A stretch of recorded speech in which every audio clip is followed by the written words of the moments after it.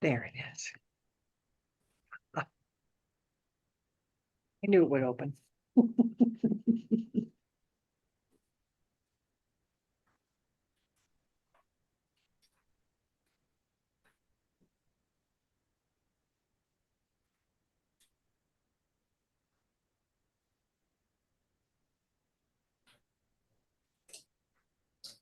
Laurel, do you want to run the slides or do you want me to?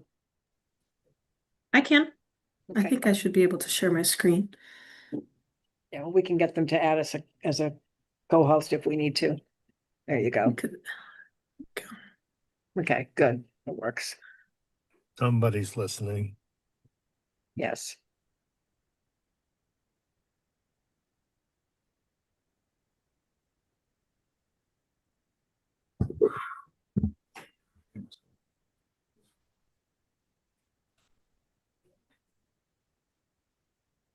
Is there something wrong with the system? I don't know.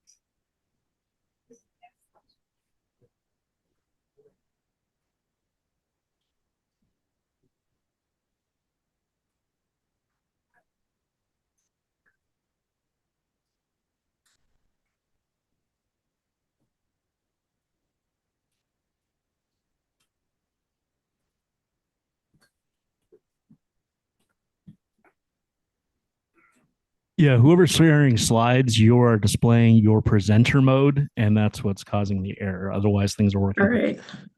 Sorry about that. Let me see. Usually doesn't default to that, so I'm not sure why it is. We'll wait a second until everyone. Sorry. Leslie, should I just wait? Should I just wait until everyone's all set here, or are we all right? Yeah, we all right, Bill? Laurel, you're still sharing, so we just have a couple items to get through, and then I'll ask you to share it. Thank you. Okay. Okay, so we're okay. So welcome everyone to the planning board meeting for March 9th. And we will be hybrid today and taking votes by roll call. So members, board members, you'd like to identify yourself. Dave Iverson. I am here, Mr. Chair. Thank you. Joe Topham. Here. Hillary Rayport. Alternates, Steve Welch is coming on late, we were told. Okay, so Abby DeMolina. I'm here. Howard Matz. Yes, I'm here. Okay, thank you, Howard. And staff, Leslie Snell. Here. Megan Trudell. Here. William Saad. Here. And I don't see Catherine yet. Is she coming? Oh, she's out today. Okay. Excellent. All right. With that said, I'll accept a motion to approve the agenda. So move, Mr. Chair. Second. All those in favor? Joe? Aye. Hillary? Aye. Dave? Aye. And chair votes aye. And John Kishner is not here today. Sorry, I didn't say that at the beginning. I'll say John Trudell. Okay. So public comment for items not listed on the agenda. Does anyone have any public comment? Yes, Campbell, welcome. Thanks, everyone. Welcome to a beautiful day. I just have one comment about the development. I think it's called Tom's Way. So it's where you have the island bike, and then the one before that where we you approved the 7 buildings that are going in there. That road, I've been driving by it a bit, having a job out that way. And that road is going to be completely insufficient for the amount of cars that are going to be parking there. The cars, because there's not enough space between the buildings, the cars are going to be parking in front of the buildings. The cars in the existing structures are parking across, they park in front of the buildings, which is really going to leave like a narrow one vehicle way through there. And it's really in terrible shape, but I'm a little concerned about the amount of traffic that single way is going to have to accommodate. And so I just wanted to say that. You're speaking to Rupert's Way, I think. Is that what it's called? Yeah. Okay, it could be. It doesn't have a sign, so That's I was on technically the name of it. guess.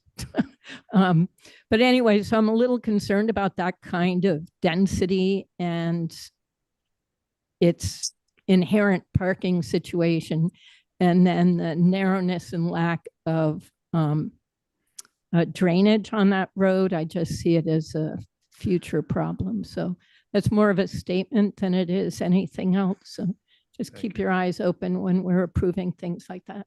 Thank you. Thank you. Okay.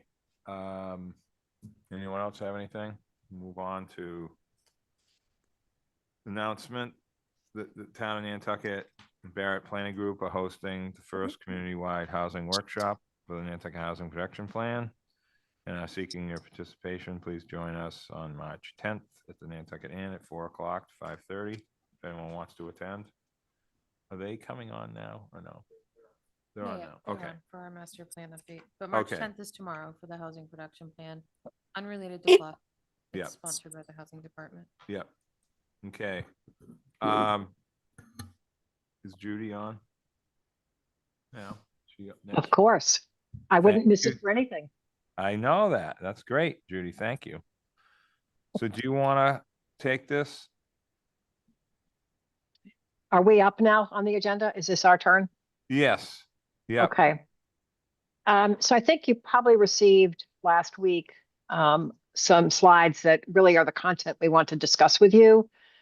Full disclosure, we reorganized these a little bit today. The substantive slides, there's no big change. We just added a slide at the end. But I think what I'd like to do, I have two colleagues on with me. We've all been involved in this pretty extensively. So Laurel Meir, who I think you've all seen at various meetings, Jen Doherty, who's our preservation planner, and we're going to sort of tag team on these slides. I'd like to kind of get through them, and then we'll take whatever questions or discussion you would like to have about them, if that's all right, Mr. Chair. Yep. No problem. All right. So Laurel, let's just kind of get into it. Yeah. Sounds good. This- Go ahead. Oh, go ahead. Just go ahead, take it from here. Okie doke. Thanks, Judy. So the setup of tonight, we'll kind of go over what key issues are and then present to you kind of the challenges that we've heard from staff that they think they might encounter as they work towards the goals that have been articulated in the vision statement. So we'll elaborate on the key issues, but before that, I want to address what you all received, I believe, in a memo from Judy and myself dated February 27th, which kind of summarizes some minimal revisions that the staff shared on the adopted vision and goals. And so those are edits that really kind of just add emphasis to a few points. They don't substantially change anything. So we're hoping that, we can just share them with you all tonight, and you all can, we can move forward with those minimal edits and then get into, the next part of the planning process, which is key issues. So before I go through those goals, I'll just kind of define what key issues are, which they are kind of those conditions that are out of alignment with the master plan's vision and goals. So they are the challenges that will impede you from meeting the local needs that you kind of articulate in your master plan and the pressure points that you want to address before they kind of become bigger issues in the future. So these are they require some choices to steer the town, either with new or different policies, different regulatory reforms, might need some more capacity at the staff level, or larger capital investments for projects. And then above all else, those things require leadership to steer those choices. So, like I said, we've kind of developed a series of key issues that we will elaborate on. And these were born out of conversations we had with staff back in December now, where we shared the vision statement and goals with them, and then asked, what are the challenges that you see meeting those goals? And so these are kind of the gaps between where you want to be and where you are now.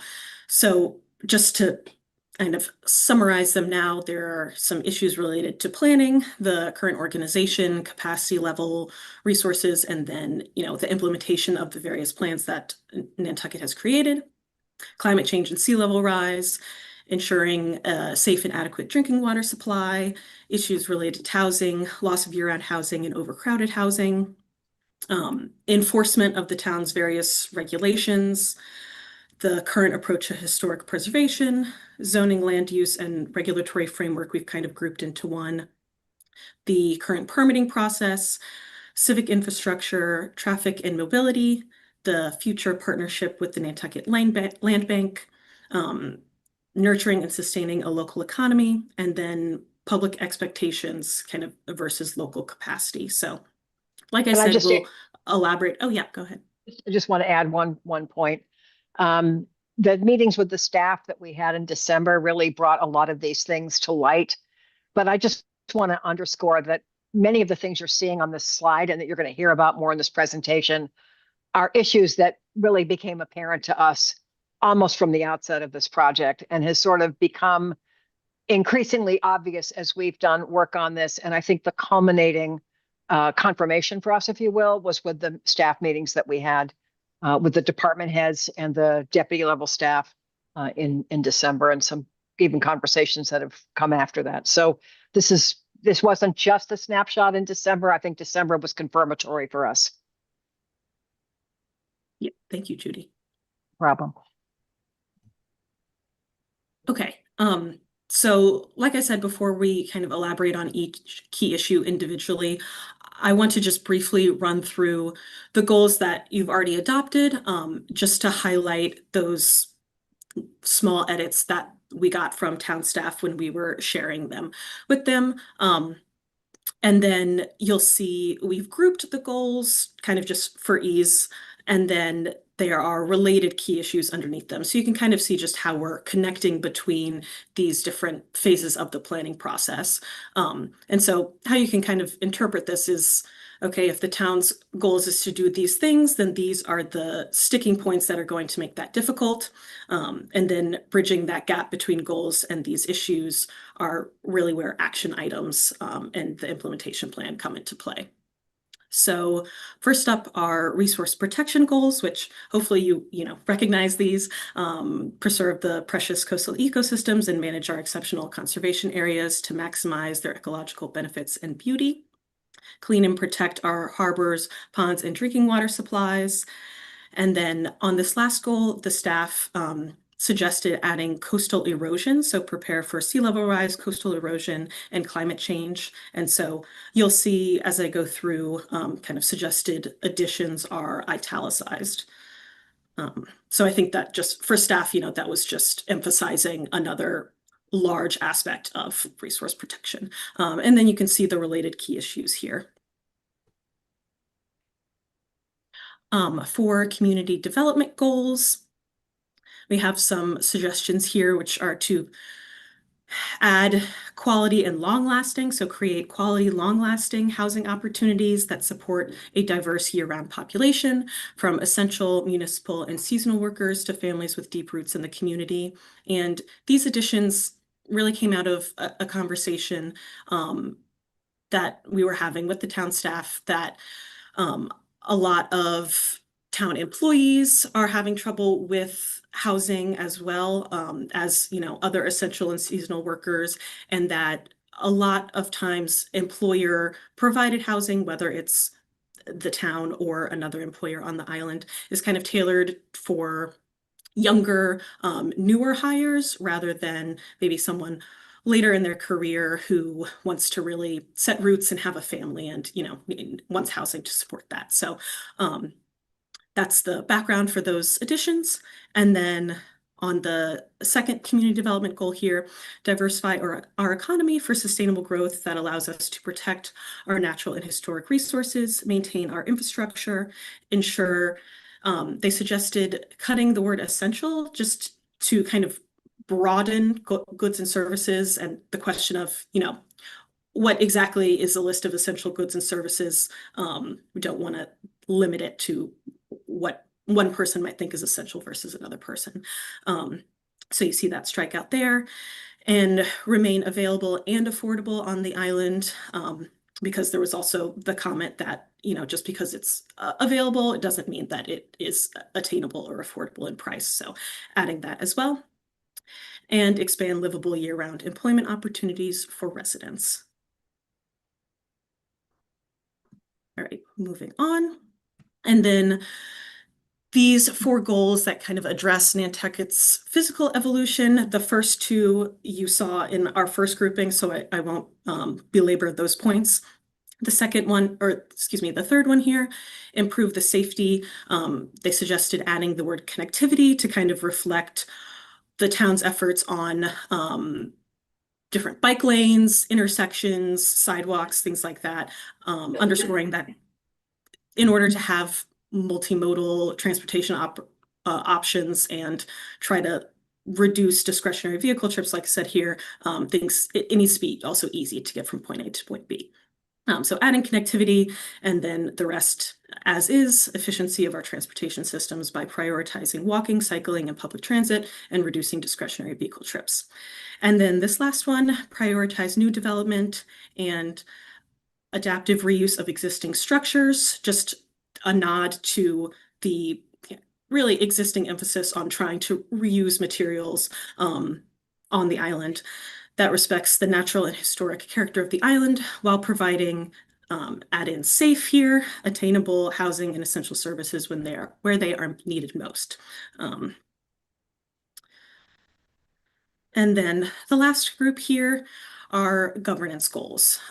So welcome and integrate residents and visitors of all backgrounds and incomes, and provide high quality educational, vocational, was suggested as in addition here to kind of recognize that the vocational and kind of tradesmen are an important part of having essential goods and services, or goods and services on the island. And that, the town has kind of supported these vocational classes and opportunities beforehand, but adding that back in as a topic, and recreational opportunities, and ensure all Nantucket residents can access the services they need. So they also just suggested, broadening this rather than calling out youth and older adults, just broadening it and saying all Nantucket residents, and then action items can, of course, target more specific groups. And then this last one, no kind of line edits to this one, make our local government more transparent, accessible, and representative of all who call Nantucket home. So I believe that's the last one. Yes. So just to say, we believe these edits are kind of consistent with the goals as they existed prior. They really just kind of emphasize different things that the staff felt were worthwhile. But we hope that you can kind of just adopt them tonight, or if you need to adopt them at the next meeting. But yeah, we think that they're consistent. And so just wanted to explain the background of those and share what you saw in that memo. Okay. So that wraps up kind of going through the goals and tying them to the key issues. And so we'll elaborate on the different key issues now. And we've again grouped them by natural systems, and then built systems and community systems. So I'll kind of tackle natural systems first and then hand it off. So the first key issue here, I'm sure not a surprise to anyone, is the topic of climate change and sea level rise. So as an island, Nantucket is acutely vulnerable to the impacts of climate change, and it feels sea level rise, flooding, and erosion heavily. So the town has a very thorough coastal resilience plan that charts a path forward, but the cost of implementing the necessary projects to protect the town is enormous and is really just increasing as the years go by. So staff noted challenges obtaining town funding due to competing capital needs, as well as challenges obtaining non-local funding like grants for kind of a variety of reasons. So something to consider is that some municipalities have revisited how their capital planning process considers and then ranks climate and resilience related projects. So that's a possibility for Nantucket to do. And yeah, just kind of see how climate is factored into their capital projects. The second key issue under natural systems is the municipal supply of drinking water. So all of the public drinking water system draws from a sole source aquifer, which is inherently a vulnerable setup, right? So if for one reason or another, PFAS being one of them, which has been detected on the island, if that sole source is contaminated, reduced, or otherwise unavailable, there's not a neighbor to turn to link to their water supply. So this really just underscores the vulnerability of the drinking water system and other services in town. And then the last key issue related to natural systems is a question that has come up a lot in kind of the community engagement we've done, which is the future partnership between the town and the land bank. The land bank was founded in the 1980s when there was great concern about the loss of Nantucket's natural areas to development, and the land bank and other conservation entities have been extremely successful in their goals of conservation, agricultural preservation, and outdoor recreation opportunities. And today, more than half of Nantucket is permanently protected. So with so much land successfully conserved and many other pressing issues on the island, the partnership between the town and the land bank has arisen as a topic of discussion. And we're not picking on the land bank just for the heck of it. The land bank differs from other organizations with similar and related interests because it is publicly funded by law. So it's not, a nonprofit. So the town may want to consider how the needs between the town and the land bank partnership have changed, and what does the town need from its relationship with the land bank today and in the future. And I will hand it off to Jen, I believe, for community systems. Yep. Great. So the next few key issues relate to kind of the development of Nantucket as a community, as a group of people, individuals living on the island. So the first two relate to the housing issues, which I'm sure everyone is aware of. The first is the loss of year-round housing. It's an island with a finite amount of space. There's a lot of different markets competing for housing on the island. Not only things like short-term rentals and year-round property owners or year-round residents, but also individuals or organizations, investment corporations acquiring housing for sort of seasonal or part-time use, removing different forms of housing from the year-round housing supply. There's a few things that the town can do in terms of inclusionary zoning and the use of the Affordable Housing Trust, but a lot of the housing issues are driven by market forces that come from off-island. These create housing insecurity issues for those year-round residents, both government workers, town and county of Nantucket workers, as well as private employers. And then there's, of course, impacts of housing insecurity on children, just not having a secure place to live, not knowing where you're going to live from year to year within the island. So lots of issues that relate to year-round housing. Next slide. And then with the issues of the housing market, we've also seen some impacts from overcrowded housing. So, multiple families, multiple couples, multiple generations, unrelated roommates, all sort of living together to find housing and to potentially save money on housing. Overcrowding does play a role in sort of driving up the cost of housing. If landlords and property owners know that they can have multiple people living in a house and get a higher rent for it, they will do that, obviously. But there's a lot that goes into overcrowded housing that impacts the community and the community's values. Things related to how folks are living in the community, how folks are accessing safe and affordable housing. Again, things that really go back to the vision statement and the goals of this master plan. Next slide. Moving beyond community housing needs into the local economy. Nantucket is obviously a very tourism-driven economy. The island is, a huge piece of that is having residential development on the island, places for people to live and stay. That has resulted in only 1% of land area currently being used for goods and services or industrial uses, and an additional 1% used for mixed uses. About 30% of the land is for residential use, and the good bulk of the rest of it is conserved open space.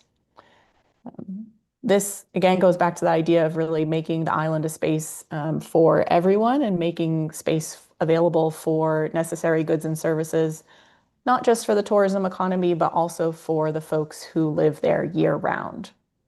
And then another consideration is if you have such a limited amount of space, commercial space is going to become very expensive.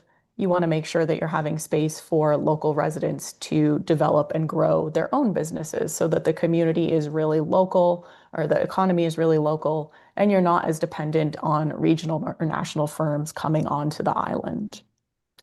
Next slide. And then finally, in community systems, we have the island's approach to historic preservation. The island has been a local historic district. All of the island has been a local historic district since the 1970s. Preservation practice and the island itself and the economy were very different in the 1950s and 1970s when Nantucket's historic preservation regulations were first instituted. And it seems that they haven't really kept up with current best preservation practice. There's a lot of focus on materiality, less focus on sort of incorporating historic preservation into the other needs of the island, things like the economy, climate change, resilience, and sustainability. Nantucket has preservation staff, which is great, but the staff is limited, and due to the size of the historic district, the volume of the work, it's difficult for the staff and the Historic District Commission to keep up with cases that are coming before it. And then finally, Nantucket's Historic District Design Guidelines, building with Nantucket in mind, have not been substantially updated since the 90s. Some pieces have been updated, but overall, kind of looking at how the island does historic preservation is something that really hasn't been considered since the historic district legislation was first adopted and since those design guidelines were adopted in the 90s. Next slide. And then I'll move into built systems, the environment's physical infrastructure. Traffic and mobility is obviously an issue. The town has done a lot to encourage different forms of mobility, which is great. There is increasing use of different things like e-bikes and scooters, but those come with their own issues in terms of safety, which we've heard from the police department. And we've heard from town employees as well that the use of personal vehicles is still pretty prevalent, though, and is still an increasing issue, as evidenced by the traffic that the island continues to have. So with that, I will turn it over to Judy to continue with built systems. Thank you. So I think some of what I'm going to say won't come as a surprise to anybody because you've heard some of this before. And I think you already know a lot of it anyway. Some of the things that we're talking about in key issues are things that the town is currently trying to address, which is great. And other things are sort of really in their infancy, and some things we think need to be elevated in terms of their importance. So we do a lot of zoning work. I have to say, your zoning bylaw is strikes me as one that I would call old.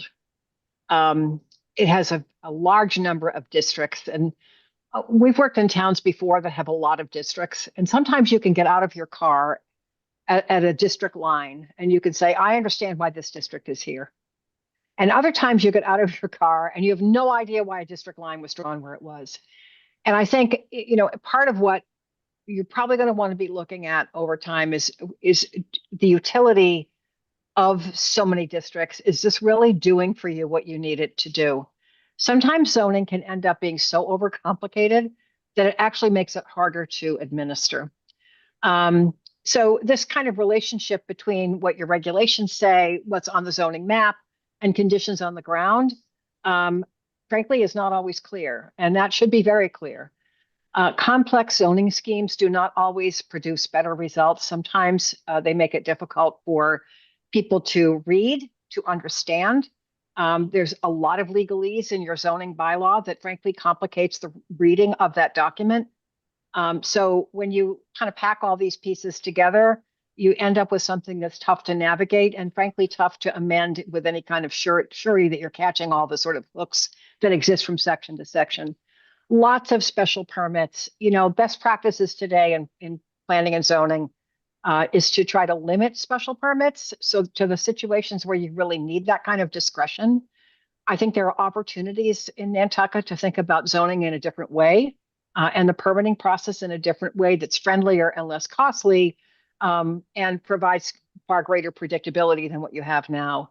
A question I think you're all going to want to wrestle with, we certainly have in this process, is whether the sort of town country framework that you have and have had for many years, does that need to be revisited, or is it really working the way you want it to? Next slide, please. Laurel, can you go? Oh, there we go. Permitting. We heard almost from the beginning of this project, and then in a more condensed way last fall in a meeting that several of you participated in, that the permitting process is very burdensome. It's time consuming, multiple approvals involved. Again, that's the way that your regulatory framework is created. It's asking for multiple approvals, multiple people involved. That's time consuming and expensive. And it's difficult for people to sort of coordinate their application and submission requirements. And you may know as planning board members, or the staff may know, like what all needs to be done. But a normal person should be able to kind of understand and roadmap a simple permitting tree. And when it gets to the point where everybody needs help just to figure out what to do, that raises real questions about, does this permitting process work for you? Is it working for the public? Can it be simplified in some way? Do you have the capacity then to sort of be the sort of ombudsman or guide person for someone who needs permits for a project? Do you actually have that capacity in-house? And your staff are really across all town departments, people are just very, very busy. It's pretty obvious to us. So if you actually want to have a more coordinated permitting framework, you need to be looking at capacity. Complex regulatory systems can kind of create the illusion of protecting a community and the interests of abutters, but there's the trade-off of the cost that's imposed, the expense, and the uncertainty for applicants. And as I said, it requires some staff capacity to actually implement all these permitting framework that you have, and probably even training for your town boards. Next slide, Laurel. This relates inextricably to enforcement. It's not just code enforcement. I've heard this about affordable housing restrictions almost the entire time I've worked with Nantucket, which is a decade. There's just a general question or a general perception that enforcement is weak or erratic or unpredictable, whether it's housing restrictions or code or zoning and development regulations, complicated by the fact that you have lots of general bylaws in your town, more than I think I've ever seen in any other community. And I think it goes beyond being an island. I think it's just a very complicated system. Public perception is that enforcement is limited or inadequate. I have to tell you that is true in most towns I work in. The general perception is not enough is being done for enforcement. So the public perception piece in Nantucket is really not unusual. I see that everywhere. But I also have a sense that there is some truth behind the difficulty of enforcement in Nantucket. So when you have the perception of limited enforcement, it affects public trust. Is your enforcement capacity aligned with enforcement demands is sort of a question, I think, for the town to wrestle with. And if your enforcement track record is actually better than what the community perceives, which very well could be true, what can be done to improve public confidence in those systems? Next slide, please. Civic infrastructure. This is a topic that's kind of near and dear to us. And I want to sort of explain what we mean. Civic infrastructure is the framework, the physical framework, and the systems framework within which government occurs. For all the time I've worked in Nantucket, I don't think I had ever seen like all of the municipal facilities the way we saw them when we were there in December to meet with we had workshops with town staff over 3 days. And I think it was striking to us, the very poor condition of your municipal facilities. And it's an issue not only in terms of just the community's pride, but also, frankly, the staff and the boards and commissions that are trying to function in these spaces. You have multiple facilities scattered about. It was not at all surprise to me to hear someone complaining about just how hard it is to even figure out permitting as to where you're supposed to go. You've got multiple facilities in scattered places. You've got makeshift office spaces that really don't create an environment that's conducive to collaboration or effective or timely decisions or shared problem solving. So if people perceive sometimes that things fall through the cracks or that perhaps communication isn't what it is, I got to tell you that condition and the arrangement of your municipal infrastructure is part of it. It affects public service. It's when you have facilities that are in the poor condition that yours are, it raises a question about how the town sees its staff. And the importance of space that's functional for volunteers to work in. The inadequacy of meeting space kind of is directly related to all of this, as well as the variety of working spaces. I mean, we just know from our work with many, many other municipalities that even just the conversation about what is adequate workspace has changed significantly. And it goes beyond the building. It's about technology, it's about record storage, it's ADA, it's a whole lot of things that I would have to say Nantucket needs to do a lot of work on. Next slide, please. So this sort of gets then to this question of how planning is organized, the capacity for resources and implementation. And when I talk about this, I'm not talking about plus. I'm talking about town-wide planning, because as you may or may not know, you have other departments that do planning. There is so much planning being done in Nantucket. There is so much planning that's been done since the last master plan was done that it's actually very hard to even find out what's been implemented. As you think you've heard us discuss this before, perhaps not, but we spent a long time, we still are actually, trying to just document of all this planning work that's been done. Much of it is very well done, but what's actually been implemented. And sometimes it's hard to even get an answer to that, in part because your staff are so busy. I mean, staff across the town, not just Plus, that it's just very hard for anybody to be on top of coordinating the planning work that is being done. This problem is not unique to Nantucket. Other towns have this problem, but again, because of the sheer volume of planning that has been done, but combination of town resources, grant sources that people have gotten, there's just so much of it that there's almost a sense that the amount of planning that has been done is not necessarily calibrated to the island's capacity to implement all of it.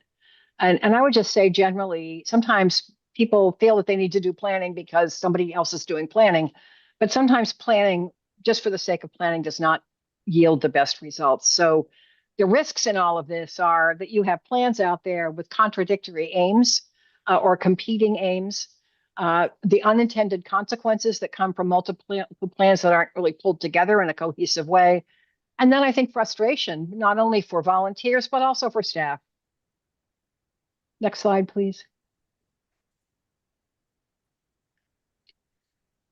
And that previous slide, I think kind of this one, they're all sort of related. I think it's become really obvious to all of us. There's an obvious divide that exists on Nantucket between what the community expects and the capacity and resources to address those expectations. Again, this is not unique to Nantucket. It does seem to be elevated in Nantucket.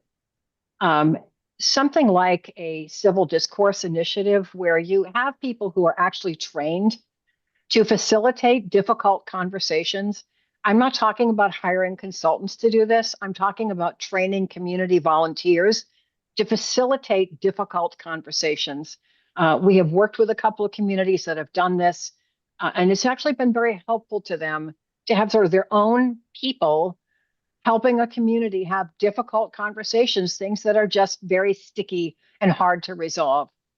I think that there's going to continue to be a need in Nantucket to think about what does it mean to be a year-round community. I think there's an insufficient public understanding of the demands that are placed on a one-town island with multiple levels of government under one roof. I mean, you have complexity. A lot of your issues we do see in other towns, but the sort of complexity, the structural complexity of Nantucket is very different. Question we're thinking about for implementation purposes, what kind of small changes could the town make to strengthen its implementation capacity and planning capacity? And how can you coordinate the planning initiatives of multiple departments, boards and commissions and community groups, all of whom I think have the very best interests in mind and at heart for Nantucket, but there's just things are not coordinated in a way that's actually going to help you move forward. At least that is our observation about what we've seen. Next slide, please. So just the going forward, and this is a slide that's not in the deck that we were able to send last week. And the reason is that I needed to talk to the town manager, which I couldn't do till today. We are going to be having a meeting with the town manager staff to start to explore options about how to structurally connect strategic plan implementation with the master plan. If we're going to say to you, you've got plan implementation issues in Nantucket, we're not going to contribute to that by just giving you another plan. So we want to talk to them about kind of how that's working and how we can connect where appropriate the implementation of both plans. I will say that before we put these slides out to you about the key issues, we did look at the strategic plan because I wanted to see, are we out of sync with anything? And, fortunately we're not, which is we're comforting to a consultant. We are going to have a second round of staff workshops to develop recommended actions for the implementation program. That timeframe is not confirmed. Libby is looking at it. It's probably going to be sometime in April. We will keep you posted as we can. By mid-May, these are the components that we will be delivering to you. When they end up on the town website is really, up to you folks. But we're taking that sort of big document of the existing conditions pieces, which, it's a big document for people to read. And we understand that. We're condensing all of that into sort of short form, maybe 4 pages per section, highlights of the existing conditions for each one of those sections into something that's readable, interesting, color graphics, probably borrowing as much as we can from the brand guidelines that the town already has. We'll be doing the same thing with key issues. And we will at least have the implementation framework that can be put on the town website for people to see. It is very possible that we're still going to be working on that implementation framework because town meeting is early May. So I wouldn't be surprised if there's some additions to that implementation program. But this content will all be available to you to post if you wish, so that people can sort of see what the plan says and what the recommendations are. Recognizing again, there will probably be some additional recommendations added to the implementation framework based on additional work we do, as well as public input that you may receive or that the board may want to provide. So that's kind of where we are at this point. And I think, with that, we can probably take the slides down unless you want us to keep them up, and we can try to answer any questions you may have.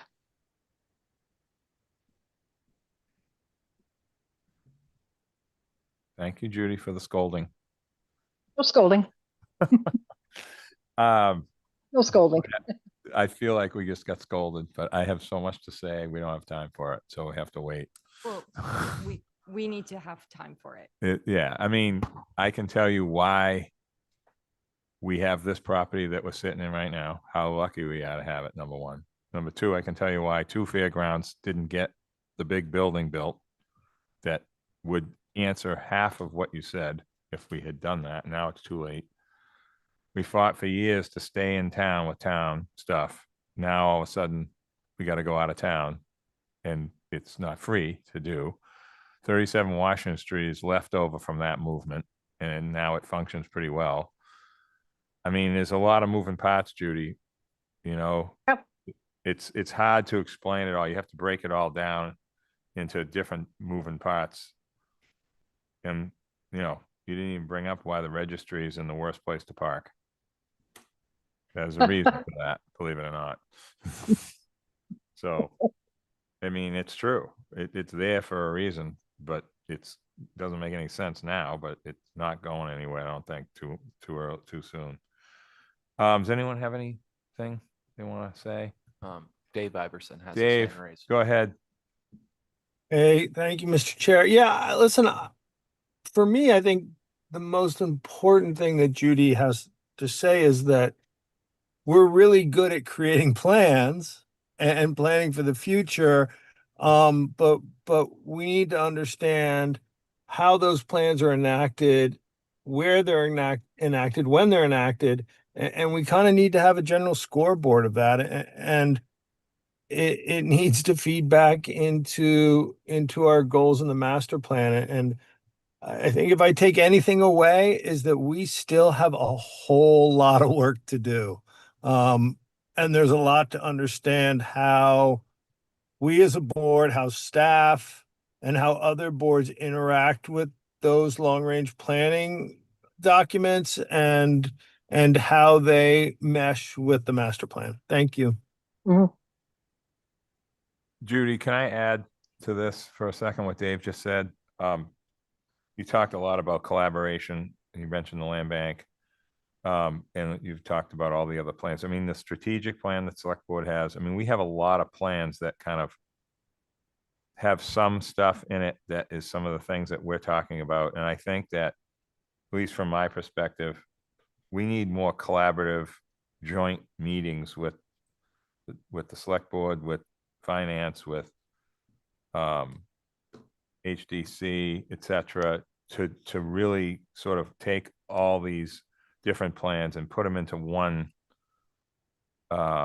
document that we pick the things, and that was mentioned by one of your staff people, the things that are the most important. I mean, there was a plan to put the courthouse out here. I don't know if you know that, but that's true. I mean, if I had my way, we would have worked to get some of the Holgate property on the other side of Old South Road, but nobody was thinking about that at the time. So there's a lot of things we could have done that we can't look back and say we didn't do it right, because there's no way anyone would have came up with all that. So, and not to mention that the airport's on Straight Wharf. So no one knew that was coming either.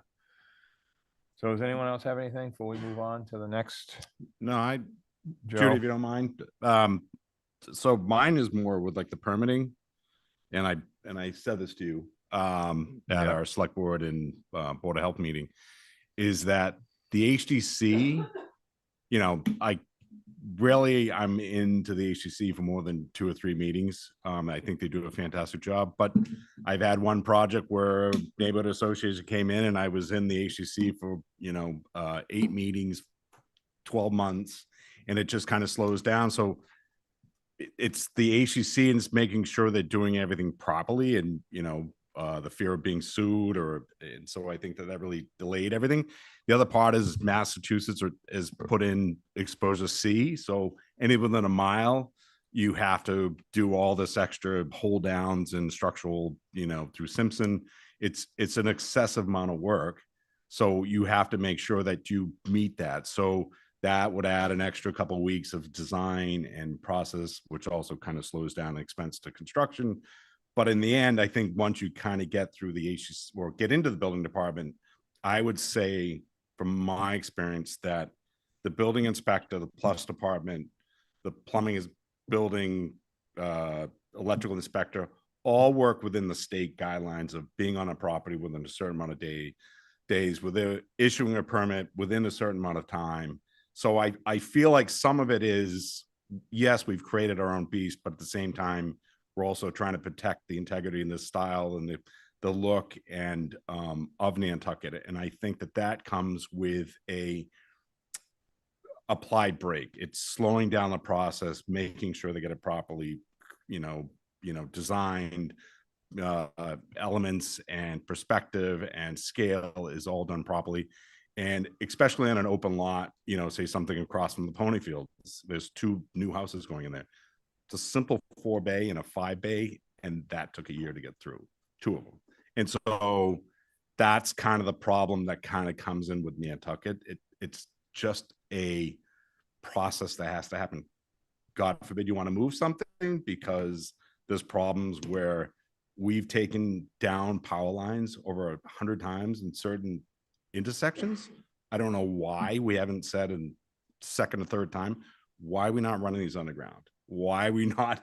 Because we want to preserve or have adaptive reuse for an older house, or provide a house for affordable housing that we could relocate.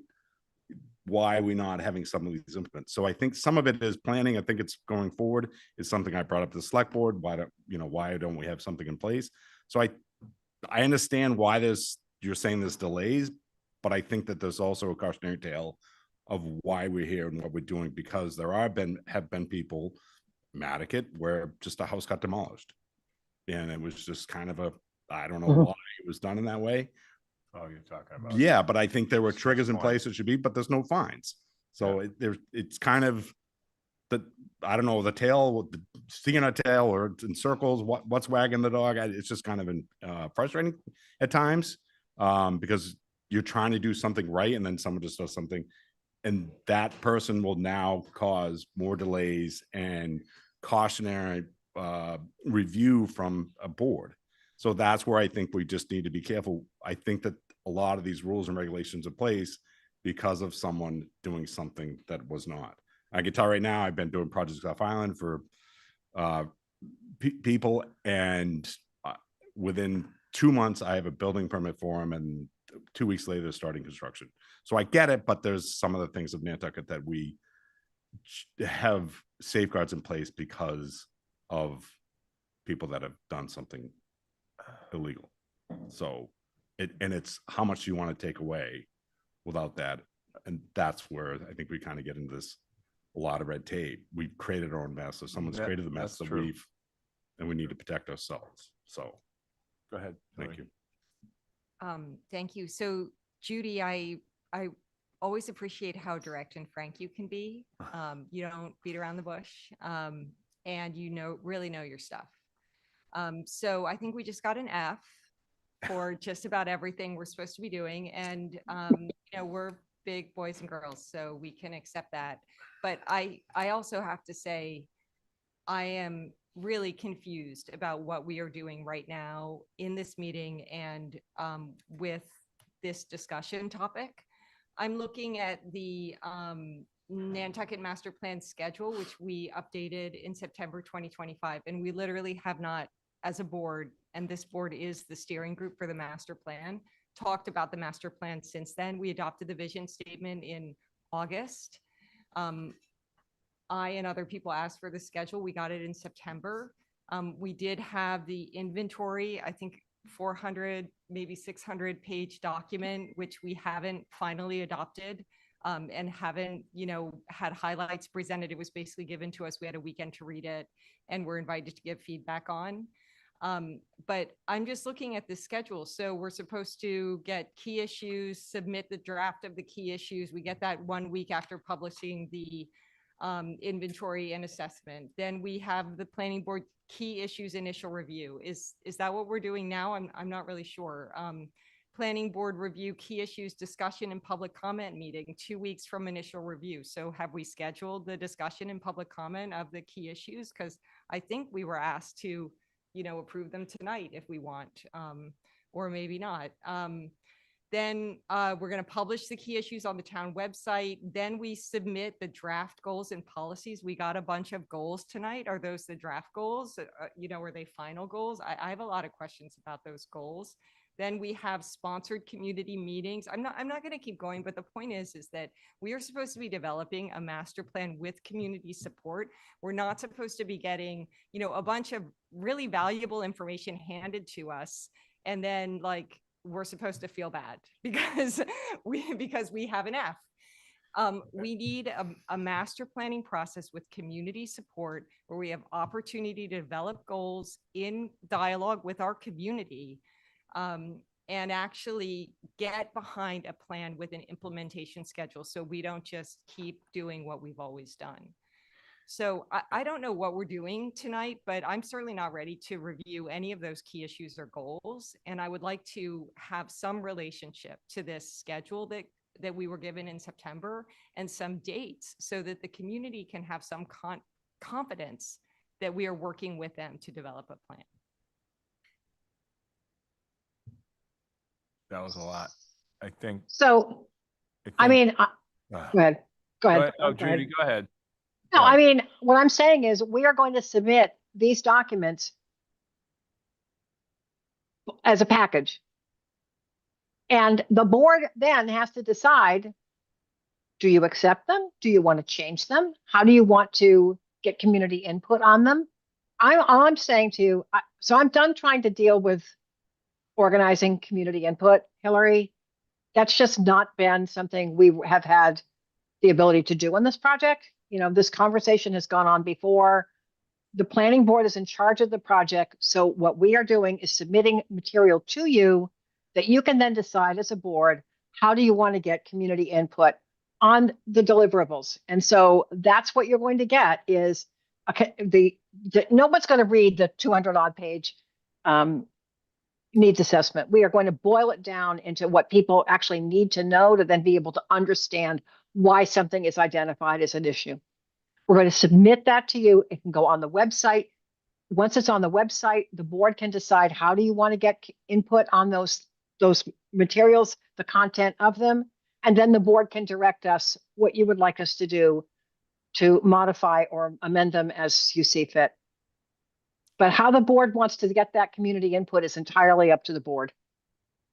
Well, thank you. And I agree. And so I would like to invite us as a board to have a meeting about our master plan where we check in with each other and with our staff about where we are and how we're actually going to produce a plan that we can implement, that people agree with, that reflects the community. I thought the vision statement was a really good process. We could point to many individual meetings where we got feedback. We had summary documents that were in the library that people could go look at.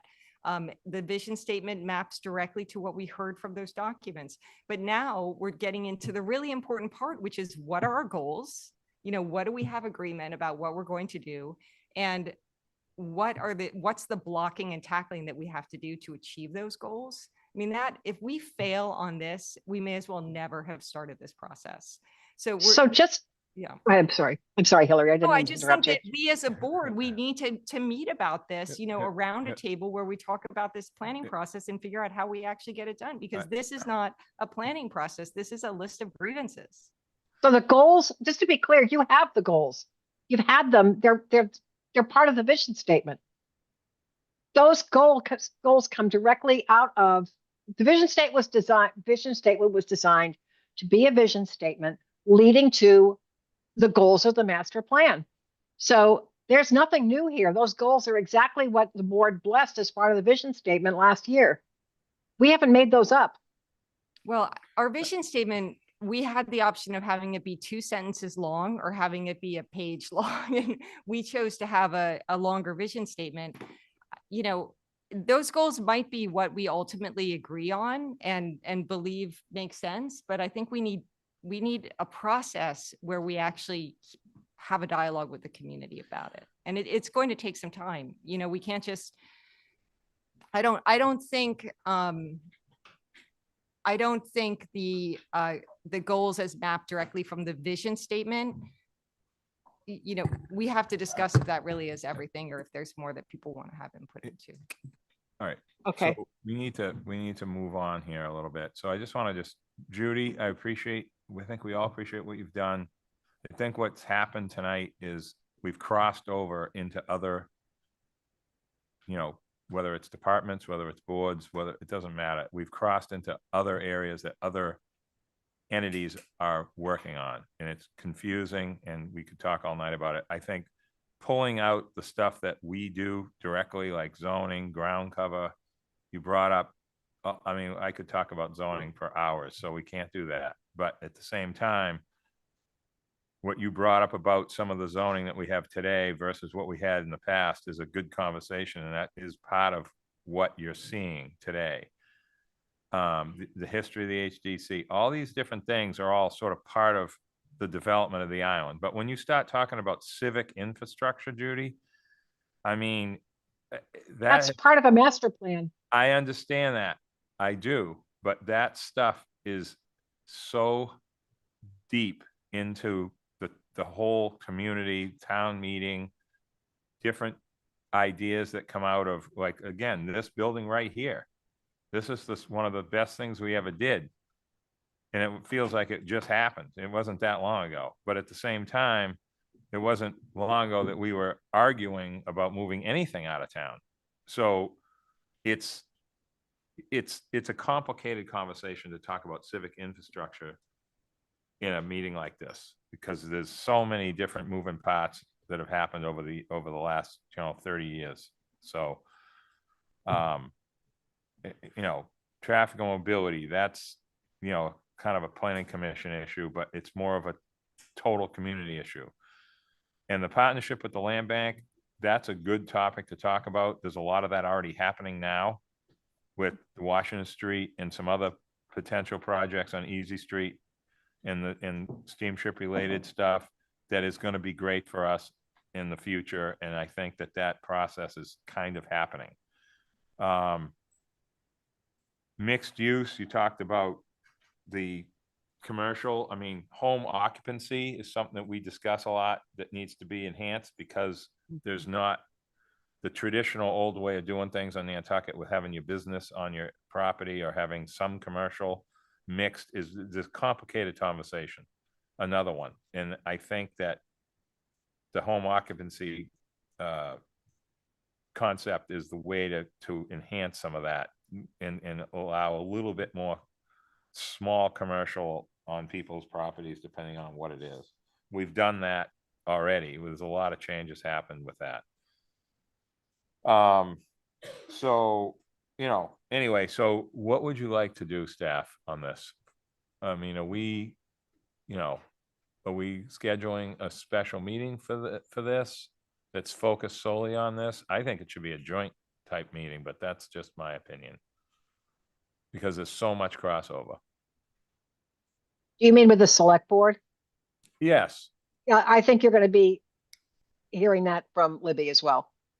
Yeah, because I know how she feels about this stuff too, and there's a lot of crossover. You can't control it. That's just how things are now. We have crack. We have some of the stuff that we're doing with Washington Street. There's the strategic plan is part of some of this stuff. I mean, there's a lot of stuff. Then you have the transportation plan. I mean, it's just, there's just a lot of moving parts. So I think that's what a master plan is. It's a lot of moving parts. Yeah, I mean, I think that's part of what we're trying to solve, is that we have things all in different pockets, and, we need to bring it all together and set implementation goals and ways to measure ourselves across all of the different things that we need to do for this island. I feel like it's a whole day meeting. If not, it's a round table type of thing. It's going to be days of breaking everything down together. So I would just suggest maybe part of your discussion, the board should all review what a master plan is in Massachusetts state law, because that's what we were asked to do. That's what we're doing. And I have to tell you that when you're planning the physical evolution of a community, which is what a municipal master plan is, then you have to talk about transportation and mobility. You have to talk about community facilities.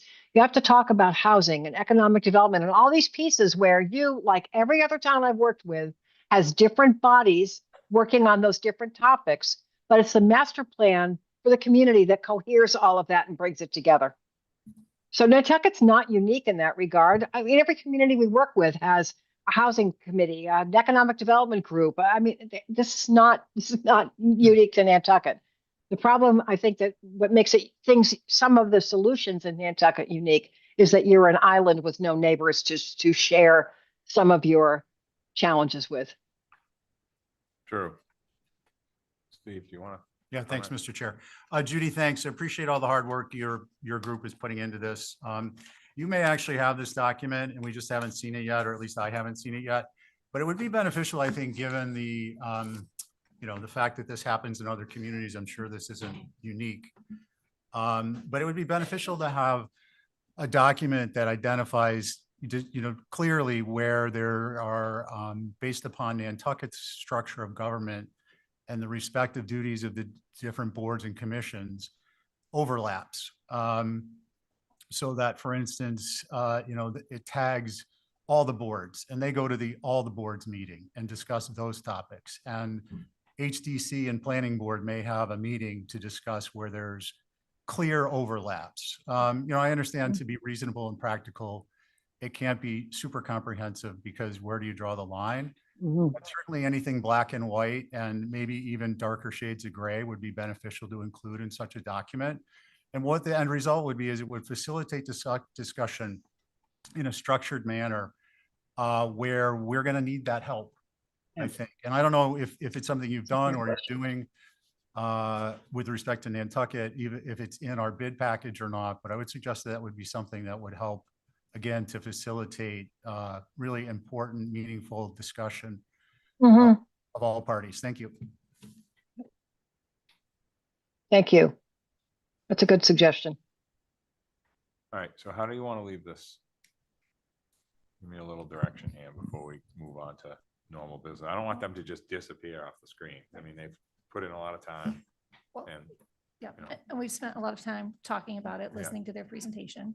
I mean, I think it might be helpful if you all take another look at the presentation or just reflect back on the presentation and provide anything to us in writing that you want to I think we specifically need to break identify. it down into pieces, in my opinion. If I was to make a comment of every one of those highlighted things, I would have a separate explanation to all of them.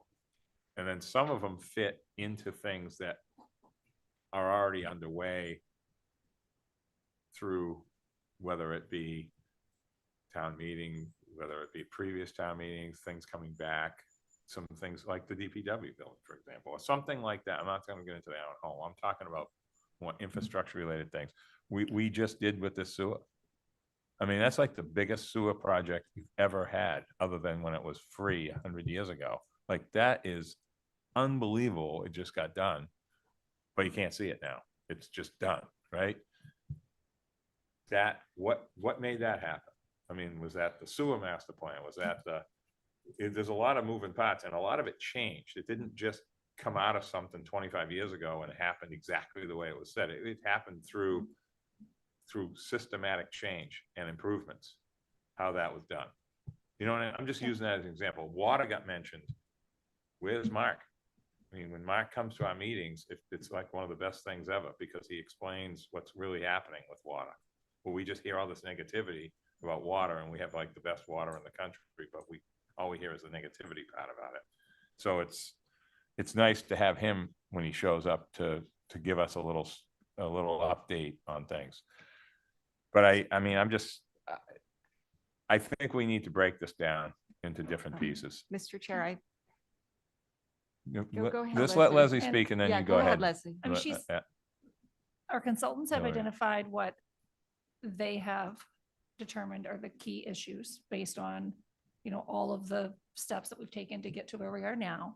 And then the next step is the goals and policies. So that's where you're going to get into the more detailed information about implementation and, how these various key issues will be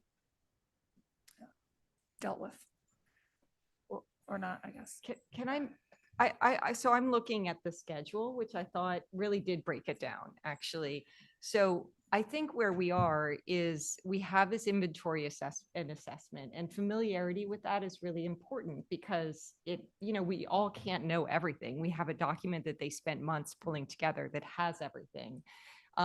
Judy is saying that they're going to put it together in a much more user-friendly, accessible, colorful way and publish that. Judy, when do you expect to have that? By mid-May. By So when? by mid-May.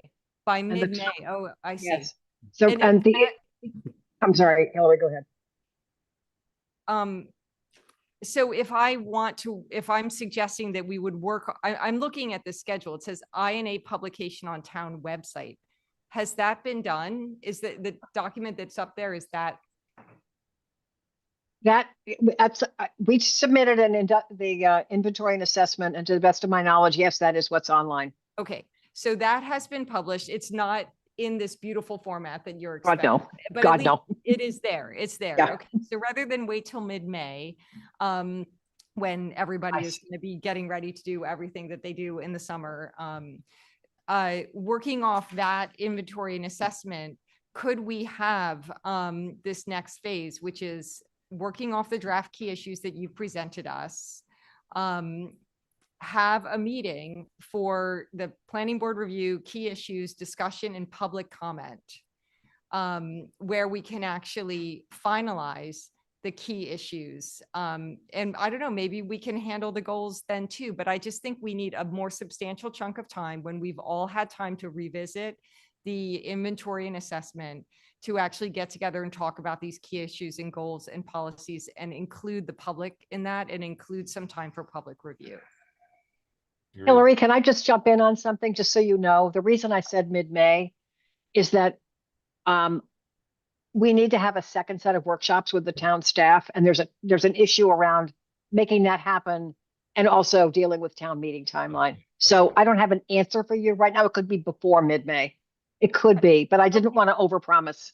But we have the raw data anyway. I mean, Right. we have the INA, and it is up on that website for the master plan. And As far as I know. Website from our plus and planning board page, so everybody can find it. So I think we could still move forward with just focusing on those key issues and goals. And I think there was so much information in today's presentation, and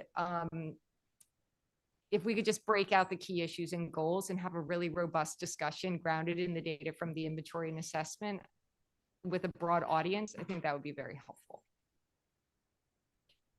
Okay, yes.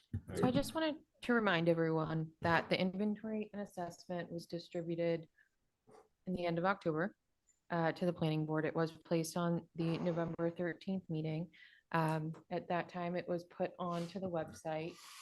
The inventory and assessment is really meant to be inventory and assessment. It's not meant to generate robust, I guess, critique unless there's substantive changes to be made. And that was what was discussed at the meeting on the 13th of November. Whereas the goals and the policies are where it's all tied together. So it's not going to be so much a rehash of the inventory and assessment, unless, of course, again, upon review, there's some glaring error or some omission that's not included. But just to be clear about next steps, it's not taking that inventory and assessment, going backwards, dissecting all of those things. It's going to be taking what we've done thus far, what Judy's team has done thus far, and seeing how that will, present itself as an actual plan. So I hope that clarifies. And I'm sorry, I wasn't suggesting that we would be critiquing that. I was saying we would be using that document. That document is available to the community and available to us. And I find if you're going to do planning, it's always nice to have something in your head. Yep. So having everyone have a chance to acquaint themselves with that. but the focus would be the goals, the key issues and the goals. And come away from that meeting with, some conviction about this and having the community have a chance to have a say as well. Okay. Is that it? Are we done? Dave, are you all set? You're on mute, Dave. Just asking. I am not going to add fuel to this fire, other than to say we got a lot of work to do. And Judy is a champ. I gotta tell you, this is not an F. I just want to make Deep this laugh? clear. No, It's not an F. It's No. not it's not a grading system. It's, if you went back and looked at the previous plan, look for the words sea level rise. Just look for climate change. I mean, things have changed. That's why you update your master plan. It's because things change. And a lot of the challenges you have today are just far more complicated than they were 10 to 15 years ago. So our job is I could spend hours telling you about how much there are good things that are going on in Nantucket. But the plan has to focus on an agenda, an action plan. And that means we have to identify things that really sort of need attention, many of which your town is already working on. A lot of stuff in the implementation plan is going to be, when it comes to when does this happen, it's going to say ongoing because the town's already doing a lot. So this is not about an F. Sorry, guys. It's just not. I didn't mean to insinuate that. I just, what I'm saying is we got a lot of work to do. Yeah. Yeah. Like Judy, every town. Yeah. But Judy, there's something you brought up, which was when your office came in and started working within the town, the one thing that you gave a great compliment to was the staff. You were saying there was a ton of work getting done that we're not seeing, but a lot of the public is saying the staff is not working. They're not doing their job. And that, from your perspective, is a false statement and just erroneous. So that is one thing when you stated that to the select board in our meeting, I found that really positive. And I think that the staff should really hear that. It's kind of sad they're in a outdated building, but at the same time, their work is being noticed by you and by us. And so I just want the public to know that the town is moving in the positive direction. We may not have something finalized and together, but as you said, there's so many multiple layers to the town that is taking some time. And the other part of it is we should, if it takes an extra month or two, pause, make sure we get all the proper pieces in place and do it correctly. And then the other part I asked you, and I probably you don't have this, but the Dewey Decimal System for filing for the town, so that when you come in next, there is a system in place that is structured and going. And I know that going into Meg's office and her pulling up a file within 30 seconds is very impressive. And staff does it across the board. They are very organized and they know the ins and outs of their system, which is amazing. But I just was curious if there's another level that you thought that this town could be, and you said other towns could be more organized and more efficient to help you and as we said, this is a living document, but in 10 or 15 years or 20 years, whatever that may be, that something's in place, that some information can be quickly pulled together. Yeah, I do. I mean, I do think that's something we can talk about in the plan, and just the general need for sort of coordination. But I also would add, thank you for what you just said. In addition to town staff who are working really hard, you have a ton of boards and committees in your town that are also trying to get stuff done. And so just out of respect for all those people who are trying to make government work well, you need to look at the infrastructure you're giving them to do their job. It is not you, the planning board. I mean, the town of Nantucket. It really needs to be looked at. Thank you, Judy. Thank you, Judy. Okay, so back to my original question. What are we doing?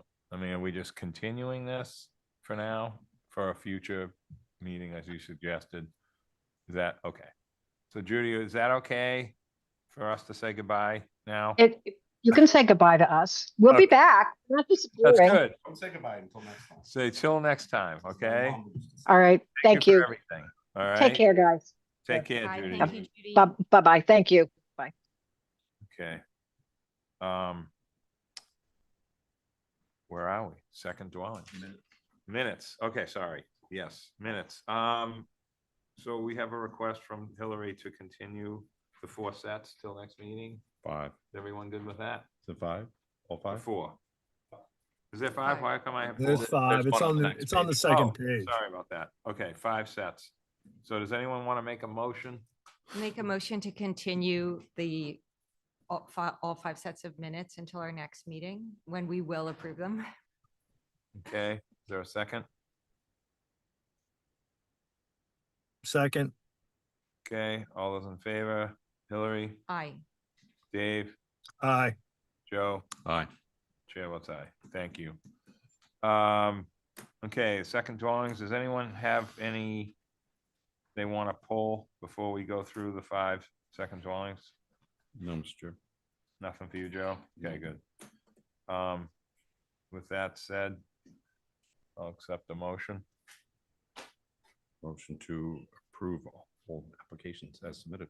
Wait, hang on. I'm sorry. I was distracted by the letter that we got in our, sorry, what are we? No, I'm asking if anyone has any second dwellings they want to single Yeah, out. yeah, I have a comment about the second dwelling letters. I don't have anything to single out, but I noticed that all of the second dwelling letters now we're asking them all to include that there shall not be larger than 900 square feet. And I was wondering why we're doing that. I think it should say larger. It's not. I'm sorry that they all shall be larger. What I'm trying to do there is add another level for the building department to also double check that they're achieving the 900 square feet versus the ADU, which is the difference Right. in the definition.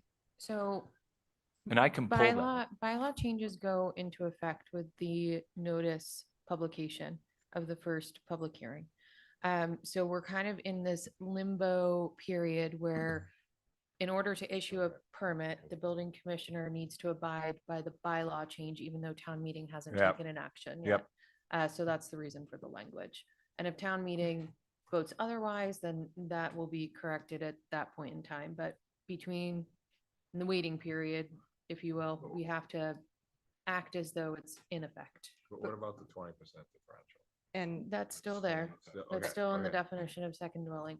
So Yeah. the new definition of second dwelling, if you recall, specifies that it cannot be an ADU, it must be larger. So if you're under the 900 square feet or don't meet the requirements of the protected use ADU, then you can apply for the second dwelling. But if you do, you're not entitled to that classification. You need to apply for a protected use ADU. So the language in the letter is just clarifying that. right, but we also published bylaw changes that added additional stipulations about secondary dwellings being owner occupied. Yes. So So that is is that being- in there too? That is being asked it's at the application. 3 and months. Should be in there as well. On one of the dwellings, the Is it- same as tertiary was. Is it in this? Oh, here it is. It's the top Right, it's the condition. number 1. Yeah. Mhm. I see. Okay. Mr. Chair? Oh, sorry. Yes, go ahead, Go ahead, Hillary. Steve. Okay. Well, I did have, most of them are obviously larger than 900 square feet. There's one that's not. And I just thought it was strange that we're not saying anywhere in the application that the gross floor area of the units, of the unit. And I'm just trying to pull up the one, I think it was for Van Fleet Circle. So that's 480 square feet on the first floor and the second floor, so it exceeds 900, I'm sorry. correct? I thought it was one There's a story. basement as well. Oh, and a basement. I left out I think the Bill- basement Billy floor had plans. extensive conversations Oh, with Not the on there. applicant on this But one. this one for Van Fleet is 3 floors, bedrooms in the basement, first floor. I'm sorry, I have the basement and the first floor on there. There is a second floor. Okay. I looked at the HDC approval with this one. I don't feel the need to necessarily include the full HDC approval. I include what the applicants have supplied. Okay. But I've been verifying that they're at least 900. I see. And then I wanted to have an extra layer of a review there, and that's why I put the condition in. Okay. Because Thank the you. other thing, plans, you know, if they show, I'm not saying anyone would do this, but say plans change between the approval of the secondary dwelling and when the building official goes to review it. So it's just another level for them to say, all right, you got this part covered. Yes. I think since you're doing the work anyway, especially that since we now have this new focus on gross floor area and it has like another layer of importance, actually having that in the application might be a good idea. Just adding what the gross floor area, Yeah. like a section for that. No, that makes Seems sense. like it's something we need to start Yep. tracking. Yeah, and that's something we do intend to do after approval at town meeting, but again, we have to check for it now, but we don't know that it's actually going to happen. Yeah. Okay. All right. Thank you for those clarifications. Okay. Appreciate it. Thank you, Meg. Did Stephen have something else? Actually, thanks, Hillary. Mr. Chair, I'm going to direct my questions to our professional staff offline in the interest of keeping focused in time management. Yep. Thank you, Steve. I understand. So I have a motion. Yep, go ahead, Joe. I already made the motion. Yeah, so- you did. I That's right. second the motion Thank to you. approve the Okay. secondary That's what I'm dwellings. All right, all those in favor? Joe, Aye. Hillary, Aye. Dave, Aye. and the chair votes aye. Thank you. Okay. All right, A&Rs, we have William Brenizer, trustee of 275 Pulpus Road, which we've seen this already numerous times, and the 1 and 3 Back Street is an interior lot line A&R. Does anyone have any questions? Before we make a motion, we'll approve both. if Could we can. take them Oh, you want to do separately? separately, Okay, that's please? fine. Go ahead. Go ahead. Oh, do you want to just, oh, you just you wanna don't vote want to them just, separately. okay, I'm Yeah. sorry. I thought you No, wanted to that's talk okay. about it. Okay, so do I have a motion for 275 Pulpus? So I'll just say I'm going to vote no on this. I agree that it's pre-existing 1955. But I am a no because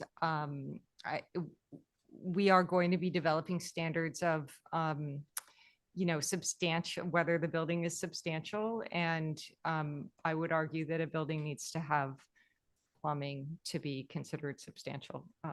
And You mean with the 4181L? yes, Okay. yeah. Okay.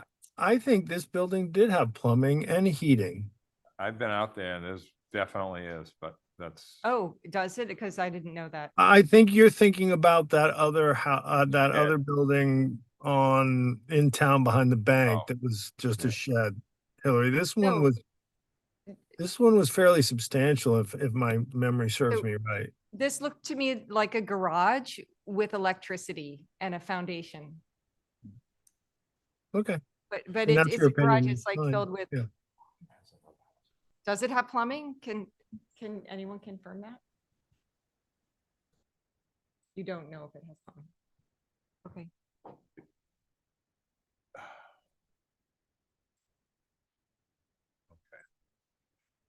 um, Joe, do you have anything? No, I'm just gonna go GIS map and see what There's another building on this lot. yeah. I know there is. When you pull in, it's on the left. I just don't see it on this plan. It's not on the Yeah, plan. no, it's not on this particular picture for some reason. I don't know why. And there's another access to this property as well. Coming in from the triangle.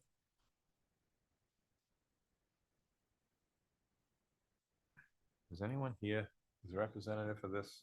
Oh, I'm sorry. I was oh. typing in both Arthur Reed and Don Bracken have their hand raised. Okay, Arthur, sorry about that, Arthur. please unmute. I gotta put eyes back in my head. I just keep turning around. So, Yeah, Arthur, can you okay. speak on this for a second? Yeah, have you got me on? Yes, sir. Okay. Sorry about that. Yeah, first of all, I mean, there is nothing in the state statute, 81L, that refers to substantial.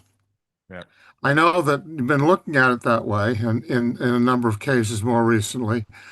And I think there's no question that this is a substantial structure. It's a good-sized garage that's been there for a long time.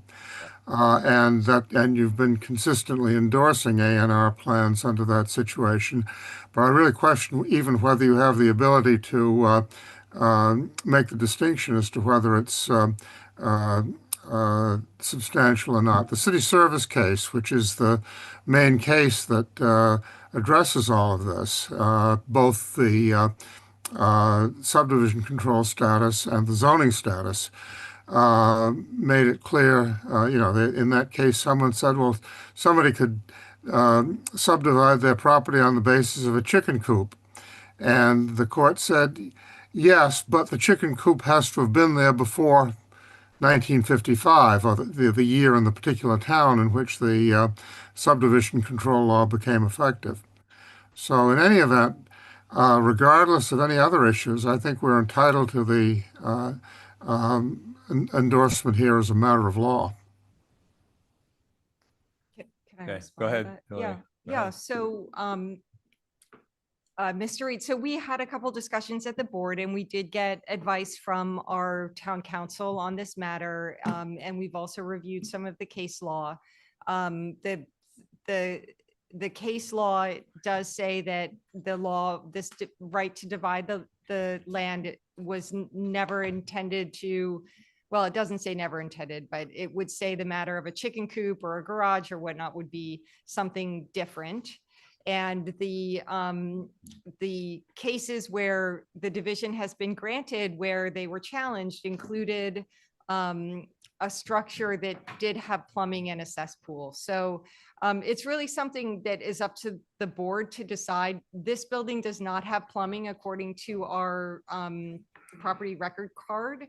But I'm just one vote on the board. So I'm just letting you know why I'm a no on this, because for me, that's an important differentiation. And we have lots of garages and sheds and chicken coops that have been around a long time. And I don't think there's evidence in the case law that would compel this board to grant a division of land in those cases.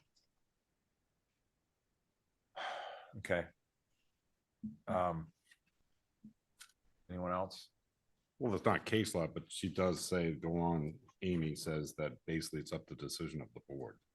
So based on limited case law, 200 square foot shed is not substantial, but this shed or garage, excuse me, says in town that it's 324 feet. So kind of, you're going to cut the line, then it's above that substantial. So this is where it's a larger building and it kind of meets that, to my understanding. So that's where I think that that's really an important aspect. And we talked about this in the town. I can't think of the street right now, but it was in the core. And I think that this definitely meets the criteria for the subdivision. That's my opinion.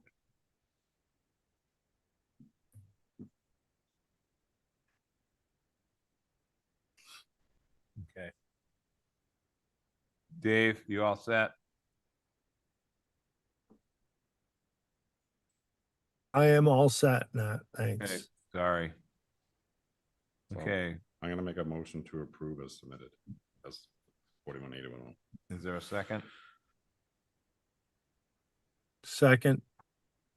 All those in favor? Joe, Aye. Dave, Aye. Hillary, No. and chair votes aye. Okay, the next. Thank you very much. Welcome. Thank you, Arthur. 1 and 3 Back Street lot line adjustment or relocation, or however you want to word it. Does anyone have anything on this? Or I'll accept, otherwise I'll accept the motion. Make a motion to approve. Second. All those in favor, Hillary, Aye. Joe, Aye. Dave, Aye. and the chair votes aye. Okay. All right, where are we at here? Are we with the, so do you want to, we need to go through a couple of the public hearing requests? Yeah, we have 1 withdrawal and 2 continuance. Yeah, so I'll accept a motion from someone to withdraw Marin Lane. Motion to withdraw without prejudice, 9 Creel Lane. Okay, anyone? You need a Yeah. second. All those in favor, Joe, Aye. Hillary, Aye. Dave, Aye. and the chair votes aye. And a motion to continue 46 Jefferson? I will make a motion to, can I do both? Yes, why don't we Okay. do that? Cliffside Beach Incorporated 46 Jefferson Ave and Nantucket Woodland Limited Partnership 13 and 13A Woodland Drive continue to April 13th. Is there a second? Second. All those in favor, Joe, Aye. Hillary, Aye. Dave, Aye. the chair votes aye. Thank you.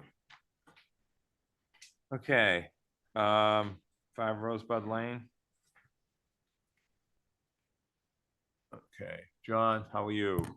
Welcome. Thank you, Mr. Chair. How are you? Good. Good.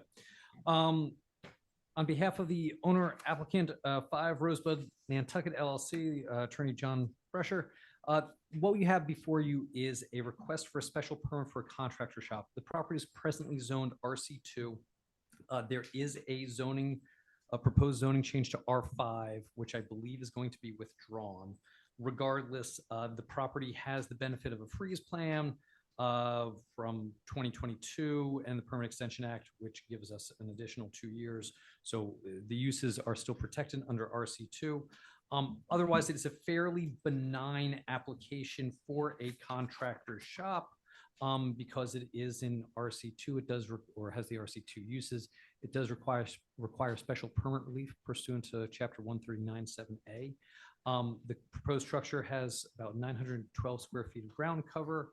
I do not think that we need additional special permit relief under 139(16)C for the setbacks since it will remain RC2 for at least another year. Otherwise, the proposed uses are a 4-bedroom duplex, which they are allowed by right, and a 3-bay garage contractor shop, which is why we're before you for the special permit. I reviewed the staff memo, and we are absolutely fine with all the conditions that are listed. If you have any questions, I'm happy to answer them. Okay. Anyone have any questions? Okay. Leslie, can I just ask you a question? Is this is going to be was part of the continuation discussion as far as the zoning, this lot? Yes. Okay. So we've decided to put off the whole neighborhood. Right.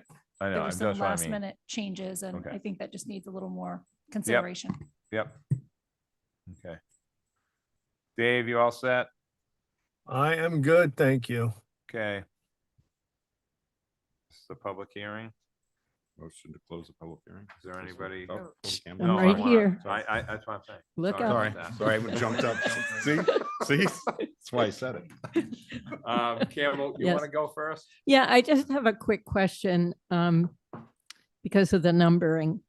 Didn't we, I thought it was 5 Rosebud, but it could have been a different lot. Wasn't it approved for like 5 trailer things? Hmm? Billy, do you know? 9 Hiddensdale. Okay, I'm gonna- super. That was further back. They have the Yeah. GIS on Okay, here. thank you. I'll give you a quick GIS look, Campbell.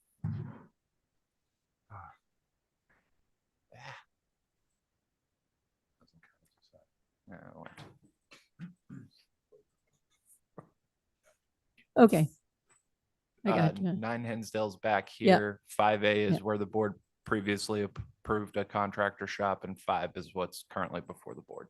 Okay, and that's going to be a duplex and a contractor shop. The contractor shop is what they need relief from the board for. Okay, super. Thanks. Emily, welcome. Thank you, Mr. Chair. Emily Molden for the Nantucket Land and Water Council. I had a question sort of for clarification.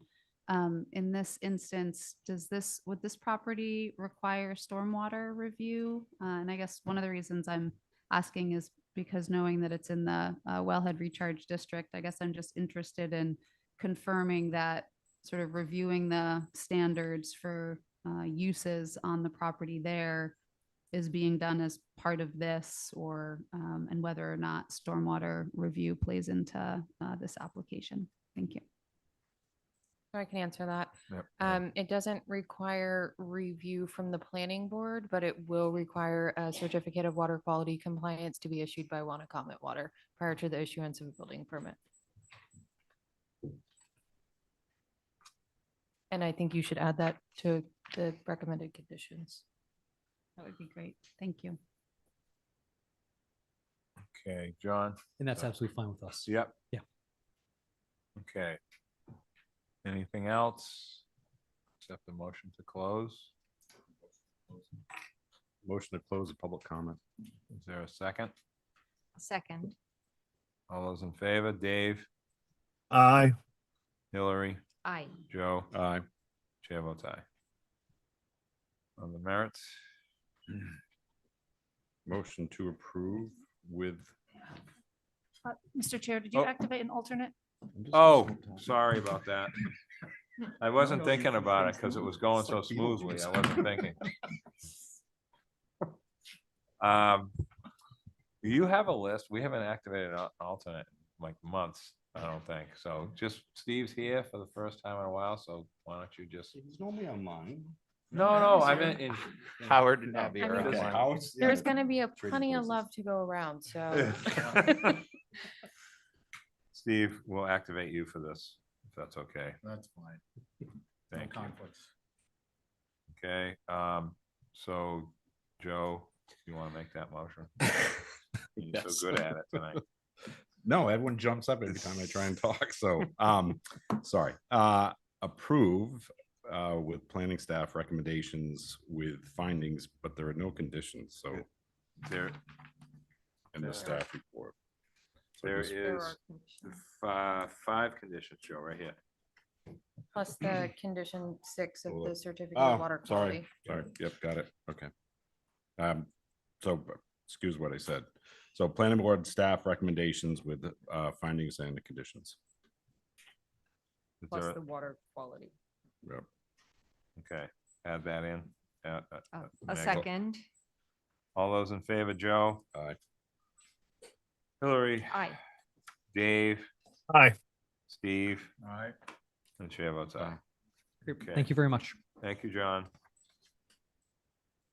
All right. Commerce Road Terminals LLC, 14 and 16 Dave Kim. Mr. Chairman, I have to recuse on this. Okay.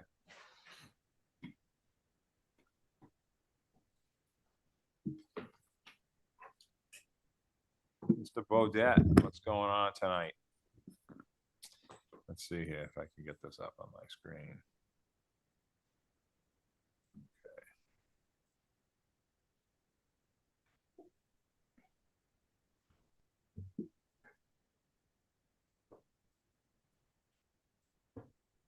Okay, Rick, thank you. Thank you, Mr. Chairman. Rick Bodett for the applicant Commerce Road Terminals LLC. I'm here with Don Bracken. He's online. He's our engineer on the project. Tom Dacey is also here. He's with Champion Builders, hopefully be the builder on this project. Michael Feeney of Cape Cod Express is here as well. We're here tonight to talk about the property at 1416 Dave Kim. It does house the Cape Cod Express operations here on Nantucket. It's been there for a long, long time. Property is located in the C-Tech zoning district. It's a property with 52,000 square feet of land area in a district requiring 10,000 square feet. It is currently the truck terminal for Cape Cod Express, as I mentioned. We're here tonight to seek an amendment to the existing MCD. The MCD is a 1995 MCD that covered most of the land surrounding it. I think a lot of you will remember that. It's been amended multiple times, only 2 times with respect to this particular property. The last time it was amended, we were here in 2015, 2016, if I remember correctly, to add this storage building that's on the back of the lot behind the truck terminal. What we're here tonight is we're seeking to amend the MCD to demolish that storage structure and build apartments in its place. We're proposing 8 apartments on this property, housing 9 bedrooms. So one of the apartments will have 2 bedrooms. The relief we're requesting, of course, is amendment to this MCD. We're also seeking a special permit to allow 8 apartments to be on one lot. If you'll remember, the zoning bylaw allows a maximum of 4 apartments to be on a single lot. Unless you can demonstrate that you could divide it into multiple lots under the zoning bylaw. This is actually already 2 large conforming lots. It could be 4. Of course, if we were to build 2 smaller buildings with 4 apartments each, it'd be allowed as a matter of right. And we wouldn't be. You're trying to make it efficient. Yeah. Yeah. So we basically have the same size building, but 2 floors instead of 2 separate buildings. It allows us to keep space on the lot as well, of course. We also are seeking a special permit to allow our parking to be on the neighboring property. We're the beneficiary of an exclusive use easement. You can see that would be the west of the property on the left of your screen.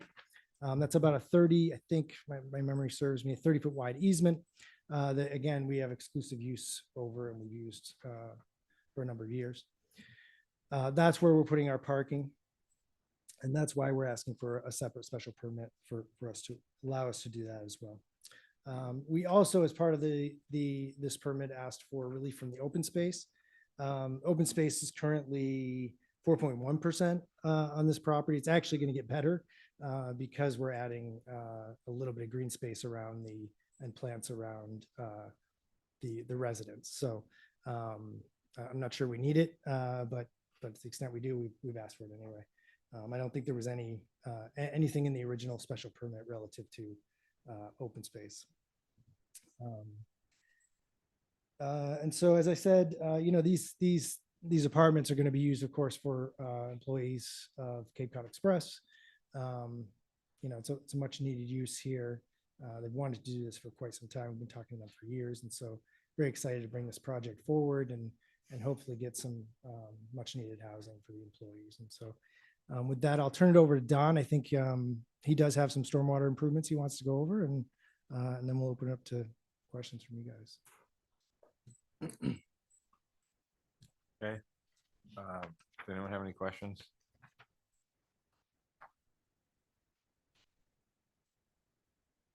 Hey, everyone. Sorry, it took a few seconds there. Yeah, so again, all the work is focused in the southwest corner of the site. As Rick said, the parking is along the west side of the existing building, sort of separated, from the rest of the commercial use on the site, which is nice.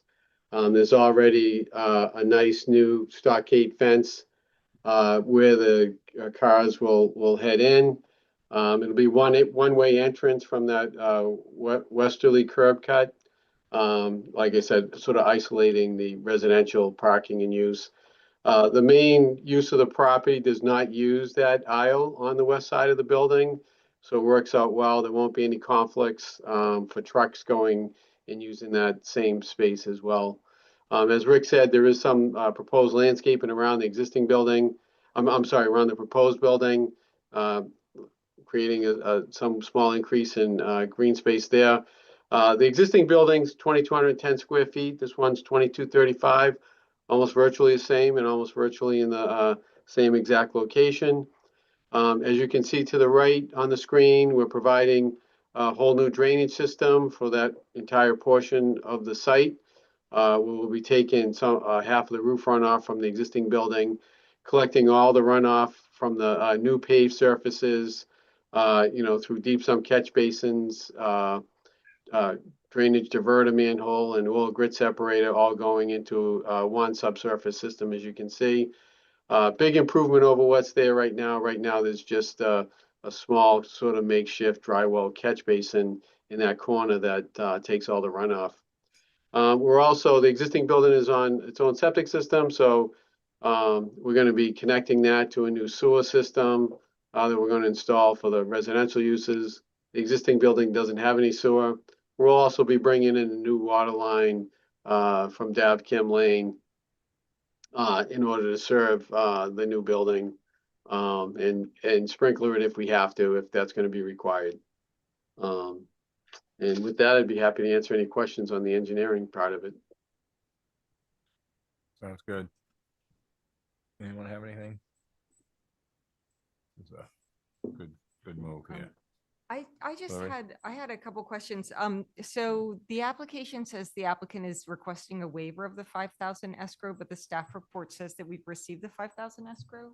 I was a little confused. That's just because the staff called me and asked for the 5,000 and Oh, okay. we And brought you'd it like in. it So, back? so that's, no. The original They application disagreed with asked our for it. request, and Yeah. rather than have the fight in front of the board, Oh. we just decided to pay the 5,000, have I Mr. see. Pesci. So you've review it. withdrawn the request. for We the were, waiver. yes. Okay, yes, that's thank why I didn't you. mention it. Yeah. Thank you. And then I also had a question of just about the MCD. So when we've had MCD changes in the past, we've had the MCD in our packet to look through.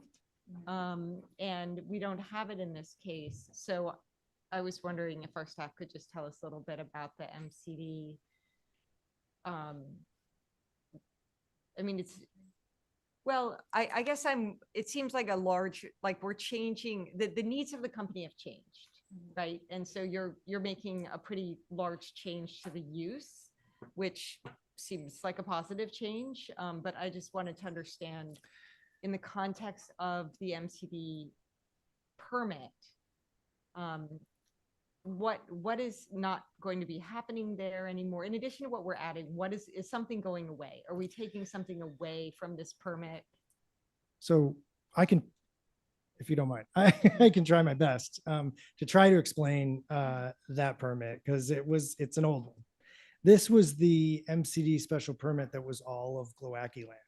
Okay, and it allowed, generally, it was, Hence the 1995 statement. it was not it's not as good of a permit as you would all issue today, Yeah. unfortunately. Yeah. I think that's probably why, I don't know that it mentioned open space. I don't remember. But I think it gave, kind of allowed them to use certain lots for certain commercial uses, not even very specific, and said like, okay, you can use, these lots should be residential and these ones over here should be, roughly, you can do industrial stuff, you can do all kinds of things, landscaping, but didn't specify like you guys would today. Okay, here you can do X, Y, and Z, and this is what we expect here. And sets limits, et cetera, et cetera. So, this Cape Cod Express has been operating since 1981 here. So I think Cape Cod Express was probably already there when that MCD existed. Yeah. So just so that we're clear, it's not an MCD for Cape Cod Express themselves. It's an MCD for a lot of businesses, most of which don't exist today. The fact is, it's just kind of on our title, and this is what we've all kind of, when we've come to amend, that's the only thing we have to amend. Yeah. So, I mean, that's kind of the best explanation I can give you. I think today, I think this particular property would come in for its own MCD, because the building is probably big enough, given its operations. So, and it would have its own, stormwater review, its own potential traffic review, et cetera. But like I said, it was there long before that 96, 95 MCD. So that's kind of the best explanation I have for that particular permit. Oh, I mean, this is kind of a cleanup future improvement, really. I mean, Yeah, there's and probably going to be more of this coming in a little at a time. yeah, but on this specific property, actually, to answer Ms. Rayport's second question, which I forgot to answer, is what's going away is this storage building. So back in 2015, the need for Cape Cod Express was to kind of store some things that come here. Maybe they're not ready for a job site. They're not ready to go to a house that they're shipping to. And so the idea was we were going to store a bunch of things there. And so that was built, and I think has been in use. So that's what's, I guess the need isn't there as much anymore. And so that's going away. And the bigger need for them is housing, just like, anybody else on the island, actually. So. Mr. Chair. Okay, go ahead. Dave Iverson. Dave, has go his hand ahead. up. Hey, thank you, Mr. Chair. Yeah, I mean, I'd just like to point out, this is a fresh new MCD, we'd be asking them for inclusionary housing. So I think that this is a good thing. I guess my questions surrounding the housing are, what's the intent? I'm sure it's for employees, or workforce style housing. So I don't know if you'd be willing to put a year-round restriction on it or say there's no STRs. Just, I mean, not that it's an STR area, but you never know. Because I'm sure it is going to be filled instantly with Cape Cod Express employees. Okay. So, yeah, I mean, I can talk to my clients about no STR. I don't, this isn't quite the area for it. But so it's probably not an issue, but the intent, to answer your question, Dave, is for employee housing. And it's a little bit different than workforce housing because these are, 7 1-bedroom apartments and a 2-bedroom apartment. It's not, the 2 applications I'll have next before you are a little more your common workforce housing. I mean, I think these are, I'm not sure if I want to put a year-round restriction on it because their business is primarily seasonal, or I should say it's busier in the summer. So I think more people will come over in the summer and they might use them for a few weeks at a time. Again, that's not in an STR sense. It's just different people come at different times. So sure, some of them will be year-round, but we don't really know yet. But yeah, I'll definitely talk to him about STR. I don't think that's going to be a big issue. Just throwing it out there. You never know. No one asked for Mid-Island either. So, Oh, boy. Mr. Chairman. Yes, Joe. I mean, today, this afternoon, they had, ELOC had the, fair housing, and Tucker Holland came up, and there were also different people of the region. And they were saying that employee housing is really something that's really critical in every part of the Cape and islands. And I think that this would be really important. They want to keep their employees, the great employees. I've, seen them on different projects and showing up. So I think it's really great that they're trying to keep them on island and giving them housing, which I think is extremely important. And I think it also hits state level problems that they're trying to solve. So I think this is really a positive thing. So I really like this. Mr. Chair. Yes, Steve. 3, if I may. Rick, I always wonder when I don't see something, why I don't see it. So unit 1, is there a reason? I presume that's the 2-bedroom. Is there a reason it's not reflected? It doesn't appear to be reflected the floor plan anywhere. No, there's not a reason because it should be. Okay, no, that's fine. It's news to me. I mean, it looks like a masking overlay in the CAD just covered it. Okay, so fair enough. Just a couple quick items. Initially, I was very concerned about having some type of a housing management plan for this. Upon review and noticing the location, given the fact that there really is no outdoor space for congregate group people during the day, this is all cognizant of the fact that you are bordering a residential neighborhood. So my initial concern was some type of a housing management plan, apartment management plan. In addition, that kind of went to the wayside when I noticed that parking takes up the yard space and the setbacks eliminate yard space. I just wanted to point out a couple quick things. One, a lot of times I think a yearly restriction would be difficult because many times an employer will, you guys may or may not know, but if you're doing employee housing, you do it on a weekly basis in order that you can rotate staff out and, the unfortunate circumstance you have to terminate someone or they resign. The other is STRs are incredibly less lucrative than employee housing. On a weekly basis, at $50 a week, the numbers add up very quickly. I'll cover that at some point. And I think I covered the housing management plan. I think that was it. Just a couple quick comments. Thanks, Rick. Thank you. Yeah, and thanks for those comments, and thank you, Joe, too, for recognizing the kind of employer they are as well. So they've been here a long time, and it's important to them for sure. And I did think about a management plan, actually, Steve. So it's a good comment, but it's I think that, like you pointed out, is a different animal than next year you're going to see, which is 1 or 2 kitchens over 16 people, as opposed to, these are little units for individuals, so they're not all congregating and making noise, I think is the point. Yeah. Okay, go ahead, Hillary. You have something? Yeah, Okay. I also was thinking about a housing management plan. So I would like to see something attached, like, so just so that people know who to call, that there's somebody whose name is down so that other people in the area know who to call. I also support the no STR. There's something that I'm actually going to be paying a little bit of attention to. It might be belts and suspenders, but can we so right now our position is that there's not a protected use ADU available for this lot because of its zoning district. But I think we could find that that's argued differently in the future. So I think it might be in the interest of everyone to just recognize, to have it recognized that one of these units is the protected use ADU.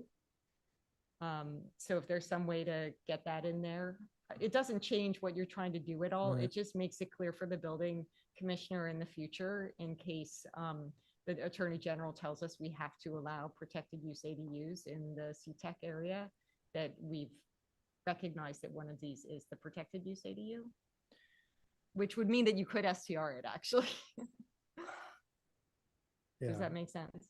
I guess. I mean, as long, I guess let me think about that. Just, I suppose it could be a condition, but Meg, do we have to I be just don't concerned know. about this with this isn't particular it- kind of I would application? prefer to have Paul Murphy weigh in on how that maybe would or wouldn't apply.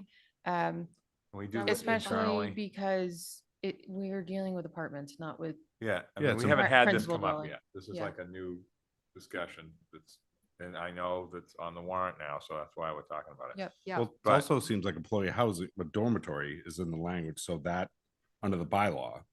So to me, I think that would cause a restriction, and any change of use or anything, Rick would have to come back to us.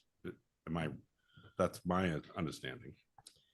I just wanted to be clear that if it does turn out that we have to allow protected use ADUs in the CTEC zone, it's not going to be up to us. We're going to be told that we have to. And I wanted to be clear that one of these apartments counts towards the requirement, if it is imposed, that it's a protected use ADU. Because an ADU can be an apartment. Megan, can we It can do be this attached. internally as far as like finding this out and putting it into the decision? Yeah. Internally without having to have them come back to another meeting. That's what I'm saying. Well, I think they there's a already lot. have I think to. there's a lot going on. Anyway, I think they already have to come Mm-hmm. back. I mean, they have to Alright. do the, one of the things recommended in the staff report was roadway improvements in the area, particularly given the heavy use of surrounding streets. That's, that, you well- have to take a ride out there, Hillary.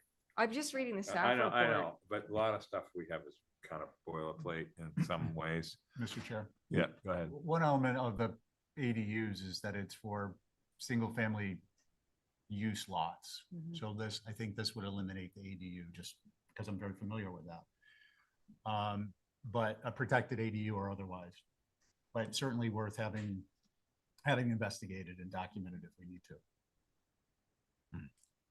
And this staff report also recommends that we wait for the engineering report, require a certain, so I don't think we're ready to approve this, Mr. Chair, at this meeting. So I Yeah. think we do have time. I'm just pointing out that the stuff that's going on there now is existing. It's already been there. This is not adding trucks. This is just, completely different use. I think it's So- an opportunity But- to potentially have some improvements. So I'd like Alright. to agree and disagree with each of you. I think we do recognize that Mr. Pesci has to review Don's report. So I Okay. think we do actually, unfortunately, expect that we'll have to be back here. Okay. Having said that, I would agree with you, Nat, that I don't think Coca-Cola it's, there too. it's, You got all yeah, kinds I of don't think stuff it's going on there. appropriate to add road improvements for residential use. Yeah. It's something that, as Dave pointed out, if this were a new MCD, we'd have to provide one unit. We're providing 8. Yeah. This is a use that the whole entire town is pushing everybody to do, or wants everybody to provide. And it's really, these are employees of Cape Cod Express, recognition that those people are already here using those roads. So, not to mention the fact that we've been using these roads since 1981. So, again, I mean, this is something we can talk about next time as well. And we can all agree to disagree, but I can tell you that I wouldn't expect that to be a fair condition. Okay. Mr. Chair? Yes. Just Steve. one thing, Rick, you mentioned it. Well, first of all, being both agreeable and disagreeable isn't always an enviable position, but you handled that one well. I think since you mentioned it, and it is a concern of just more than initial concern of mine, but I think it'd be beneficial to have an anchor point by having a apartment management plan and addressing, like quiet hours and, just some basic elements to have in the decision and the MCD and the interest of potential unfortunate future events. There's an anchor point. It may also be prophylactic in stopping things from coming up. And the only reason I mention it again is you are abutting a residential neighborhood, and it might be nice when you have this many people in one area. The town bylaw at 10 p.m. isn't really sufficient. Noise after 10 p.m. to my mind really isn't sufficient. You're going to have 9 beds. You could have 18 people here, and that's a lot of potential noise at 9 o'clock at night, let alone 8 o'clock at night if you've got a school teacher who owns the house next door. So I think I would suggest, I'm not going to be voting on this, but I would suggest it would be appropriate to have some type of a apartment management plan, a manager, bare bones, quiet hours, a contact person, things along those lines. Yeah, I mean, I have to admit it, at the very least, Ms. Report's suggestion, at least in it as a condition, to have, some phone number, some manager who's there responsible for everyone else. And I'll just talk to my client about, the frequency of who will be there. These are all going to be single people. Michael, come to the Mike, mic. come on to the mic, Mike. Sorry, you gotta identify yourself. Yep, my name is. We know Michael who you Fee. are, but that's okay. I'm the manager for Cape Cod Express. I've been there for 40 years. These are all going to be single units, one person living in it, besides the 2-bedroom one. That's in case the boat doesn't run or the planes don't run. Yeah. I have somewhere to put somebody. Yeah. That came over from the mainland. Yeah. We've had to rent rooms down at the Nantucket Hotel, the Nantucket Inn, the beachside. It's costly. In an emergency. Yeah. This is trying to, eliminate some of the money that we have to, spend, no matter sending 12 guys from the mainland over here, back and forth every day. This is so we can have guys year round here. Right now, I have probably almost all of these filled with people here living on the island. Because, they want to be next to work. They're only going to be one person in there, not going to be 2 living in there. So, like I said, the CEO just said, only going to be seasonal. I mean, going to be year round, no seasonal. So there won't be a flip flop of people. Right now, I have 16 guys working for me. 11 of them fly over. We'll take the boat over. So this way here, I can get somebody year round here with a Class A license, which is vital to any business on Nantucket. And that's all I have to say. Thank you, Mike. Thank you. Okay. Just one other thing. Oh, sorry, go ahead. No, I was gonna call Emily. Go ahead. I'll just put out one other thing from the staff report, or maybe it was, anyway, it was about sprinklering. So I don't know what our view on sprinklering these types of buildings is, but it's just something to give some thought to. If that's something you want to do, sometimes it comes up later. That in the code. I for think it's a sure. building code issue. Yeah, it'll be required. It's. Okay, I Some- don't know it's an why. R2 use. Depending upon what the. I don't know use is. where it came up then, that it was a topic for us to consider. I think obviously if it's required by the code, we'll do it. I mean, Thank there's you. exceptions, but. Okay. Emily.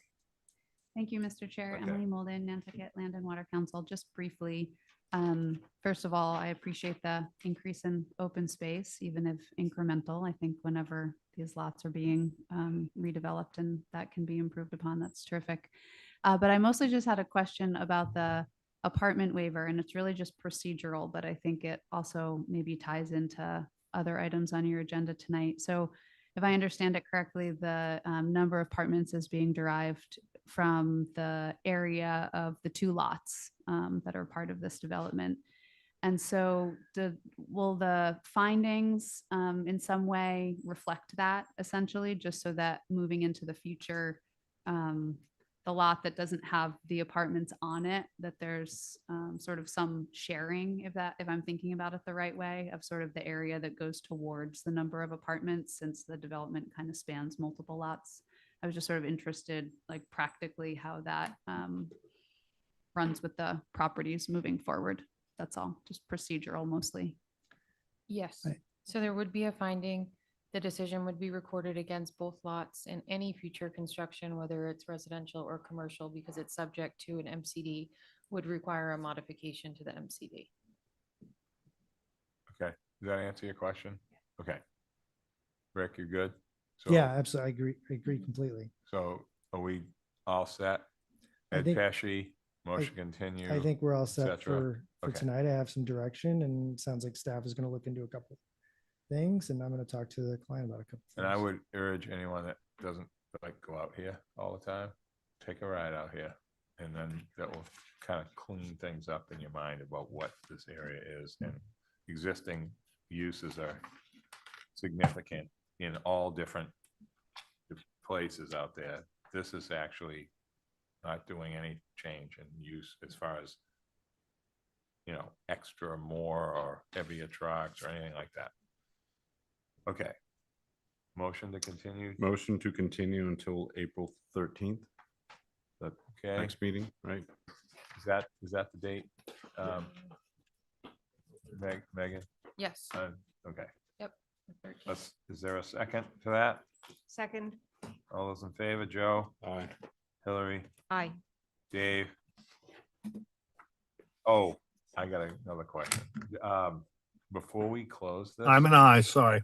Yep, before I say chair votes aye, what are we doing for an alternate? We can wait until. Can we wait on that? Okay, I wasn't. Yep. Okay, No, you'll wait until so the next. you're meeting. ready to vote. Okay. So at and then we that can time, activate the John alternate. would Nope, have the opportunity to that's- either mull in Just wanted to or check that. Okay. Stephen, Howard, and Abby are The all mowing in. present through this whole thing. The So mowing in thing, we yeah. haven't talked about that in a long time. Okay, Yeah. and the chair votes aye. Thank you very much. Thank you. Okay. Rick's still off the podium. Mr. Chair? Yes. I won't be voting on this because I will be recusing and also speaking as a member of the public. Or as an interested abutter. You, go ahead, Steve. So Thank just you. for the record. Yep, gotcha. Okay.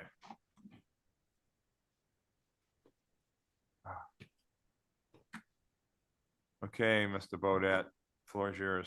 Thank you, Mr. Chairman. Rick Bodett for the applicant 16-5 Waydale LLC, which owns the property at 16A Waydale. The premises is in the R10 zoning district. Property does comply with zoning in all respects at the time. It's currently a house on site with 8 bedrooms. Proposal here is we're seeking a special permit to allow the property to be used as neighborhood employee housing with a maximum number of employees of 16, 2 per bedroom or thereabouts, depending on how they allocate them. And the employees currently work for Waste Options, Nantucket. Neighborhood employee housing is allowed by special permit in the R10 zoning district under your bylaw, so long as there are no more than 1 other neighborhood employee housing special permit within a 1,000-foot radius. We put the radius on a map and looked at all the properties, and we were unable to find any other neighborhood employee housing within 1,000 square feet, which frankly was a little surprising. We also checked that against the town's list of neighborhood employee housing special permits they've issued, and again, there were none within a 1,000-foot radius. The parking on site,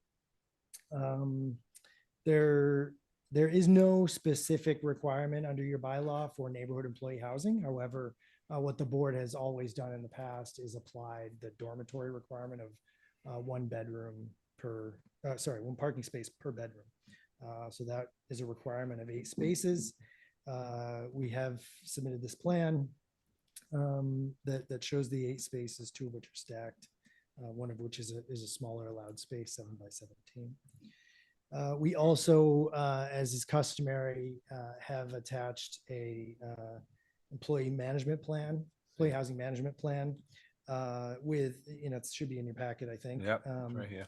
But that has all the typical things that you've approved in the past, that there's a manager, as we just discussed, with a phone number on file at the planning board, the place is kept clean, that there are certain hours, no overnight guests, things like that. So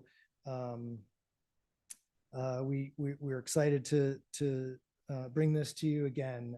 Waste Options needs housing for their employees, so allow them to do that lawfully, as opposed to the way most people do it, which is probably why there aren't many of these within 1,000 radius. And so with that, I'll happy to answer any questions you guys have about the application. Okay. Joe, Hillary, Dave. Dave has the same. Dave, go ahead. Yeah, I think this is always a little scary for us, right?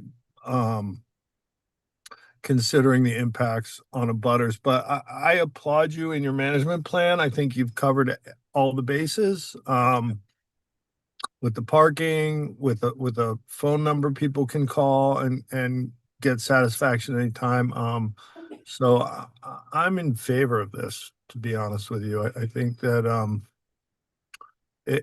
it's a necessity, and I think the way you've gone about it is the right way. Thank you.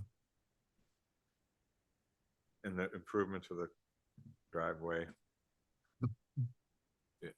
Rick, Yeah, the curb cut, you mean? too bad we can't require people to learn how to back up. That would be great. That would save a lot of problems, but You'd have that's to not teach me possible. too. Anyone else have anything? Hillary, do you have anything? So this is a public hearing. Yes, that's why we just want to make sure we cover everything before we go to the public. Okay, does anyone have anything? I don't see anyone racing up. Oh, Steve. Sorry about that, Steve. I wasn't thinking about that specific. It's all right now. I'm used to it. As long as I don't get too many sides from you tonight. I'll be No, okay. I haven't sighed once. I know I don't want to be your Almost, though. first, and I Almost. certainly don't want to be your last. All right, so good evening, everyone. Stephen Welch. I am the director of Butter across the street, 13 Waydale Road. I'm actually speaking on behalf of other neighbors. I hope to have a little bit of latitude with time. I'd first start by saying I've been on personal leave when the notice came out on this project, and I was unable to put together, didn't have an opportunity to put together, as a result, a written submission. I would have preferred, just as my typical MO, to reach out to the applicant's agent, and have a discussion. This revolves around the fact that there are, to my mind and in my experience, which I'll get into in a moment, material deficiencies in the application in terms of its effect on the neighborhood. I'm not just suggesting, as with the last application, I believe that this is an important element of our success as a community, having employee housing of all natures, but it needs to be done in a balanced manner. I was going to get into constructive criticism. I'll wait and see how this goes at the mid-break in my comments, because for me, constructive criticism is always odd. The criticism comes first, and then the constructive comments come. So I'm going to jump right to potential solutions. I'm going to do it speaking broadly to address important relevant matters. And again, I hope for a little bit of latitude in comments.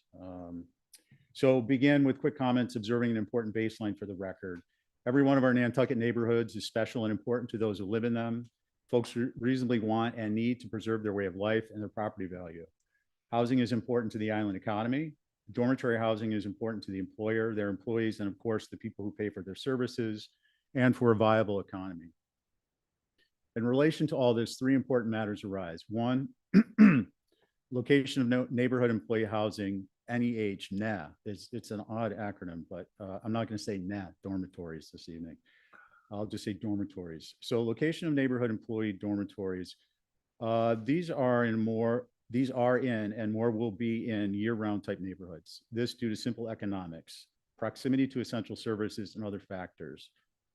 Most of these types of neighborhoods house school teachers, office workers, hospital, police, fire, and other town personnel, and of course, families with children and others, all of whom need and deserve safe, reasonably quiet environments to live a reasonably healthy, productive life in homes that in many cases represent their life savings. This neighborhood is no different. Folks get up in the morning, they need to go to bed at night, and 9 o'clock, it's not uncommon to see lights out across the neighborhood. I want to touch on simple economics and the phenomenon of employer housing. These dormitories, neighborhood employee housing dormitories in dense family-oriented neighborhoods will increase as a matter of economy. That is, and I would ask that you all, I'm sure you're listening and paying attention, but I'd ask that you consider your analysis with respect to these comments and future comments. Let's see, neighborhood employee dormitories in dense family-owned neighborhoods will increase as a matter of economy. That is as a matter of maintaining a business and as a matter of economy due to the revenue generated from more recent than not market rate rents. Now that a bedroom with kitchen privilege may easily rent for $50 a day, rented on a per week basis for employment purposes. So approximately $1,500 a month as the floor, not including utilities.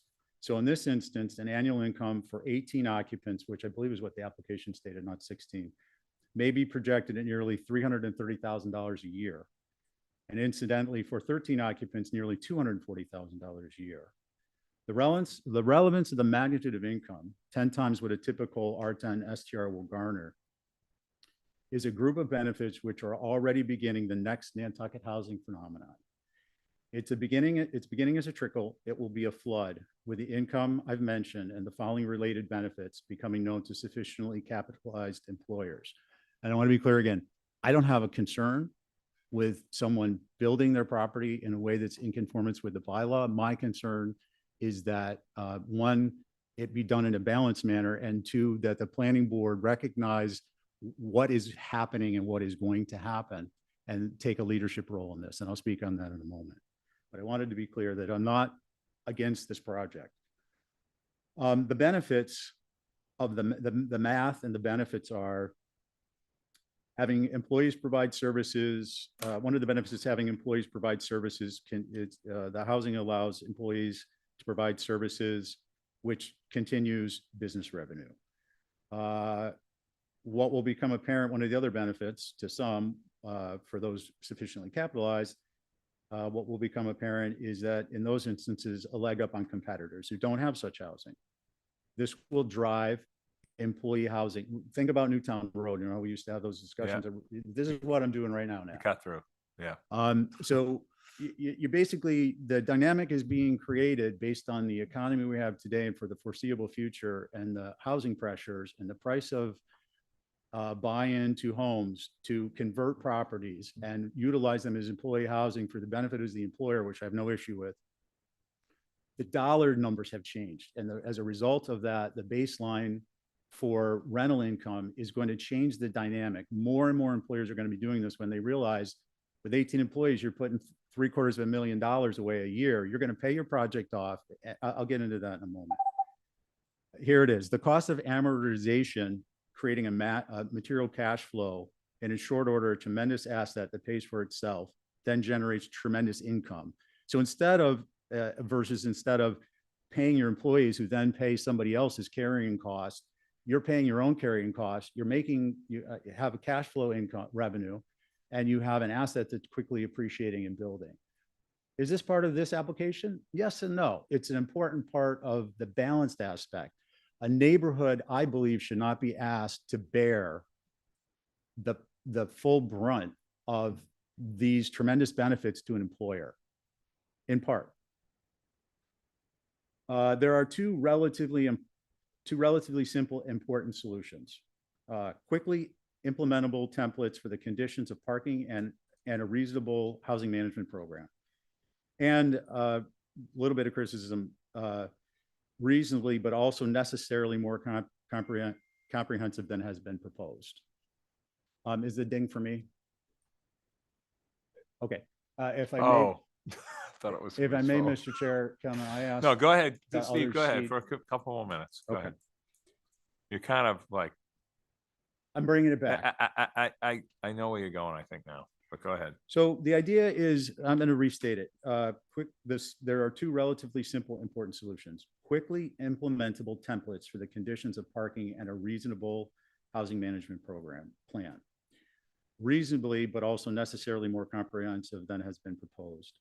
These demonstrate strong community-oriented leadership in keeping with the spirit and intent of the bylaw, but also integral for the success of this project and others to follow, to address the rapid and thereafter longstanding increase in occupancy load, parking, and vehicle trip density brought on this neighborhood employee housing dormitory. This approach benefits the applicant, the neighborhood, and others to follow, and our overall community. Such an approach is in strong community leadership will, in analogous terms here at the table, stave off what will otherwise quickly be experienced around our island's year-round housing neighborhoods as housing's version of Amelia Drive parking. That's where this is heading. The kind of catastrophic aspects of that weren't foreseen through no fault of anyone. We just didn't anticipate it. Yeah. We have an opportunity to anticipate it. I mentioned Amelia Drive parking, which is a throwback issue in many people's eyes, including our own, to be remedied. It's relevant. The other item is that I think is important in a decision of an approval is the kind of yield a special permit can always be reopened, not with these employer dormitory housings. This is the aspect I'm speaking about with respect to Amelia Drive. Once the cat's out of the bag, it's going to be like the parking issue there. It puts that approach puts the onus on the neighbors to police and report a problem, to build a record, to compel reopening of a special permit that may or may not result in material change to benefit the neighborhood. Given the visceral issues that arise from overloading streets, added noise without adequate controls, and other health and safety issues attendant to overcrowdings, this housing phenomena will be Amelia Drive parking on steroids. All of that is easily avoided. A little bit of time and constructive effort between the applicant, the planning board staff, to the extent they would want to be involved, and neighbors to develop a reasonable housing management plan and functional parking. And from that, a reasonable number of occupants can be relatively quickly resolved by submission of the parties' proposals after a meeting or three between those parties in order to advance the application.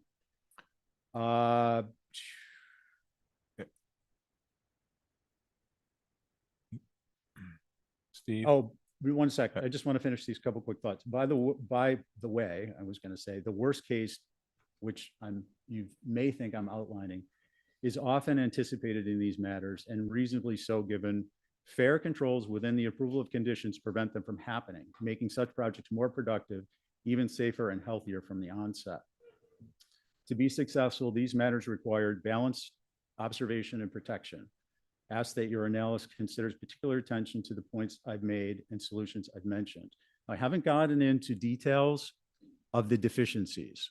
And what I was hoping to do at this point, in deference to Rick and his professionalism and his kind of general demeanor, and the fact that there are other matters in the background that I haven't mentioned yet that seem to indicate there's a little bit of time, is I'd like to see if it's possible through you, Mr. Chair, that we would move to a conversation offline between the parties who have concern, many of whom are traveling, they're away, so on and so forth, for the next hearing or the following hearing to come back with hopefully a housing management plan that is going to be successful for the neighborhood, and to sidestep having to have another, I don't know, series of comments made I know you're not gonna let me read 2 pages, but I have 2 pages on deficiencies with the application and the negative effects that it will have in our neighborhood.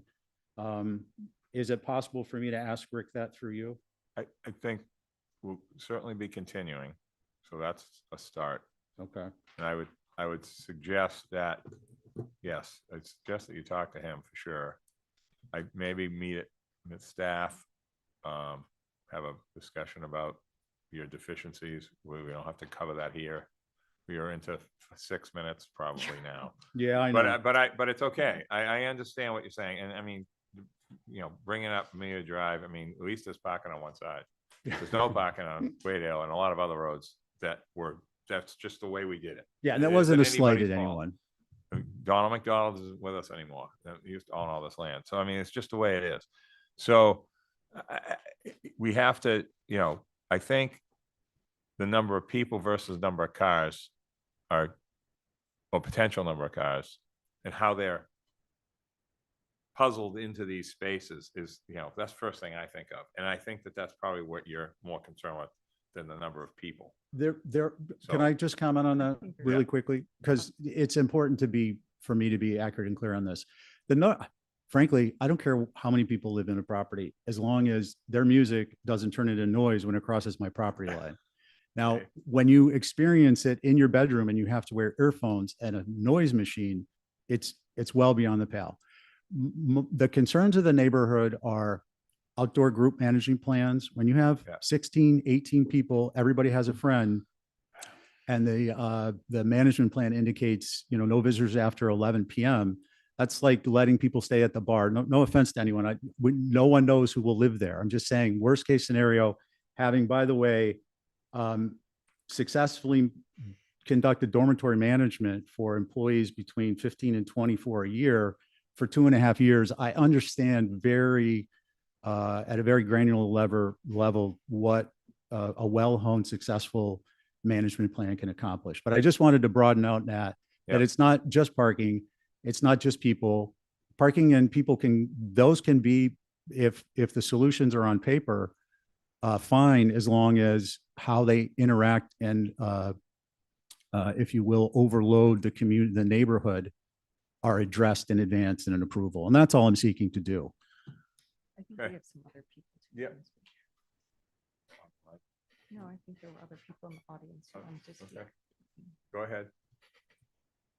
Thank you, Steve. Hi. Hi, good evening. My name is Titi Masa Somsen. I'm with my husband, Pia Pataputi.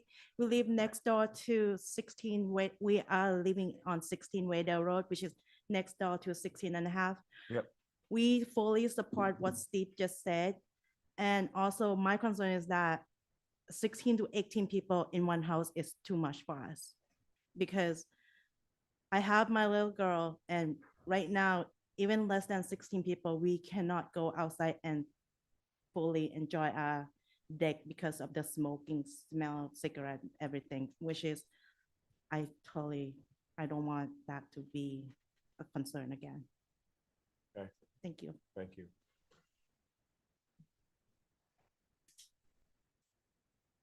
Hi, Campbell. Hi, Campbell Sutton. And I don't live in the area, but I do live in an area that does have employee housing, which to date is successful. However, I will say it is not overcrowded like this property is proposing. And it says there's a family that lives there. And so there'll be, I believe the application says 16 employees plus the members of this family. That's 2 people per bedroom, which I'm assuming is not an oversized bedroom. And I just think to the point that was brought up by Barrett Planning Group, I think that the overcrowding of houses is an issue. The parking as developed for this lot, in the parking lot, is going to end up being like the first 2 properties on Bartlett Road on the right-hand side, which I think are duplexes, or maybe there's a lot of people that live in there. Those parking lots are jam-packed every night with cars, and then they're trying to back out into Bartlett Road, close to where the intersection is. I just think that it is, on paper, it is addressing the number of parking spaces required, right? Yep, yep. But you can see that there's not going to be room to back up and come face out into Waydale Road. So I think while it looks all right on paper, I think the reality of it is going to be a lot different. Excuse me. I think that if regardless of how it goes forward, like I agree with the employee housing, I'm just not sure dormitory is what's appropriate in a residential neighborhood. Even if it is allowed, I think what the gal before me brought up in terms of livable communities for adults and children to safely grow up in is important, so that any of the issues that will come up when people are overcrowded in their living space, they're going to go outside to have whatever it is they need to relieve the stress that they're under living in such tight quarters. And I think that's going to impact the surrounding area. So I just wanted to bring those up, just because I think it's really important to always consider livable communities when we're putting employee housing into place. Thank you. Okay. Thank you, Kim. Okay. Aye. Hi. Hi. Lisa Solomon. I reside at 13 Waydale Road, sorry. I'm a teacher. Stephen spoke to that, and I go to bed early. I get up late. I get up early. It's a long day, and quiet enjoyment is really important to me. In my off hours, I don't want to necessarily be having to call a number to ask for, about issues regarding overcrowding, noise, parking. I did want to point out that the structure's on a lot that's located on one side of a U shape of a loop street that ties back into Hooper Farm Road. And since about 2019, the occupants have had 4 vehicles and up to 2 visitor vehicles using the parking area that was in Exhibit A of the document that was submitted. Yep. And when there's any more than 4 vehicles present, that overflow, there are typically 1 to 2 cars parked right on that U, which without intention, attributed to the occupants, presents a danger to other vehicles and pedestrians. And I can tell you that from personal experiences trying to come around that curve where you literally cannot safely turn that curve without feeling nervous. Yeah. It's impossible to do so. And all told, there are about 4 to 6 vehicles, with 2 presenting safety issues. And that's with far fewer people than are proposed as being occupants on this property. The applicant's proposal really proposes more than what currently exists with those issues. So I just think that's really important. Okay, Thank you. Thank you. Yeah. Yes. Aye. My name is Pia Patanaputi, living on the 16 Waydale Road. Right now, the house has 6 cars and sometimes have 7 cars. The 7 car is always parked right on the curve. Every time when I come in from work, it's very dangerous. It's not safe for my daughter and for my family or for everyone who drove around there. So you might want to considering about this too. Thank Okay. you. Thank you. Thank you. Rick, you're all set, Rick. Been so quiet. So I'm there's all a set. total of there's a total of 8 bedrooms in this property right now. Yeah, and so if I put 18 people in the application, that's a typo. No, I can it tell says you. 16. 16, That's doesn't 16. say Okay, 18. thank I don't you. know where that came from. Yeah, Unless well, it was a either different- way, that's Yeah. what we proposed. Go ahead. Sorry. So look, I don't want to, belabor this. Yeah. Courtney, you were continuing, so Yeah. and obviously we want to address some of these concerns, and have no problem, obviously, sitting down with Steve, and I appreciate the offer, and the other neighbors, of course, and whoever else wants to come. But I do want to make a few comments that everyone should kind of keep in mind for next time, for sure, because first and foremost, 2 people per bedroom is not the overcrowding that Julie was talking about in the presentation. Okay, it gets way worse than that. And 2 people per bedroom is the amount of people this board, sometimes with Steve voting, have approved every single time. And nobody has presented more of these on this island than me. And so I did want to contend that, contrary to what Campbell's saying, that's overcrowded. That's a benefit to an employee is what it is. I have friends that have done it, and they paid $50 a week, and they've been psyched to work for Bartlett Tree when they do that. Now, that's not to say that the board might find that that's too many for this property, and if that's the case, so be it. And that's the kind of I get point. it. I get it. Yeah. But I also really, what I really wanted to highlight is 2 things. Number one, some of the things that are mentioned here is exactly what happens when you don't have a neighborhood employee housing special permit. There aren't many of these. Yeah. Do you know how many people buy houses to stick their employees in? Dozens. Do you know what I mean? Do you know how many come in here for this? I'm the only one. Okay. And some of my clients don't. But and I think one of the safeguards that would help what Steve is talking about is that 1,000-foot radius in the R zones. That's the purpose of it, is to limit it, right? So if this is approved, or any other one that is approved, there can only be one other proper neighborhood employee housing within a 1,000-foot radius. And I think that's important. That doesn't exist in the other zones, right? And I would also add, right, that dormitories are allowed in the bigger zones, right? When you have a difference between this and a dormitory is where you have the commercial use on site. This is specifically designed for the R zones and some of the other commercial zones. So it is appropriate, and you've approved it a number of times.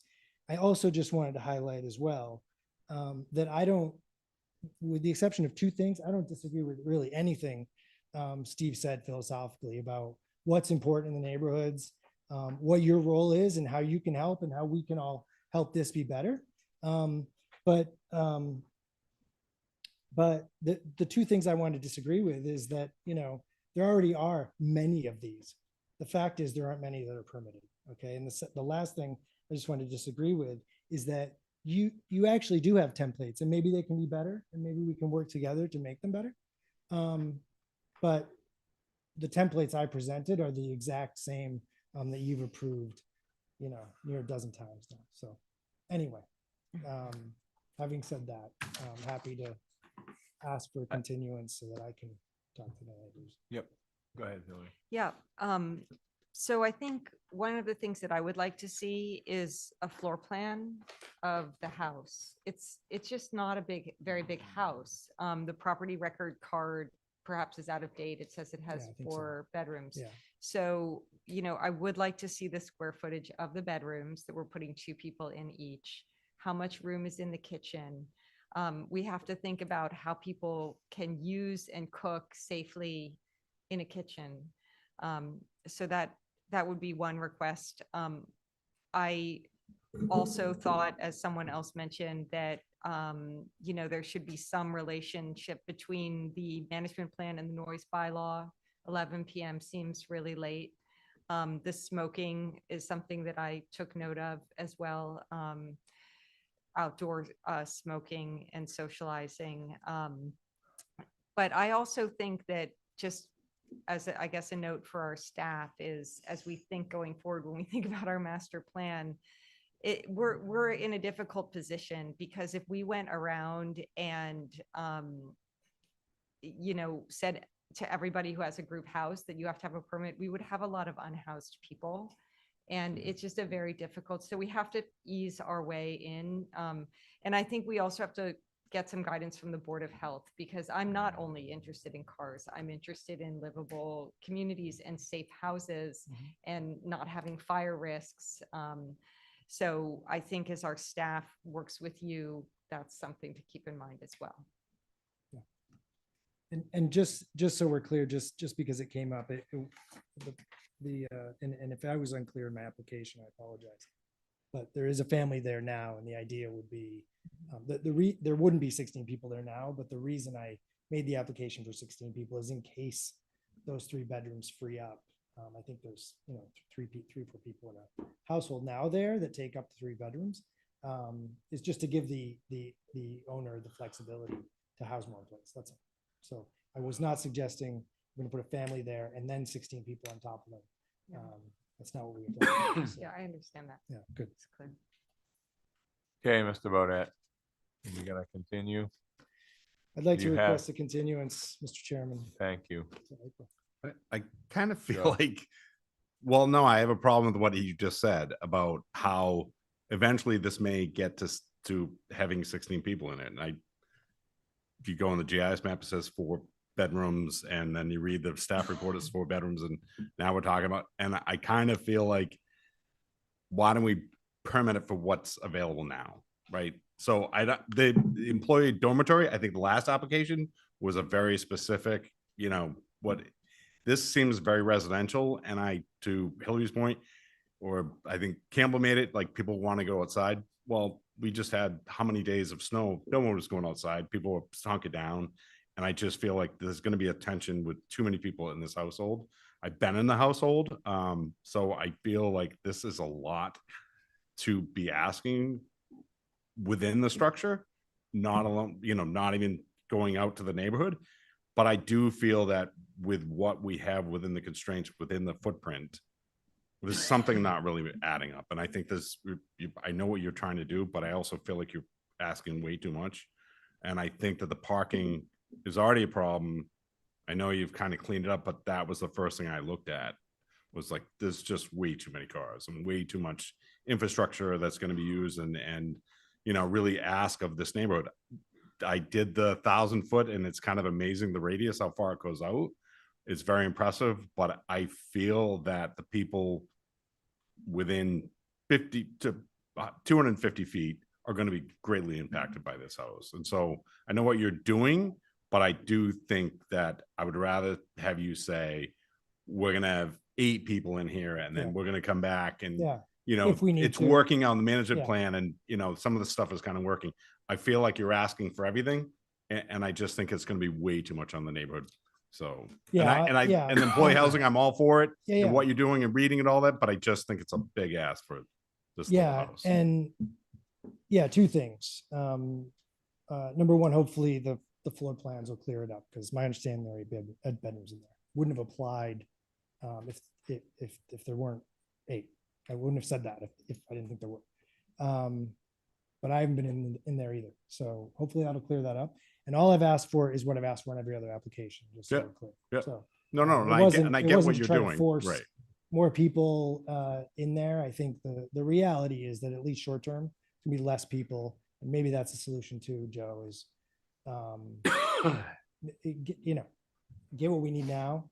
And then when we need flexibility, we'll have to come back. And then, Right. And then you kind of growing into it.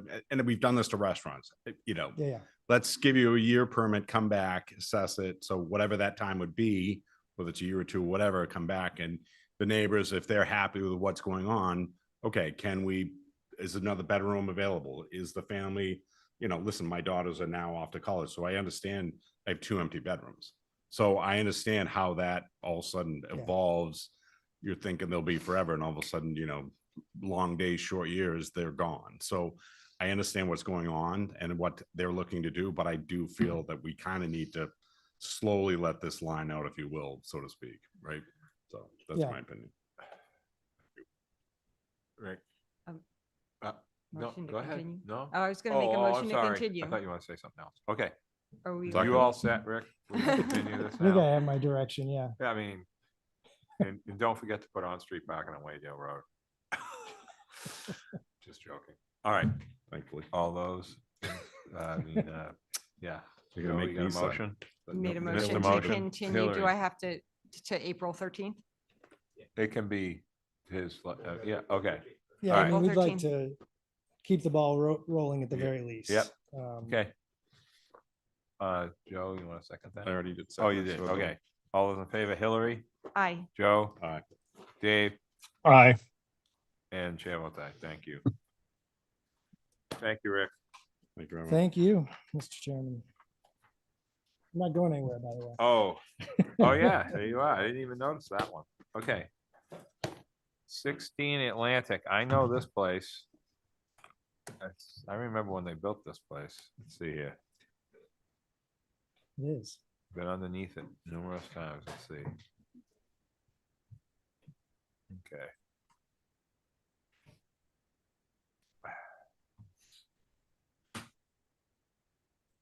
Go ahead. Joe, do we want to wait for Joe or? is he- Oh, okay, yeah, that's Bio fine. break. Sorry about that. All right, I'll get a drink while we're waiting for him, maybe. That's okay? Sure. Nothing too strong, Rick.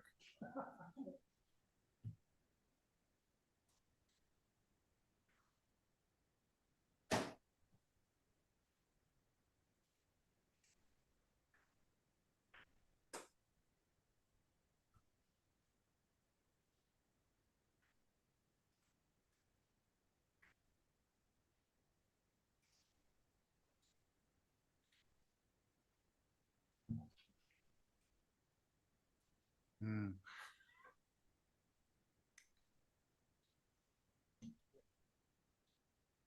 I'm good. Thank you.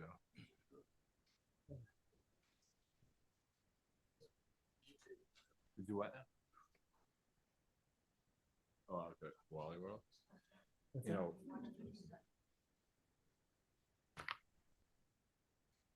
This, so the, if you. Know that, boy, I wish we had pizza.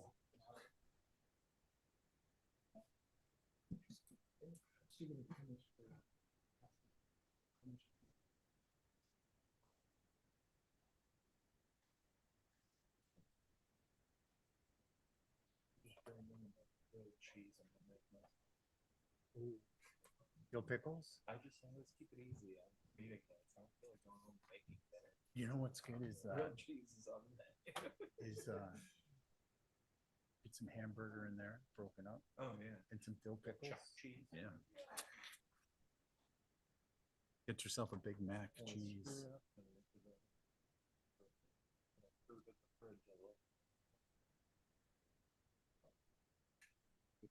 Oh, really? It is what it is. It doesn't melt. It doesn't melt.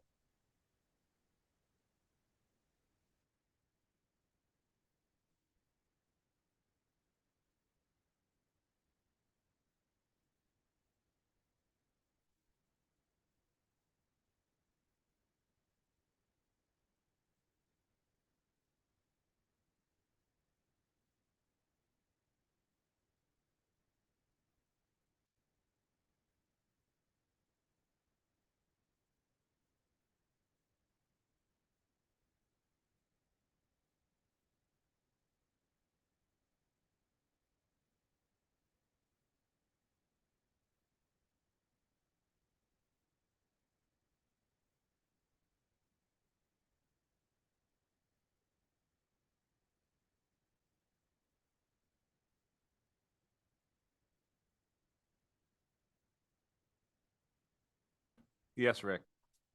Thank you. Thank you, Mr. Chairman. Rick Bodett for the applicant, 16 Atlantic Ave LLC. For the sake of time, it's a very, very similar application than what you just heard, just in a different neighborhood. The property is at 16 Atlantic, obviously. It's in the R5 zoning district. Again, complies with zoning in all respects. It's currently a 4-bedroom duplex, 2 bedrooms each side. And again, the proposals, we're seeking a special permit to allow the property to be used for neighborhood employee housing of up to a maximum of 8 employees. Again, these would be employees of Waste Options. Do you want me to go through the neighborhood employee housing rules again? Yeah, I think you guys got a handle on it, right? Okay. We did provide a parking compliant plan. There's 4 bedrooms, 4 parking spaces, of course. Provided the management plan that we always provide. Again, rules for use, visitors, hours, trash, etc. No overnight guests. And so, you know, we're obviously welcome to hear suggestions on that plan, but again, it's one that you have all approved many, many times before for us. So with that, I'm happy to answer any questions you have. Anyone have anything? Real quick. Well, I would again say, if you know, if it's going to be on us that we allowed all of these people to live in this place, I think we need a floor plan showing what spaces are available for them to use. And the comment that I had before about the hours for visitors, I would echo again for this one. Some other things that I wrote down really for both of them was we have a housing manager. Can I don't know what people think about making sure that that person is on island. The person has to live there. That's the person has to live there. Yeah, it's the Okay, requirement. all of the right, right, management got it. plan. It's the Okay. purpose of it. And then I also just wanted to make some improvements to the housing agreement to protect people from noise and, you know, having a lot of unrelated people all living on the spot for the entire season. So the outdoor socializing, briefing the employees on the noise bylaw so that people understand. I did have a question about what kind of complaints we get. I think we kind of moved beyond that. And then I had a question about the duration of the special permit. Is this for a season? I guess that's a No, question it for our would staff. be until we don't want to use it anymore. Okay, Once so you, in that- once you issue it. In that case, I would have them, you know, check back in, or at least have our staff let us know if there've been complaints or something. Well, that's similar to what we do with like a restaurant, special permit, additional stuff. Done it the Millie's a million times before when it was West End. This was the Beachside's property, as I recall, originally. I'm pretty sure it was. I don't know. And they used it for the same thing as right now. I mean, whatever they were doing, there was definitely housing.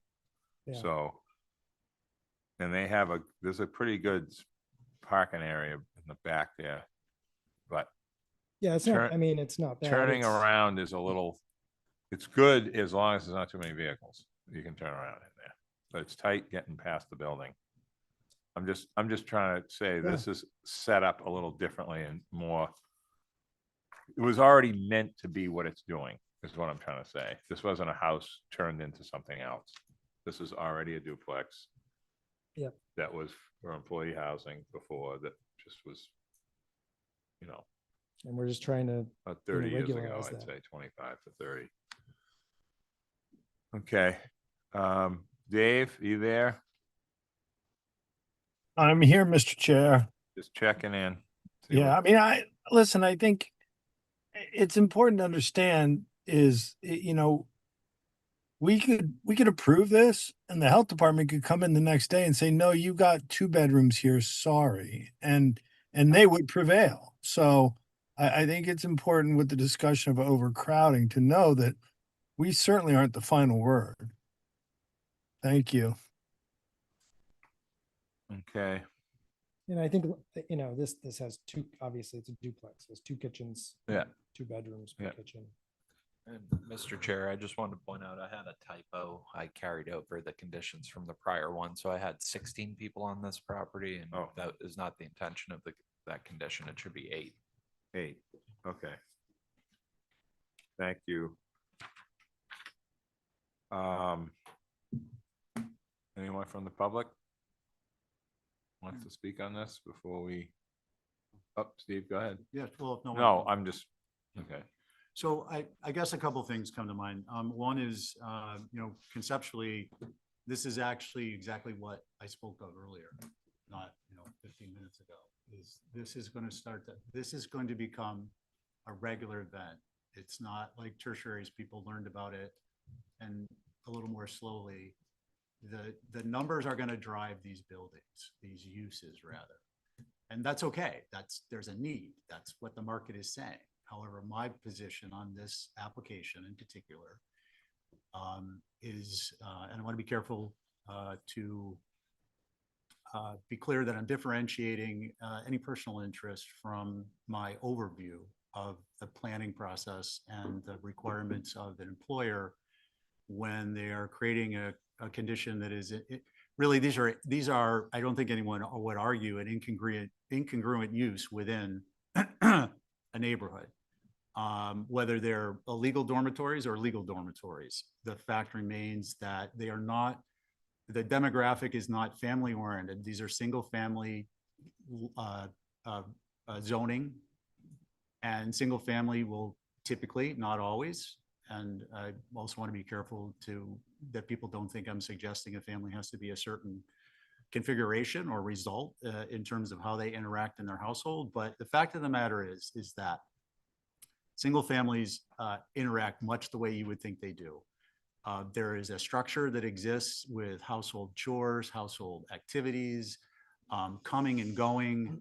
The number of people who are working, it changes over time. It is not an immediate impact on a neighborhood to have all of a sudden 8 single, or I presume these will be, if there's 4 bedrooms and there's 2 people per bedroom, they'll either be singles or couples, but they're going to be adults because they're working. So all of a sudden you have a concentrated load of adults in a house. Typically will have their own vehicles. The traffic patterns change. If they don't have their own vehicles, what will happen, I can assure you, having managed properties for this purpose, is people will be, one of the aspects of what my company offered, is you will have a tremendous increase in the number of vehicles who come. So there will be, if it weren't, in this instance, Waste Options, which is a single employer, you'll have 8 people with 8 people getting picked up, if they don't drive, by 8 different cars or trucks at between 6 and 7 in the morning, and being dropped off at any hour of the day, after evening time. That's a big difference in the traffic patterns.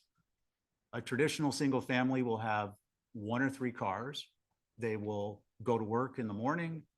Whether they work at home or not, there will be a more limited traffic impact. So that's a concern. Now, those are all relative to any of these neighborhood employee dormitories in my mind. Noise is a factor. Again, I believe that if you have music,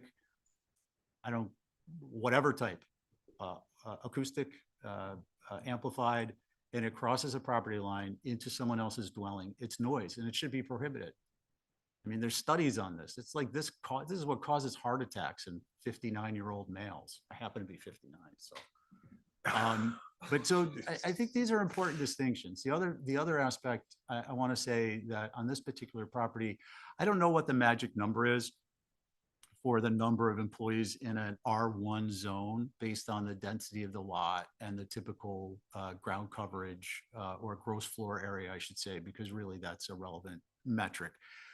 But I believe that it might be beneficial for us to explore going forward, differentiating R1, R5, R10, R20, et cetera, with the number of people who can be in these zones in terms of in the dormitory use. The other thing is as I said, as I will say going forward, and I've said in the past, noise is a concern, but how you can address these things is a successful housing management plan that is comprehensive, restrictive. It keeps everything in order, and it allows the neighborhood to continue to function as a neighborhood. Issues that will come up, which I'm becoming more aware of, is handling complaints. The process should be documented. It shouldn't just be that there will be someone who's available. It should indicate they're available. Are they available 24 hours? Is there an email address? I think that all of these housing management plans should have an email, because frankly, what happens is it's very difficult for the dispatch and the police to be creating a documentation of noise complaints. However, if an email address is available, in addition to calling people, you have an opportunity as a neighbor who's having a problem to send an email. You have an opportunity to CC it to people. You have an opportunity to create a paper record that you can then bring forward at a later date. The other thing is, and this relates to noise, but also, safety, was mentioned, smoking earlier.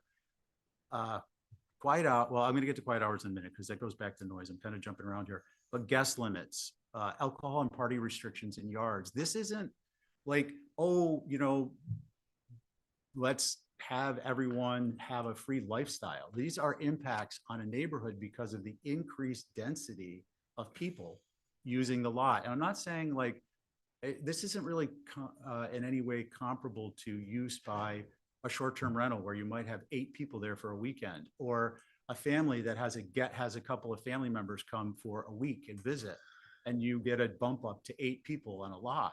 This is 8 people on a lot full-time who work all day and they come home and they want to blow off some steam, and they're in an environment where they're cooped up in tiny little rooms. And by the way, the health department and the building code indicate that 2 people in a 150 square foot room is acceptable.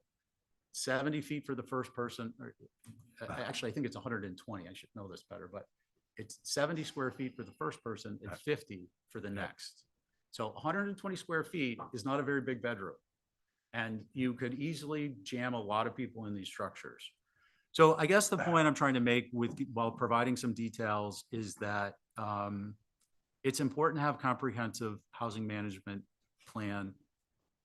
This is going to become a phenomenon, and I believe we will look retrospectively, have been remiss if we don't start to address it now.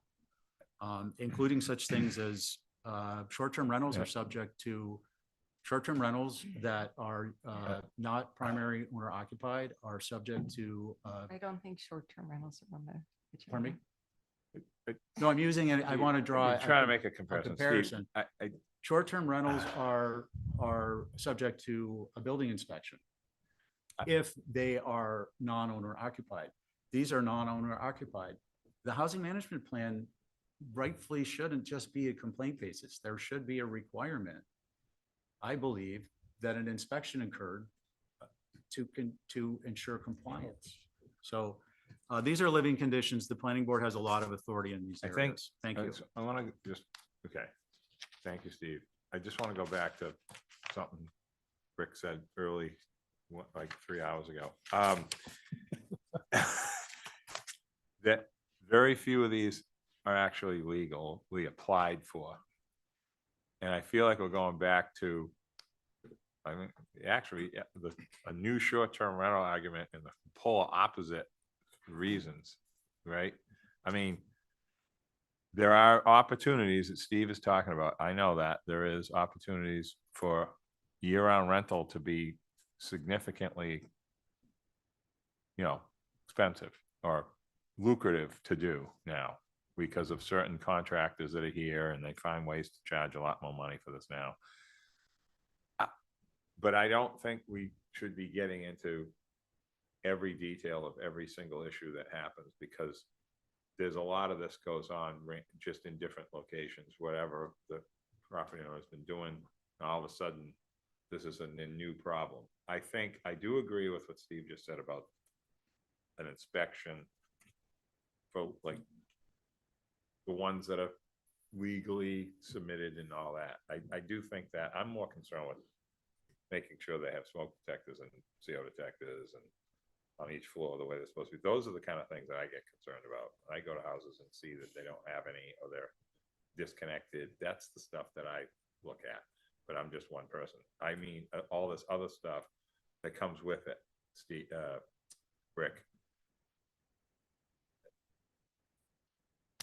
I mean, I don't know what else to say. I mean, Mr. Chair. Me neither. I mean, look, if I have, who's up there? Well, we have, Oh, Dave has his hand up. Dave. We have a member of the public, Christy Ferrantella has her hand up as Okay.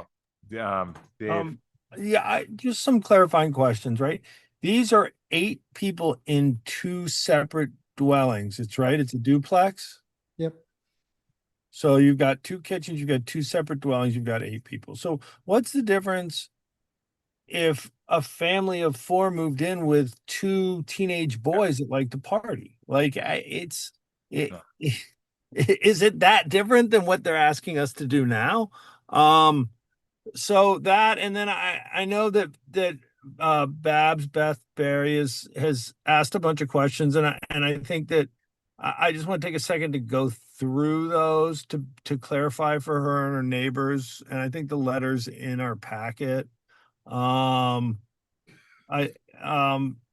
if you could just bear with me. Maximum total of 8 occupants, at least 1 party who works for the town. No, it's 8 occupants for the house. Is that correct? Yes, and they all work for waste options. Nobody works. Okay. She asked if they're requesting another dwelling. Not on this application, they are not. Then she asks about the employees already moving in. Well, they need a place to live, and you guys are taking care of business here now. So, who will monitor the 8 people? I think again, we have a property management plan in place, or at this point we do. There will be numbers to call if there's issues. There are 2 units at 16, and it's split between the 2 units, Bab. So I think that covers everything. She asked about septic. That's on sewer, correct? Yep. Yeah, it's gotta be. Yeah, so that's not an issue. So I think I've covered most of them. She asked about parking. It's 1 parking per bedroom, so they're providing the 4 spaces. So I just wanted to make sure that she got those questions answered. Thank you. Thank you, Dave. Mr. Chair, can I get a clarification? Sure, go ahead, Steve. So my understanding reading the application was that it's 4 bedrooms overall, 2 per duplex, 8 people total. Is that not correct? Because That's I thought I correct. just heard Dave say 16. No. Okay. Yeah. Okay, and then the other, I just wanted to comment and follow up on that because there's. I think Yeah, it was printed wrong. It is 8. I apologize. Okay, I just wanted to make sure I understood.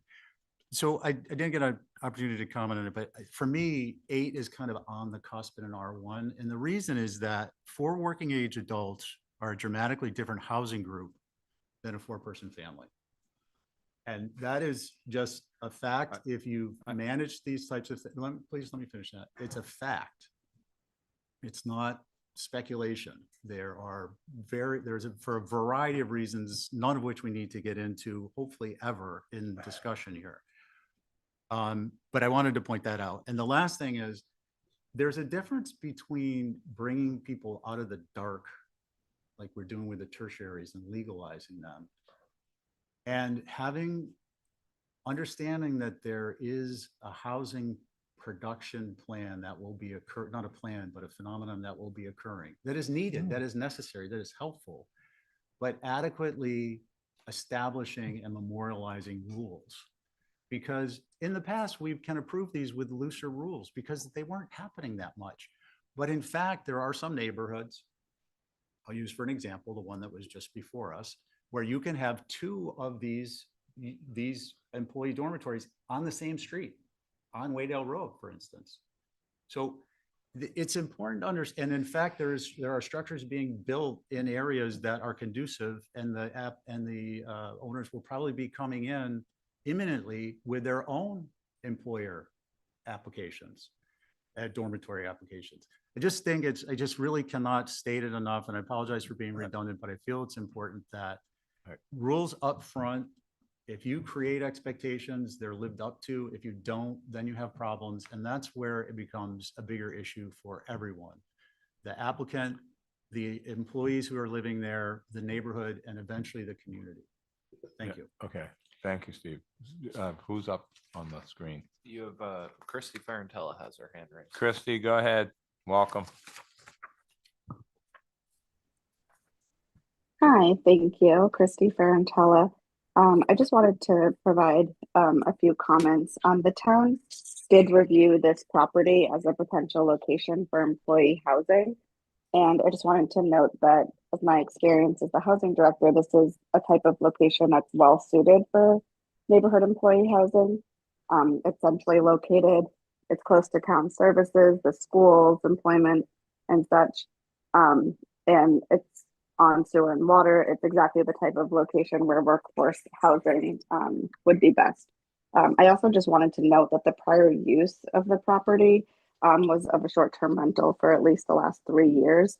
And given that history, when we were evaluating it, we didn't believe the same concerns related to music or activity or general noise would have applied under employee housing, as we've heard discussions around short-term rental use, and there weren't concerns in the neighborhood from that unit. As was mentioned, it's a duplex with 2 bedrooms on either side, has washers and dryers in unit, kitchens. It's really suited for small living spaces for employees, and I just wanted to provide that this exists in our zoning code and is allowed specifically through special permit for this process. But it's something that's not going against our current zoning. And I just wanted to add those comments to the conversation. So thank you. Thank you, Christy. Okay, Campbell, go ahead. Yeah. Sorry, you're over there now. I am. I like to mix it up a little bit. Again, Campbell Sutton. So I just wanted to make a couple comments. I do think this is a little bit different than the one that we were looking at on Waydale Road, given that there are 2 kitchens and I can see it feasibly better. One of the letters that came in mentioned having to pull up the front yard in order to make a parking spot. And I guess I regret the loss of green space that will entail for those who are living there. I'm thinking along the lines of, suggesting that annually, and you guys can decide on that this application be reviewed and put up against any complaints that have been made through the legal processes, whether it's, the police or the owner or what have you. Again, it's, to Steve's point, it is, 8 adults on the property that have lost green space, not gained green space. There's really no parks in the area for anyone to take a walk to. But anyway, I was just sort of thinking that, given the location, I believe the hospital has a number of properties here that in this area. Yes. Right, where they're doing a similar kind of thing with the duplexes and the housing. So I don't think it's completely out of step with the neighborhood. But I still think that given that it's not being overseen by the town, for town employees, or the hospital for hospital employees, and we're not really familiar with waste options and their management of residential properties, that it might be worthwhile to ask them to come in to just review at staff level or something and flag something if it needs to come back for restructuring. So thank you for your time. Thank you. Thank you, Campbell. Are you okay, Rick? You need smelling salts? Go ahead, Hillary. Yeah, I also just wanted to acknowledge the letter in the packet from a neighbor who had a question about the parking spot right in the front of the house. And I was just looking at the map. I don't think there is one. Yeah, there is. Yeah, there Where? is. I can pull it up. Why don't I see it? And currently, Billy, I don't know if you can pull up the Google Earth too, and we can see like it really would be, right on the sidewalk. So I just, I struggle. So this is it's a residential district. I understand and want to accommodate the need for employee housing. I do want to thank Rick, especially given how these 2 meetings have gone for coming forward with this permit. It's really important. We might never see him again, but it is really important to permit these. But as a board member, I struggle with issuing permits that cover the fronts of houses with cars, because we do want to try to see the cars behind the houses. We want to see green space. We don't want to see cars in a residential area in a sea of, really, what is becoming a parking lot like an apartment building. So I do struggle with that. We like people to have cars, but we also want people to carpool. So, they all work at the same place. Maybe there's some accommodation or some understanding that could be made, and you don't have to put a car there. Rick, okay, now that I see this, sorry. I, Can I just offer Oh, go one ahead. solution? Go ahead. Because I have the same problem that Yeah, go Hillary's ahead. having. Go ahead. So, and it's up to the board and some other boards, but second curb cut on the far top side of the lot. Because if you go by, it's the house, it's a duplex, but at the same time, it's got a nice white picket fence, roses, but to come on here and park doesn't affect anything. This all stays the same. These cars are here, but that is just one pulling space. The Almodovas do it up the road. So it's not like it's not a precedent, but to me, into the problem, because I know we've seen before the select board where they've seen parking in front of, like, they're against it. I'm sure that HTC is going to have some problems with it. So to keep that streetscape almost identical, and you could even do it on like a grass with concrete pavers or whatever to kind of keep it natural. But I feel like that would be the easiest solution, to not park in front of the house personally. And that's where I would think would be the better solution for that. Yeah, So- maybe. Yeah, I mean, we can look into that. But I think that, and I could be wrong, I think Atlantic might be one of those streets, despite the Almodovars doing it, might be one of those streets in the zoning bylaw you're not allowed to back onto. That house has been there for 200 years. So. No, but there's a couple others, right? So that's why I'm just saying there's Yeah. something So in this. unfortunately, you're supposed Right. to, under zoning, to have an on-site turnaround, which does the same. That's what that thing is. No, and that's what I Yeah. was like, So I get it, but is there a way to back into space? I mean, this is where, I mean, honestly, like, no matter where you pull out of, like, if I did Hummock Pond Road and I back up my driveway, I get hit, I'm at fault. So it's really anywhere. So, but to this, yeah, this would be the best solution to kind of have some waiver to grant this. And then you still have the green space, doesn't affect the backyard. Some of this area could be used more efficiently. Yeah. That's my personal. yeah, no, I mean, Do we have any ability when we permit these to ask the employees to car share? I think, I don't know that you do. I mean, in other words, I mean, you can tell them to, you can put it in the permit if you want. I mean, the fact is there's 4 spaces there because we need to provide 4 spaces. There's 4 bedrooms. That's the reality. If I didn't have to provide them, I might not. If I have more space, I might provide more. The housing management plan that we provided says we're putting bike racks there, and like every other one, and we're giving everyone bus passes. So Yeah, because Yeah, you got buses at Prospect, you got right there. buses at Atlantic. So perfect. either end of this street, if you will, Yeah. they have options. But again, I mean, I think they are all going to the same place. So, I mean, I don't care. You want to make that a condition, that's not a problem for these guys, I don't think. Yeah, And I'd like in to other words, see- I'd like these to are see- set up to really so that and they're in places that hopefully they don't need 4 cars. I know, I'd like That's to right. see, I'd like That's to right. see one less parking spot, honestly, and not have the car parked in front of the house. I mean, if you want to waive it, it's fine with me. No, I think in I this do- case. I do. I actually This is do wanna reminding waive me of it. that. One, see the circle like this that we figured out, but this is different. This needs to. That one at Cedar Circle, are you on that? No. Okay, never mind. So Mr. I Chairman. agree with what Hillary just said, for the record. I agree with that.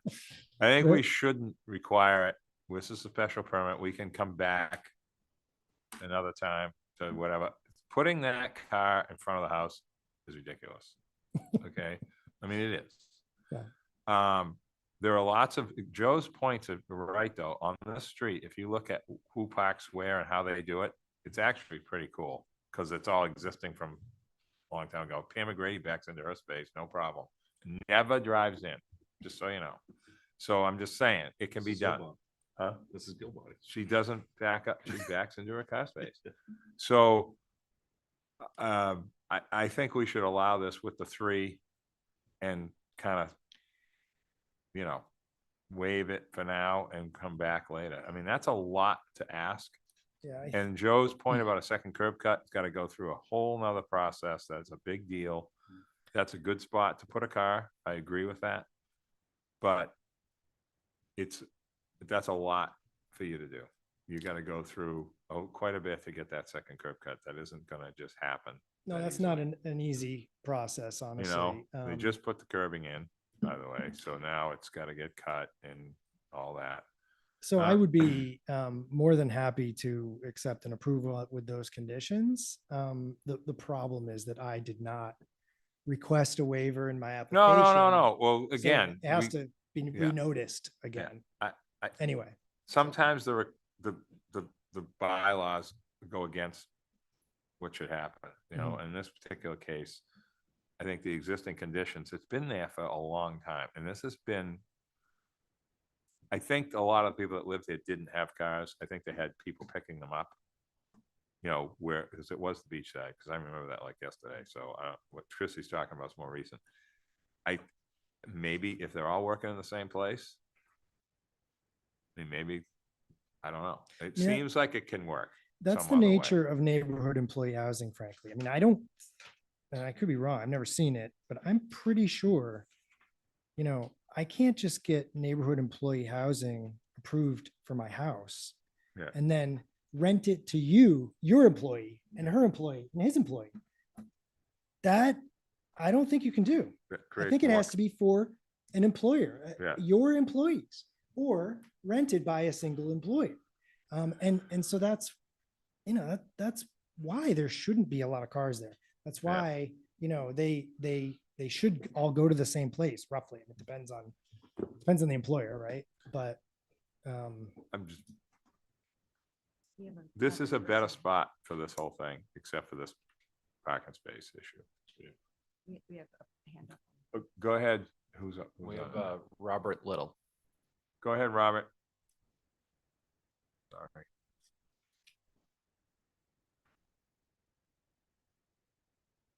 Coming on. Hello. Yes, hi. Good Hey, evening. Nat. Hi. Thank you, Nat. Just a quick comment. Now I know who it is. Can you hear this? Yes, I got you. Okay, thank you. This has been an amazing conversation for the last couple hours Yeah. between a wake-up call from Mary Barrett and her team. Excited. Thank you, Nat. Thank you, Campbell and Christy and Rick for the recent deal. Our super focus on attainable housing. Totally in favor. And maybe a missing link that we need to include is pocket parks. We've started doing that. Thank you, Land Bank. But maybe in the neighborhoods that are emphasizing density and employee housing, we need to think about the green space pocketed in those areas. And it would give everybody, kids, seniors, a place to like horse around and not be too obnoxious. That is my comment. Thank you very much, Nat. Thank you. Okay. So I don't know. I mean, just a couple things. Yeah, you go know, ahead. guys, just to respond to a few things. I mean, a lot of people have spoken. And, you know, I agree with Steve. There's definitely some room for, and I think Ms. Rayport points this out as well. Some room for maybe some more reasonable conditions in a housing management plan. And you know, we welcome some suggestions, I guess. Again, as long as they're reasonable and as long as we're not going to be punished for coming here. And you know, because I do take issue with the idea that this is some kind of phenomenon that's going to happen due to the economics. It's happened. Okay. I have way more clients who are employers on this island that don't take advantage of this than do, for better or for worse. And I think two things Ms. Rayport said that are really important is, you know, we don't as a town want to be chasing after those people. I don't want them being chased after either. But I think, you know, it does unhouse people to chase after those people. And it puts you guys in a difficult position, but it also, she raises a good point. She doesn't want me to not come back here. And that's not a threat. I mean, you guys know me. I'm here for a reason because I tell people to do it the right way. But I think people are gonna, you know, unfortunately, this is, you know, one more reason why they might not come. And then Then you Yeah. have no limits on No, these houses. this is a relatively unknown issue though, Rick. You have to admit that. This is Yeah, not I don't, not many on people the do front it page of whatever, article about stuff. This is till sort of Thursday. this is something that's just a confirmation permit per se of what they're already doing. We're just confirming it and you know, so I think that, you know, as far as continuing, how does everyone feel about this? Yeah, I hate to, but I gotta make a couple more comments if I may. Okay. Oh, hold on one Yeah. second. Well, I just think it's important that we distinguish a couple of things. That's all. And okay. you know, you don't All right. really normally hear from me. very No, much, so- you're catching up. It's Yeah. definitely true. So go ahead. I can't believe you complained about someone. I'm not I know, I wasn't complaining. gonna I'm say it. just, Thank you, Joe. we got to get the right name tag. A couple quick things. One, I mean, the phenomenon isn't that this is occurring. The phenomenon is the gold rush. When people realize at $50 a day, 18 people is going to net you a third of $1,000,000 a year. And at $50 a day, that's cheaper than going back and forth to the Cape. Plus your employee is here full-time, you're all day, 24/7 for however many days you keep them here, if it's a month, if it's a year. So that's a very economically feasible and important aspect for an employer and an employee. When an employee nationally, your mortgage is if you spend less than 36% of your income on housing. If you work an 8-hour day, most people are making between 30 and 50 an hour. You are spending less than 1/3, typically less than 1/4 of your income. You're working for an hour or an hour and a half to pay for your housing out of an 8-hour day. $50 a day is nothing. Now, the gold rush phenomenon is that people, when they realize that they can do this legally, if they're the first one or two in a 1,000-foot radius, they're going to be pouring in the door. Maybe I'm wrong. I hope I'm wrong. For our neighborhoods, I hope I'm wrong. But I do also want to say that this is a great example, and the prior application are great examples of where you do not necessarily need to have rigid housing management plan rules that address every single aspect. There is a different organizational aspect and functional aspect to having 18 people in a home that requires more policing than having 4 people in each side of a duplex. And I think that we just need to be sensitive to that. I don't think that we should be mischaracterizing or misconstruing or misunderstanding that the rules need to be set up so that people feel as if it's onerous or it's putting them in a position where somehow they're worried that they're going to violate a rule and lose their employee housing. That's not the purpose of those. So I think those are important distinctions that I wanted to mention. Thank you for indulging me, Mr. Chair. And just one more thing. Is that a I live radio next to show? someone who rents to their employees, and I have 2 teenage kids. I can promise you, they hate me more than I hate them. And that's not always going to be the case, but I, you know, that's we have a 4-person house, and you know, unfortunately for my wife and I, my kids are maniacs. So, and my neighbors. Okay. Do we need to recap some of the things we wanted to see coming back, or will staff follow up with what our wide-ranging discussion has covered? I mean, I think we've kind of like said a lot, actually too much. But I can assure you all I'll watch the meeting again. Yeah, I think will this, too. I My personally think, condolences. I personally, other than the parking space, I don't have any issue with this application at all. Okay. That's just me. I want to get the sense of the board of if we want to continue this or not. I personally think that if we can put that in there, Leslie, about the parking space in the decision, add that in and have a sunset situation where we come back in a year or whatever, like we do at restaurants, like we do at some of the other things that because I think that that's a good policy, and that's what a special permit is for, is to revisit, you know, things as if if there's complaints, if there's whatever, you know? So the What's your issue thought? with the parking space is that we did not advertise for a parking waiver. So that's a little legal issue that we have to. Parking way would probably deal be with. easier than get past than having it look like that. You know what I mean? But that's okay. Okay. Yeah. So then if we have to come back and re-advertise, what do you want to do, Rick? Do you want to do that? I mean, I'm sure that it's, I would assume. Do I well, want to go no, through this process again? No, Is what that I'm you're just saying asking? is, I'm assuming that you're happy with not putting a car in front of this house just because it says there has to be 4 cars. Yeah, it's, it's going to be work. I mean, for that's, the I think client to that's, do. It's HDC approval. I mean, yeah. Look, if the board is on board with that, if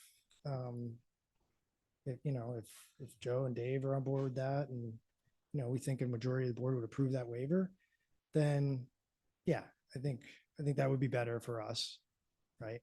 And I think in the meantime, we're going to hash out what Steve deems to be reasonable on the last project, and that might inform us on this one in terms of the management plan. So, we might as well continue it so that we can I'm not hopefully concerned put our with best foot forward. using, like, parking in the street, that nobody's gonna park in Atlantic Avenue. Can't, Like, yeah. well, it's not one of those streets you can kind of sneak over. That's not gonna happen. Yeah. This is a different place.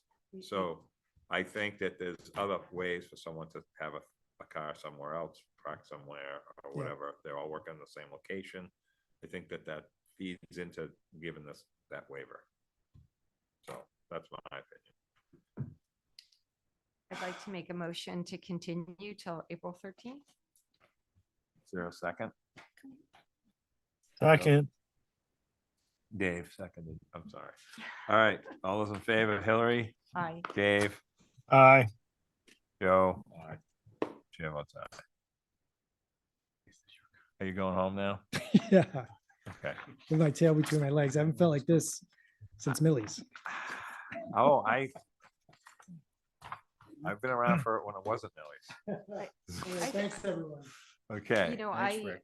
I haven't been through a cycle of these kinds of permits, but I think a lot of important stuff came out in that discussion that perhaps we could revisit in the housing meeting tomorrow evening for those of us who are coming, because I think if we could make it easier and more clear about what we want to see, and not that it's not clear, but it seems like there's maybe some shifting needs or realizations given current conditions, maybe we would see more of these applications. Oh, I see what you're saying. Okay. Yeah, I'd just like to make it better. Existing conditions is big difference. That's what's Yeah, causing this. exactly. It's because it's existing. Yeah. You know what I mean? And what time is, excuse me, Mr. Chair, 3, what time is that? I have HTC tomorrow, but Oh, and there's I will- FinCom at 4 too. I will, With a good I topic. will head out. I'll be for the housing meeting. I think it's important. This is an important topic. I agree. We don't want to create rules that dissuade people from coming in. But there are some rules that can be put in place that have, just use the noise. Eight adults in a spot is way different than a family, and 10 o'clock noise is much different when you have 8 adults who can each have a visitor. Yeah. You have 16 people. It's just a different. I think if we feel very confident about the policies that we put in place, we could also be more confident about chasing down some situations that have avoided the permitting. I agree wholeheartedly. And Mr. Chair, That's this has been in the bylaw for, I'm just going to guess, probably 20 years. And I'm not aware of any of these becoming a problem in neighborhoods in there, throughout the Mid-Island. And the planning board has consistently employed the dormitory management plan and just some basic conditions, the zoning board too, when they've gone in front of the zoning board. And these haven't proven to be problems for the neighbors, and they're not things that we get complaints about.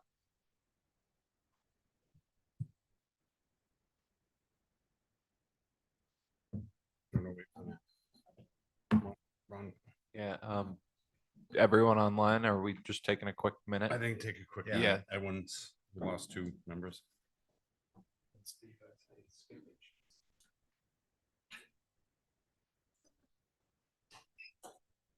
Pizza would be nice. Let me move out of the way. Go ahead. Take your best shot. Oh, hey, I think I mentioned to you, may not, but that stuff work order was extremely creative. Imagine it.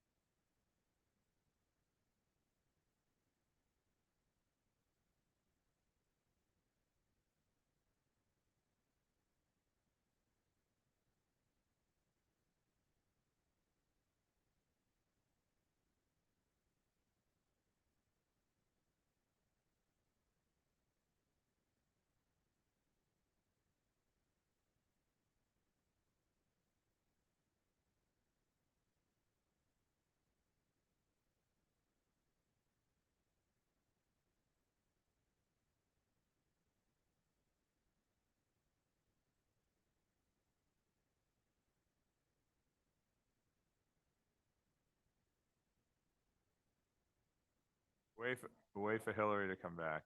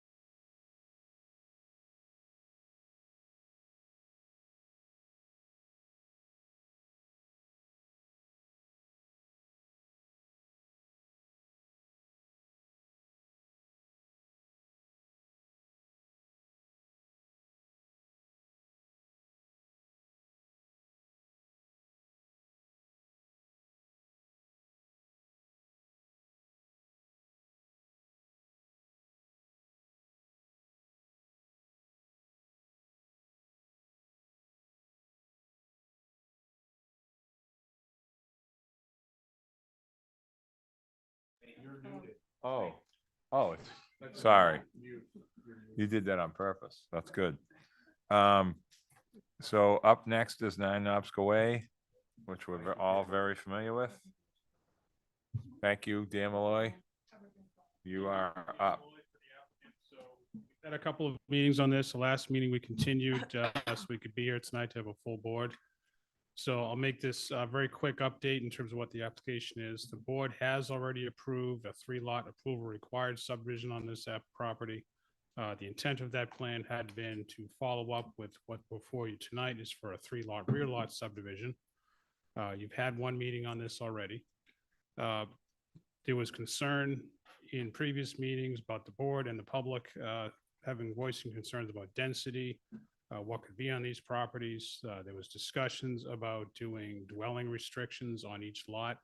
So there could be a primary dwelling and ADU, no further dwellings. So the intent of that discussion was being this property could be subdivided into 2 lots, approval not required, with nothing, just a simple 2-lot A&R plan, which could have resulted in 6 dwellings.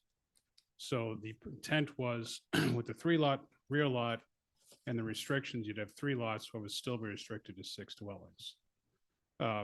I've since had quite a few discussions with the owner, and I'm going to start off tonight. The owner is asking or electing to reduce this 3-lot rear lot to 2.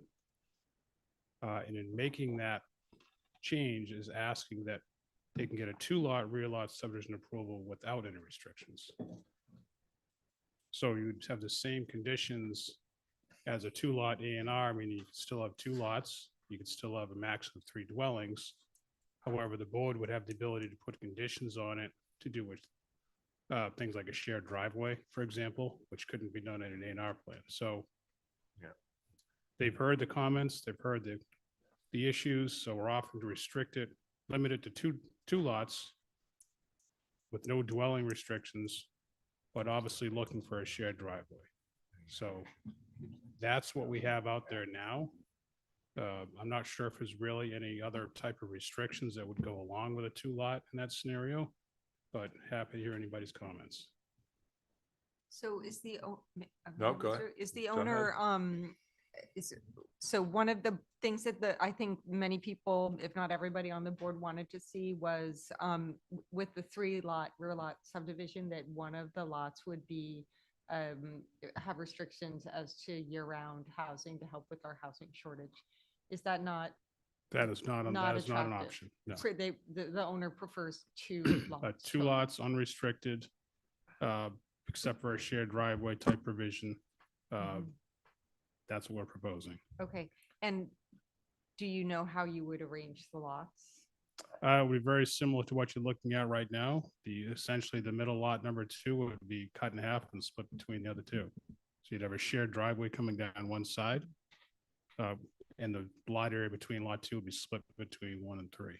Yeah, so you'd be able to save the house and it would. The house would have to be moved onto one of the lots, wouldn't be able to stay where it is, but the house could be saved. The house, but where the house is right now, we're unable to shape a lot line around it and They're still gonna have. pick it up and move it. Because Yeah, of we the wanna front move it. lot being so small. Right, would move it on to one of the other lots. Yeah. I Either forward or thought, backwards. I was envisioning lot 2 and 3 would be 1 lot. That's what I was thinking when you first brought it up. No. Yeah. Okay. No, it would go right down. Lot 2 gets split in half and the house Didn't you gets have a moved. plan showing that way back when originally? We may have, I think I it's. feel like I saw It's that. part of the approval required is somewhere. We may have put a 2-lot plan up on the screen. But they have the option to fall back and just do a 2-lot A&R plan. Yeah, but that's. The incentive, at Too this point, the substantial. only incentive to them to do a rear lot subdivision is a better configuration of the lots. Yeah, no, it That's- does. There's really does. no other incentive to do it. If they're willing to move the building, that makes sense. Total sense. And it also makes the front lot be able to be bigger and more, normal size compared to how much land there is. There's a lot of land here. And if the house went forward on the front lot, it almost Same keeps the thing. streetscape the same. Yep. And the driveway that they have now would access the back Yep. of what would be lot 2. Yeah. Do we have a fresh drawing of this, or is that? You don't, this is No. just. No, this is a good idea. This Great is idea. fresh I mean, from today, so I don't have a huge. drawing to show you. This is, But if you could simply just picture lot 2 with a line cutting it right in half, left to right. yep. No, I got it. It's good. I like that's a great idea, Dan. So what we're offering again is 2 lots. We're asking for a shared driveway. That's what we would like to do. That's what we're asking the board. No, since we don't have an official plan, because it's just a new, thought or agreement, do we have to continue this just to that, or what? I mean, what's your thought in this, Megan? No, I think he could give it to us after the fact to attach as. Because it's an the exhibit. same except Right. for what he just said. I mean, Yeah. we know what Yeah. he's doing It now. will Yeah, be yeah, an no, no, A&R no. plan filed Yeah. after the And then fact an A&R will anyways. have to Yeah. be filed anyway to implement I it, so, appreciate that. I'm just asking. yeah, no, we don't have to continue it again. I don't see any reason to. I have to ask the question. Did Dave have his hand up? Dave, are you up there? Sorry, Bill. I am, Mr. Chair. Yeah, I'm not opposed to this. My concern is what's better. I mean, from a streetscape perspective, the rear lot's better, right? Way But is the A&R better for the neighbors because then they're just gonna have less buildings right next to them, if that makes sense to you, right? The other three will be separated by a lot. So that's my only concern. And if the neighbors aren't here to voice it, I'm either way, but yeah, that's only my only concern.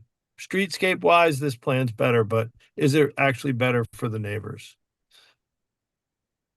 Well, the house can't fit with an A&R.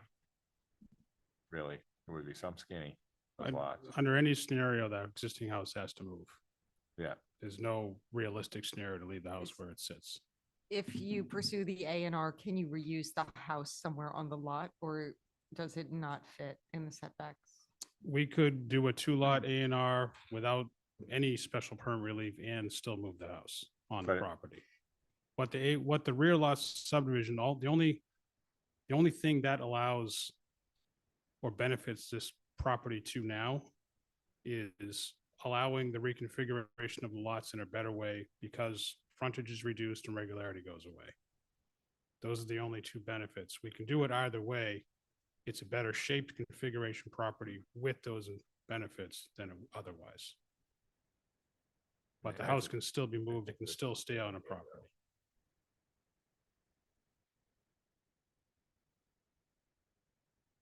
And doing this keeps that building in the middle of the property.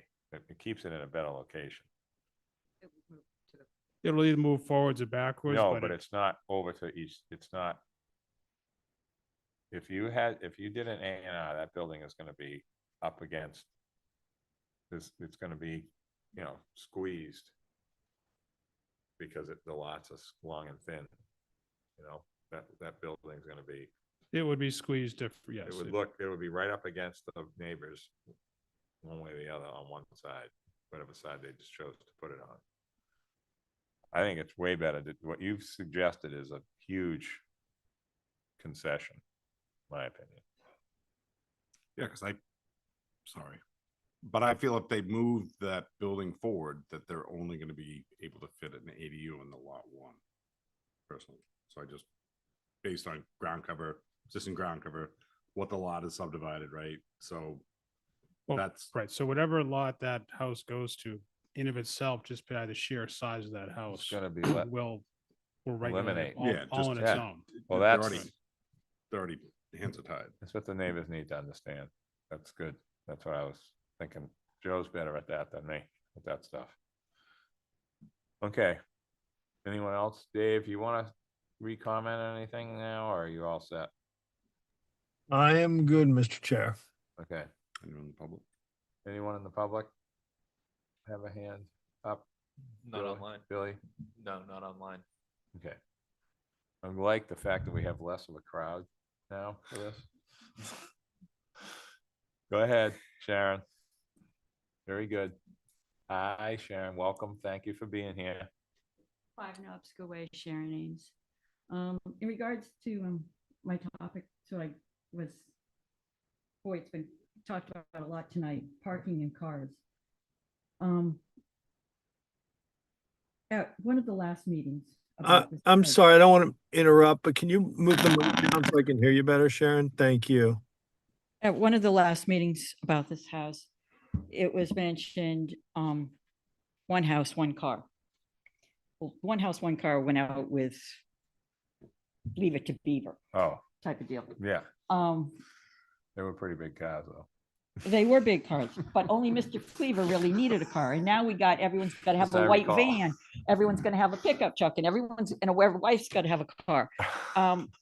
So the possibility of that lot on our street with 2 houses right now, but possibly 4 houses if you add ADUs, correct? Or am I wrong? What would be the maximum possible with those lots? 6 or 4? 6. 6 dwellings. 6 is the maximum. So if that we could look at possibly be. 6 and we look at 2 people living in every one of those houses, and we average 1 to 3 cars for every bedroom, we do the math, I'm looking at more than 20 cars coming past my house again. Plus, we have other homes on our street that do have a lot of cars already, and white vans and pickup trucks. I know it's all legal. Believe me, I understand that the permits are there and everything is fine. It's just sad. And it's getting worse. The possibility, I guess, is what I think a lot of the neighbors are worried about. The potential of it getting worse, of the number of traffic and the number of cars that will go with, and the shape of the lots is, it's what it is, that's, not arguing that. We've sort of become a street that everyone's on top of each other. But tonight's topic of cars, I think, gets left out of a lot of approvals that go with people. And I can say my own driveway. We got a white van, pickup truck. I have a car.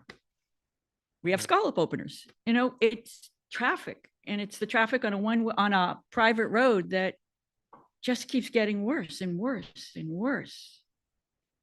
And it's what it is. Can I ask a question? Go ahead. Ms. Ames, thank you for being here. And I know you've come to a lot of meetings over this, so thank you and all your neighbors for all the attention. So we had suggested that the neighborhood could change from R5 to R10 or even R10L. Did you guys have a chance to discuss? I mean, it's too late for this town Yeah. meeting, but was that something people wanted to take up? I don't really know. I don't really know anymore. Because that's really the only way. Yeah. Because this is, so at this point, the situation with 2 lots, the choice is the rear lot or the side-by-side lots. And we'd love to hear from you if you feel the neighborhood would have a preference as far as the streetscape. I mean, I think the rear lot is really better for the streetscape. But I hear you on the cars and the traffic, and we can do something about that, and we can support a zoning change at town meeting, but we would want to hear from your neighborhood that you Yeah. really wanted to do that.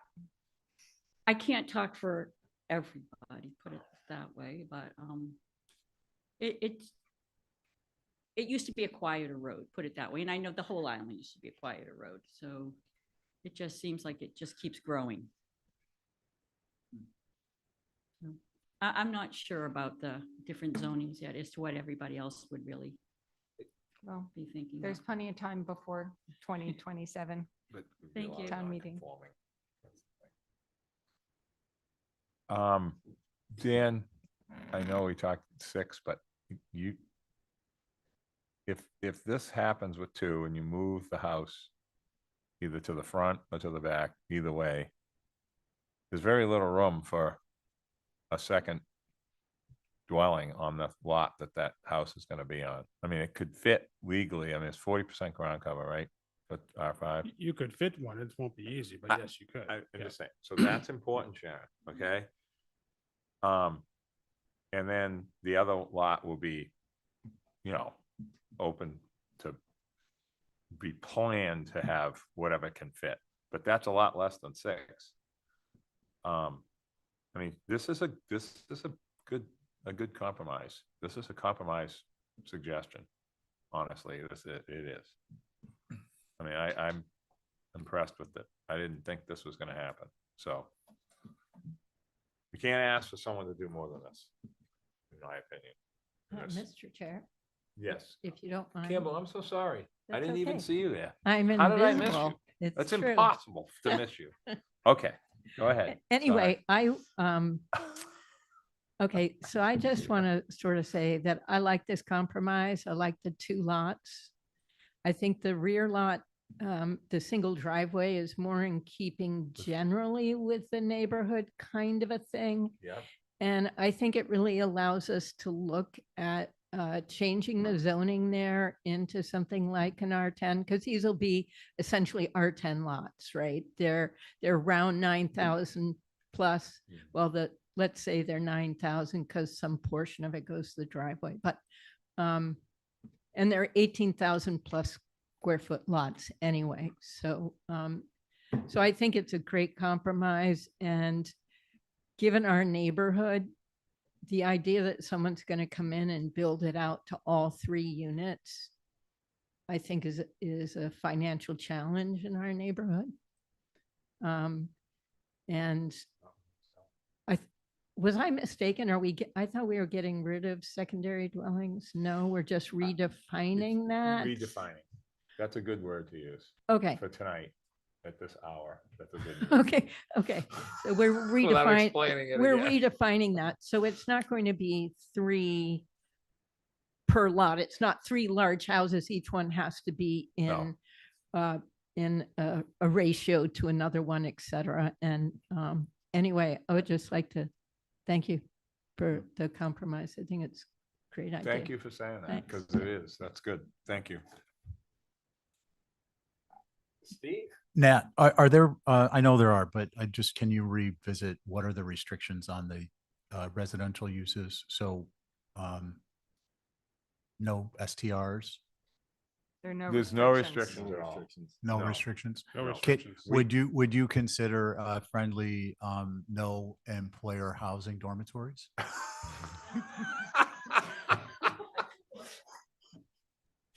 That, I can say that honestly has not come up on that. It's a brand new It's thing. the We just thing, you started know? it tonight. Legalizing those things is where it's at, man. Ka-ching. Oh, boy. Okay. So staff, you're good with this plan coming in? Okay. Because I mean, I'm really pleased about this, Dan. This is good. I think everybody's happy about it. Because all I could think about is chopping this house up, taking off a piece, all the different things that we've discussed during this whole entire long process of this lot.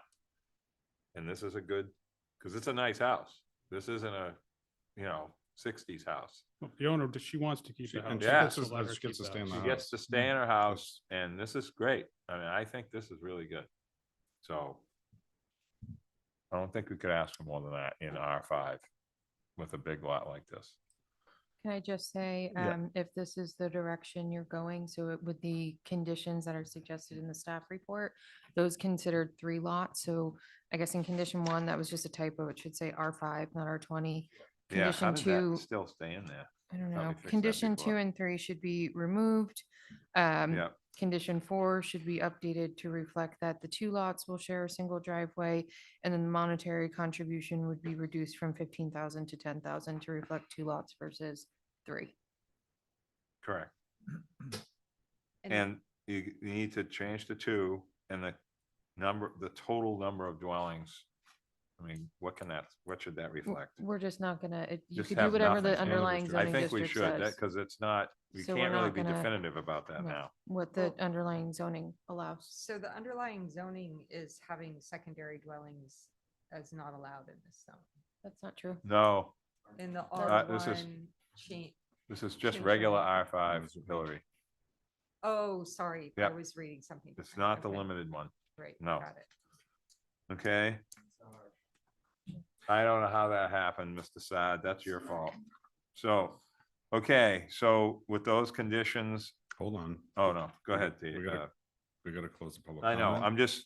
I wasn't gonna ask a motion. I'm just saying, we're good with the 7 okay. conditions. All right. Still fit this, right? Even though we're doing 2 lots? I'm sorry. The 7 conditions still fit this. Well, no, or it's no? now 5 conditions because 5, we've okay. removed condition 2 and condition 2. 3. We've Okay. edited the typo in 1, changed condition 4 to reflect 2 lots. And in Okay. condition 6, reduced from 15,000 to 10,000. So it's really 5 conditions. Okay. You guys got this down. Okay. Joseph? And we need an Motion. alternate too. Oh. Close the public comment. Okay, first. we'll close. Motion, if everyone's good. You want a motion to close? On motion to close the public hearing if you activate me. I think you've been activated all night. Okay, Stephen. you have been, you've been active, definitely. He's only activated on employee housing. He's a specialist. Joseph, yeah, he's got a new specialist title. Okay, Joe, you want to make a motion? I just did. Okay. I'm se- looking for I'll is there a second the Okay, motion. sorry. All those in favor, Joe, Aye. Hillary, Aye. Dave, Yes. and the chair votes aye. Okay, activation. Is Howard, are you still on, Howard? No. Is he gone? Okay, Abby, are you on? Painfully? Is she on? She's not answering. This is going to be a problem. Why can't Stephen? Well, he Stephen can, can. but we try to rotate, whatever. But that's fine. You can't talk, but you can vote. That's gonna be your bumper sticker. Jesus. Listen, when I was an alternate, Donald Biscuit Yeah. wouldn't even let me talk, so just relax. Okay, I'll explain that reference. Thank you. all right, so we'll activate Steve on this then? Okay. On the merits.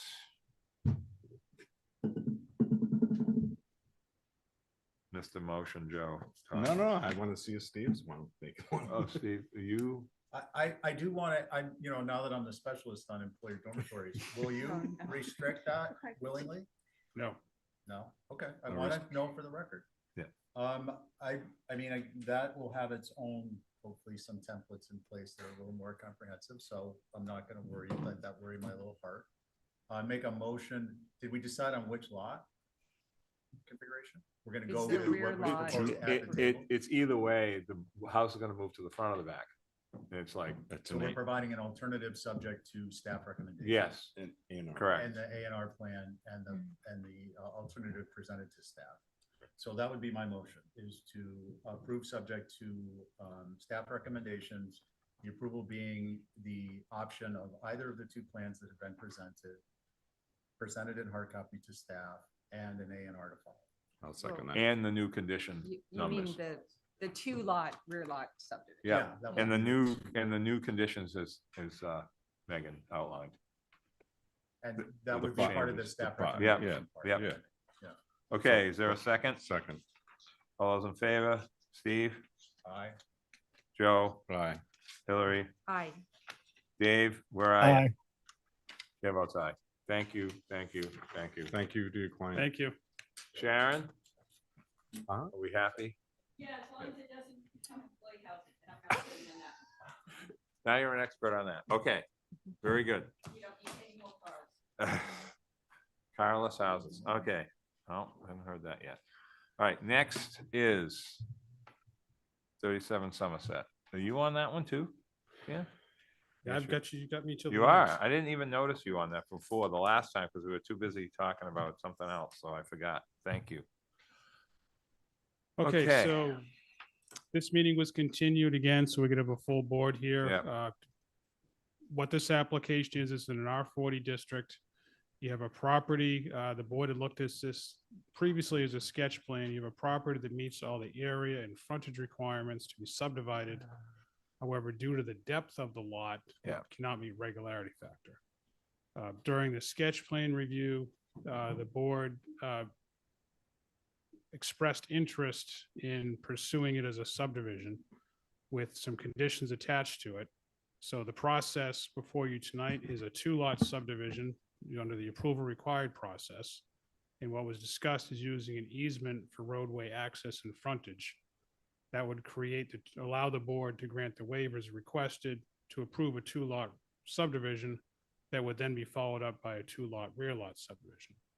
And what's been discussed and what the applicant is offering, I've put it in writing, is that under this scenario, and if the board were to approve this going forward under rear lot scenario, that one of the lots would be restricted to year-round housing under the current definition in the bylaw. And also, I will say now, I forgot to put this in the email, but it's already in your staff report and it's been discussed, that the lots would be restricted to one dwelling and an ADU each, so 2 dwelling units per lot. So that is what the applicant is putting out there. That is what is being offered as part of, we're willing to accept that and offer it as a condition in this approval, if the board should approve it. And that restriction we're proposing would carry forward if a real lot subdivision were to be presented to you. So it allows the property to be subdivided into 2 lots with those restrictions, with the only real obstacle we have is regularity factor, which for what the regularity factor was put in place for is not this. Yep. It's put in place for all the rat tails and things on Old Yeah. South Road. It wasn't, Yeah. this wasn't envisioned as the problem. Another concession. This is good. This is good because it's all existing. Everything you see here is the way it's been It forever. all with that exists. One of the road. lots would be Yeah. restricted for Makes year-round it's- housing. This is good.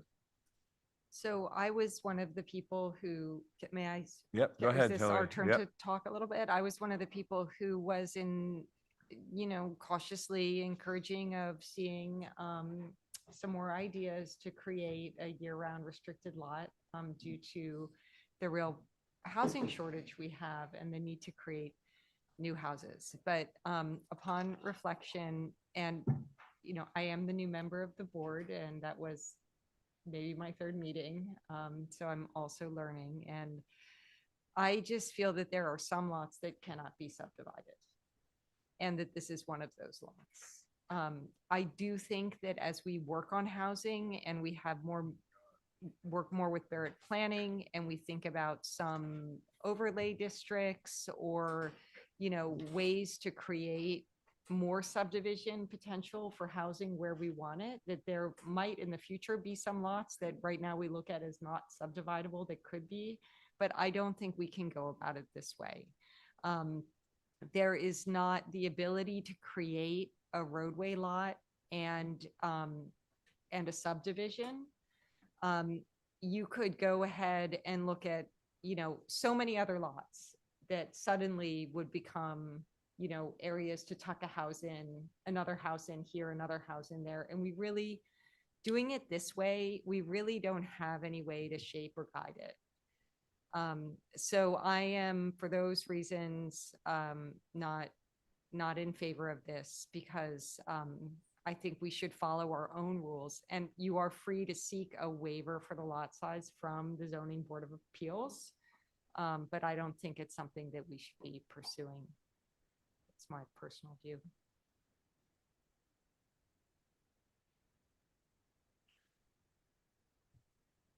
Joe, you got anything?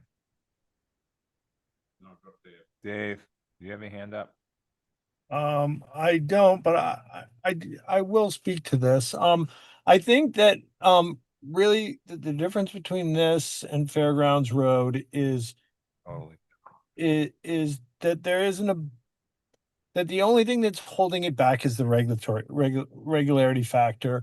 And I strongly believe that with the year-round restriction, this is on the edge of not being developable, but I feel it is, and I feel like I could vote yes for it. Just for the simple fact that if it wasn't for the regularity factor, that they do have the frontage for 2 lots. So I'm in favor of this this application for those reasons. Thank you. Agreed. Is anyone else? No, I would like to say the same thing Dave just said. I did watch the video and was part of the first conversation. I do think it meets all the requirements. I do not agree with the land council's decision. They haven't challenged it, so I feel like town council and town meeting are correct, and staff. So I think that this will work really well. I think the way the lot is structured in the streetscape, I think that this will really have almost no impact or any way, shape, or form, other than the car on the street. And to the roadway, that is, as I said, that is multiple years of just not being properly taken care of. The other part of it is we've had numerous, last 5 years, very cold winters and there's heaving and frost going on. And I think some of the manholes and structure on the street needs to be fixed. But I don't think that this house or any house on the street has caused that impact. I think it's just nature. So I think that this would be a acceptable plan. So thank you. Agreed. So my take is similar to what Joe and Dave said, but I want to just throw in a few other points. First of all, this is in lug 1 or R40. R40. Okay. See, 10%. Okay. So let's just pretend that this is the lot next to fairgrounds. I mean, other than the regularity factor issue, there's nothing on the lot. So that lot, even though it's skinny and weird shaped, they got 25% ground cover on that lot. That's a big amount of ground cover by right development on that lot. Now, it's not the greatest spot for fanciness, but it nonetheless, that's the deal with that lot. This lot has existing buildings kind of in the right place, which is unusual for us to see, but it's huge. I mean, this lot has essentially, you could call it 20% ground cover in theory of the way it's set up. If it stays the same, if this lot wasn't allowed to be divided, there is no alternative here other than down the road, likely to be sold, torn down, and built with a lot of ground cover. So I'm seeing this as this concession he's given without a third dwelling, which he has plenty of ground cover for, is huge. To keep that year round, keep it in its existing state. I mean, it's almost like a preservation plan, but to get 2 lots out of it. This is a perfect setup. And again, we are looking at things that are already existing way before we ever talked about changing zoning from the original zoning and all the different things. This is a spot that, and there's a good chance sewer will be down here at some point. So that's another issue. He's already giving up a lot, but just right now compared to what could happen if there was sewer there. So I'm totally in favor of what he's given us to vote on as far as the concessions with the third dwelling. And the year-round restriction. And the year-round restriction on 1 lot. Yep. Emily, sorry. I saw you there in the corner of my eye. Sorry about that. Oh, that's quite all right. Thank you, Mr. Chair. Emily Molden for the Nantucket Land and Water Council. I certainly want to be respectful of your time and how late it is. I think I will make a few comments probably in 2 parts. And I just want to start by making a few comments about the second letter that I submitted that I know was too late to get in the packet. I think it probably has been distributed. And that was really a result of an endeavor I took to try to do some more research to improve my own understanding on the original adoption and purpose of the rear lot bylaw and how it has changed over time. And on Friday, I hadn't been able to finish or conclude all of that research, but I wanted to provide you with some of the documents for discussion purposes. So I got in what I had, but I did want to let you know that I was able to actually find the videos of those meetings from 2019 when Stephen Cohen had proposed to amend the rear lot bylaw. And listening to that discussion was actually really helpful for me to understand how it started and how it has changed. And as a result, I do want to first acknowledge that I understand that rear lot subdivisions can be converted from approval required divisions where waivers were issued. I do understand that. I think it also became clear that initially when the rear lot bylaw was first proposed by the planning board and adopted in 2017, that wasn't the original intention. And it was first adopted in a way that rear lots were only allowed for subdivisions, approval required subdivisions that could be done by right, that didn't necessarily, or not approval required, sorry, they were available to subdivisions that could be done by right without needing special permits or waivers initially. And then in 2019, when Stephen Cohen proposed to make his amendments to the language, I think it made sense in a lot of ways because clearly the intention of the rear lot bylaw is to eliminate these untaxed roadway lots. And I think in those 2019 meetings, it was even referenced some of like the 40-foot cul-de-sacs that people were permitting for the addition of one lot. And the way that the bylaw was set up wasn't addressing that. And so Stephen Cohen's amendment to allow rear lot subdivisions to be converted from approval required subdivisions that did require these roadway lots makes a lot of sense. I think that that was kind of a natural nexus to make. And I sort of see that transition and evolution that transpired for the rear lot bylaw. I think where that has left us, and listening to some of those, the discussion in 2019, my predecessor actually raised some of these same concerns because it creates a little bit of a gray area between approval required subdivisions and the conversion to a rear lot. And I think what was brought up then and is still apparent to me, and I think is the root of my concerns around this now, as my predecessor said to the planning board in 2019, I sort of say to all of you, that leaves us in a position where, you know, I have to trust the planning board in reviewing the approval required subdivisions, that you are reviewing them on their own merit, and that the potential for an approval required subdivision to be converted to a rear lot or not should not be weighed in your decision to grant waivers. And I think the concern is that any waivers that you are issuing you should be confident and comfortable in their justification for the subdivision that you're approving, regardless of whether in the future it may be turned into a rear lot. Otherwise, you are going against the original intention of the bylaw, which was not to create more building lots than you otherwise would. So I think that's where there's a little bit of a gray area and a slippery slope. And it's just, I think, important. And again, this review was very helpful for me, and I hope that it is in your future consideration of the process and protocol for reviewing these.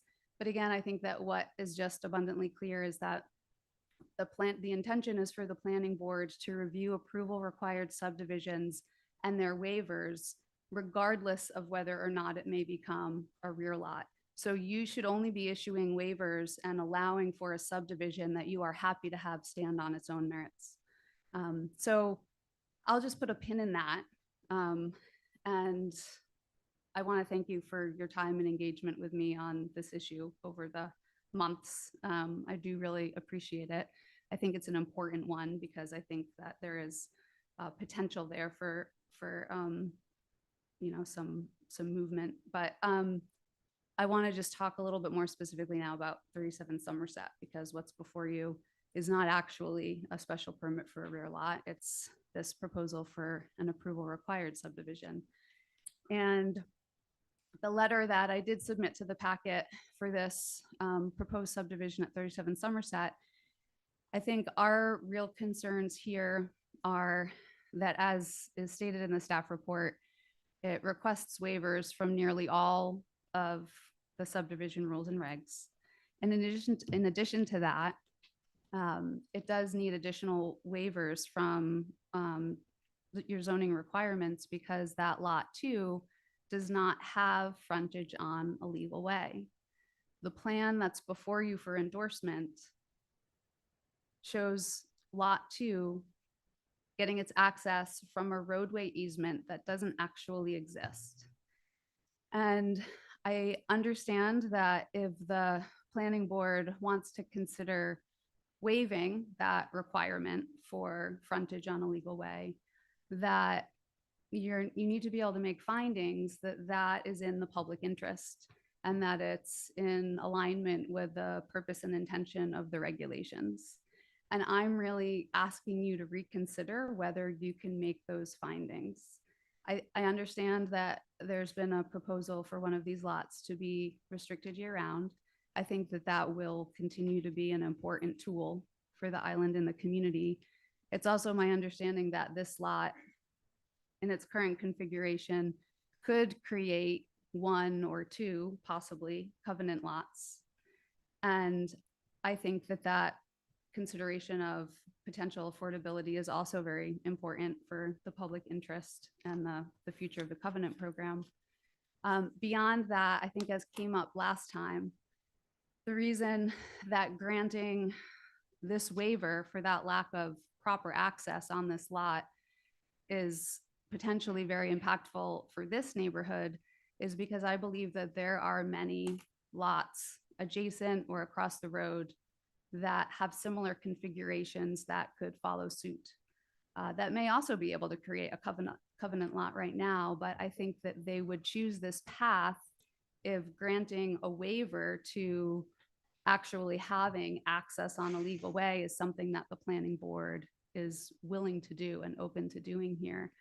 And I think that's that domino effect that was discussed last time. So I think it's really important for the planning board to think about that from a bigger picture perspective here.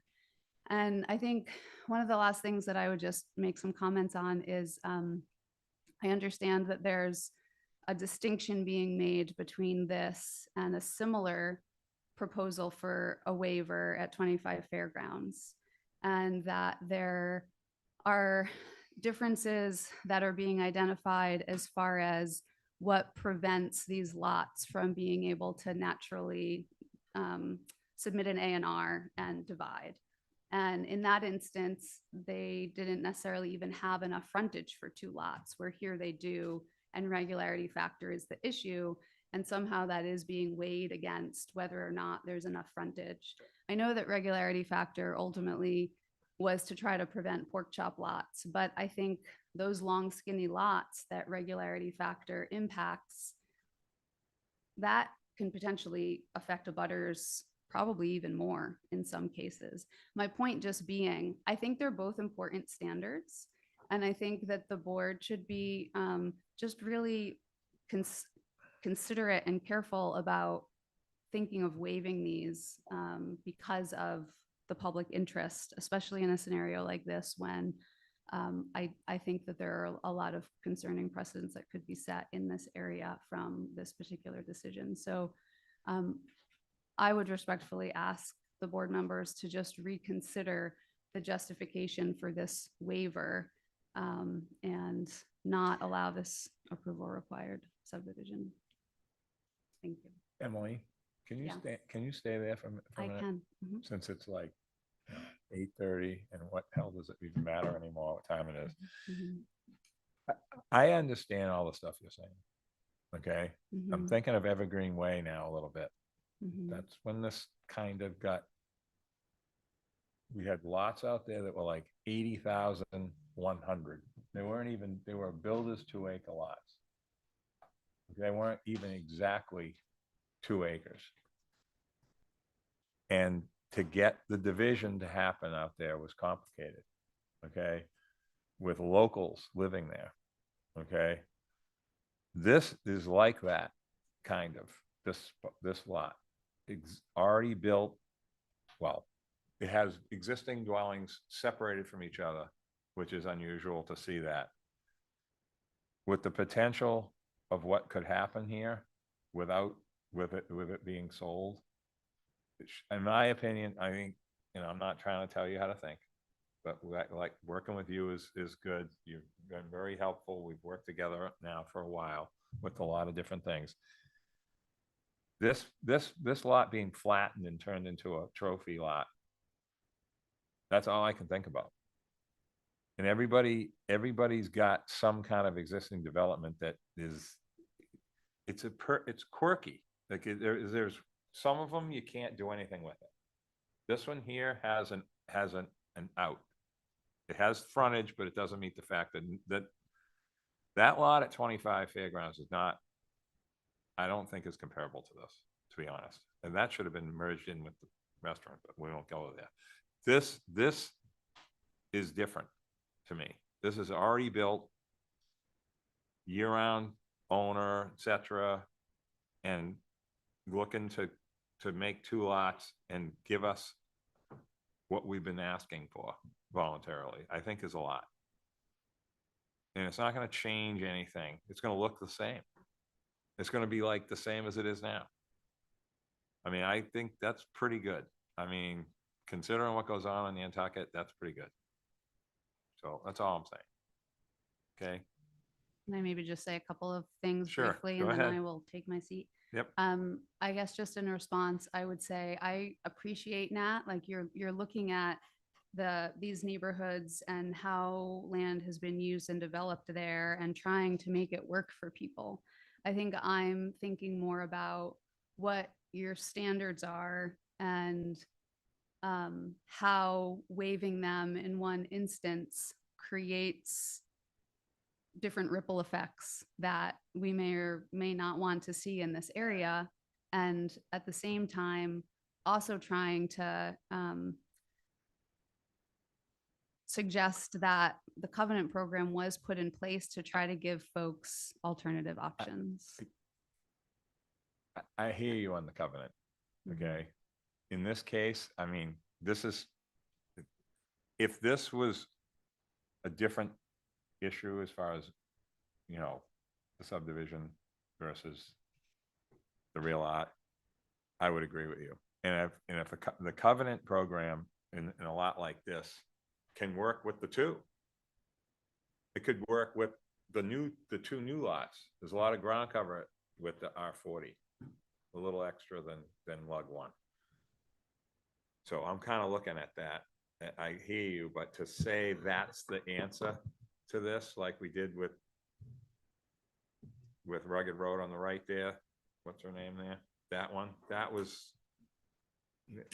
even for that one, that wasn't the right thing. But anyway. Who? Christy? Hi, Christy, go ahead.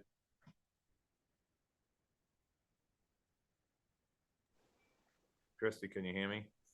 Hi, can you hear me? Hi, I hear you. Hi, Christy Ferrantella, and I feel like I'm repeating some of the same points, but I just wanted to reiterate, yeah, I do appreciate the incentive or opportunity to create year-round housing, and I don't want to sound unappreciative to that, but I did feel that this is creating a year-round housing opportunity on just one lot. So either the owners will live in the year-round designated unit, or it'll become a rental that's the year-round designated. And really, what could provide home ownership opportunities, which is something that's really lacking in our community, is the option for a covenant lot. And as was kind of laid out by Emily, you know, I just felt that this proposal in the real lot subdivision undermines the intent of the covenant program. And given the amount of properties on the street that could pursue the same approach, I was just really concerned around the board setting a precedent and not thinking about the broader implications. So I just wanted to add that comment. I know that it's what you guys are currently discussing, but I just think from a housing production and the need for not just year-round, but ownership opportunities, the covenant makes more sense on this lot. So thank you. Okay, thank you, Christy, but we can't force people to do covenants.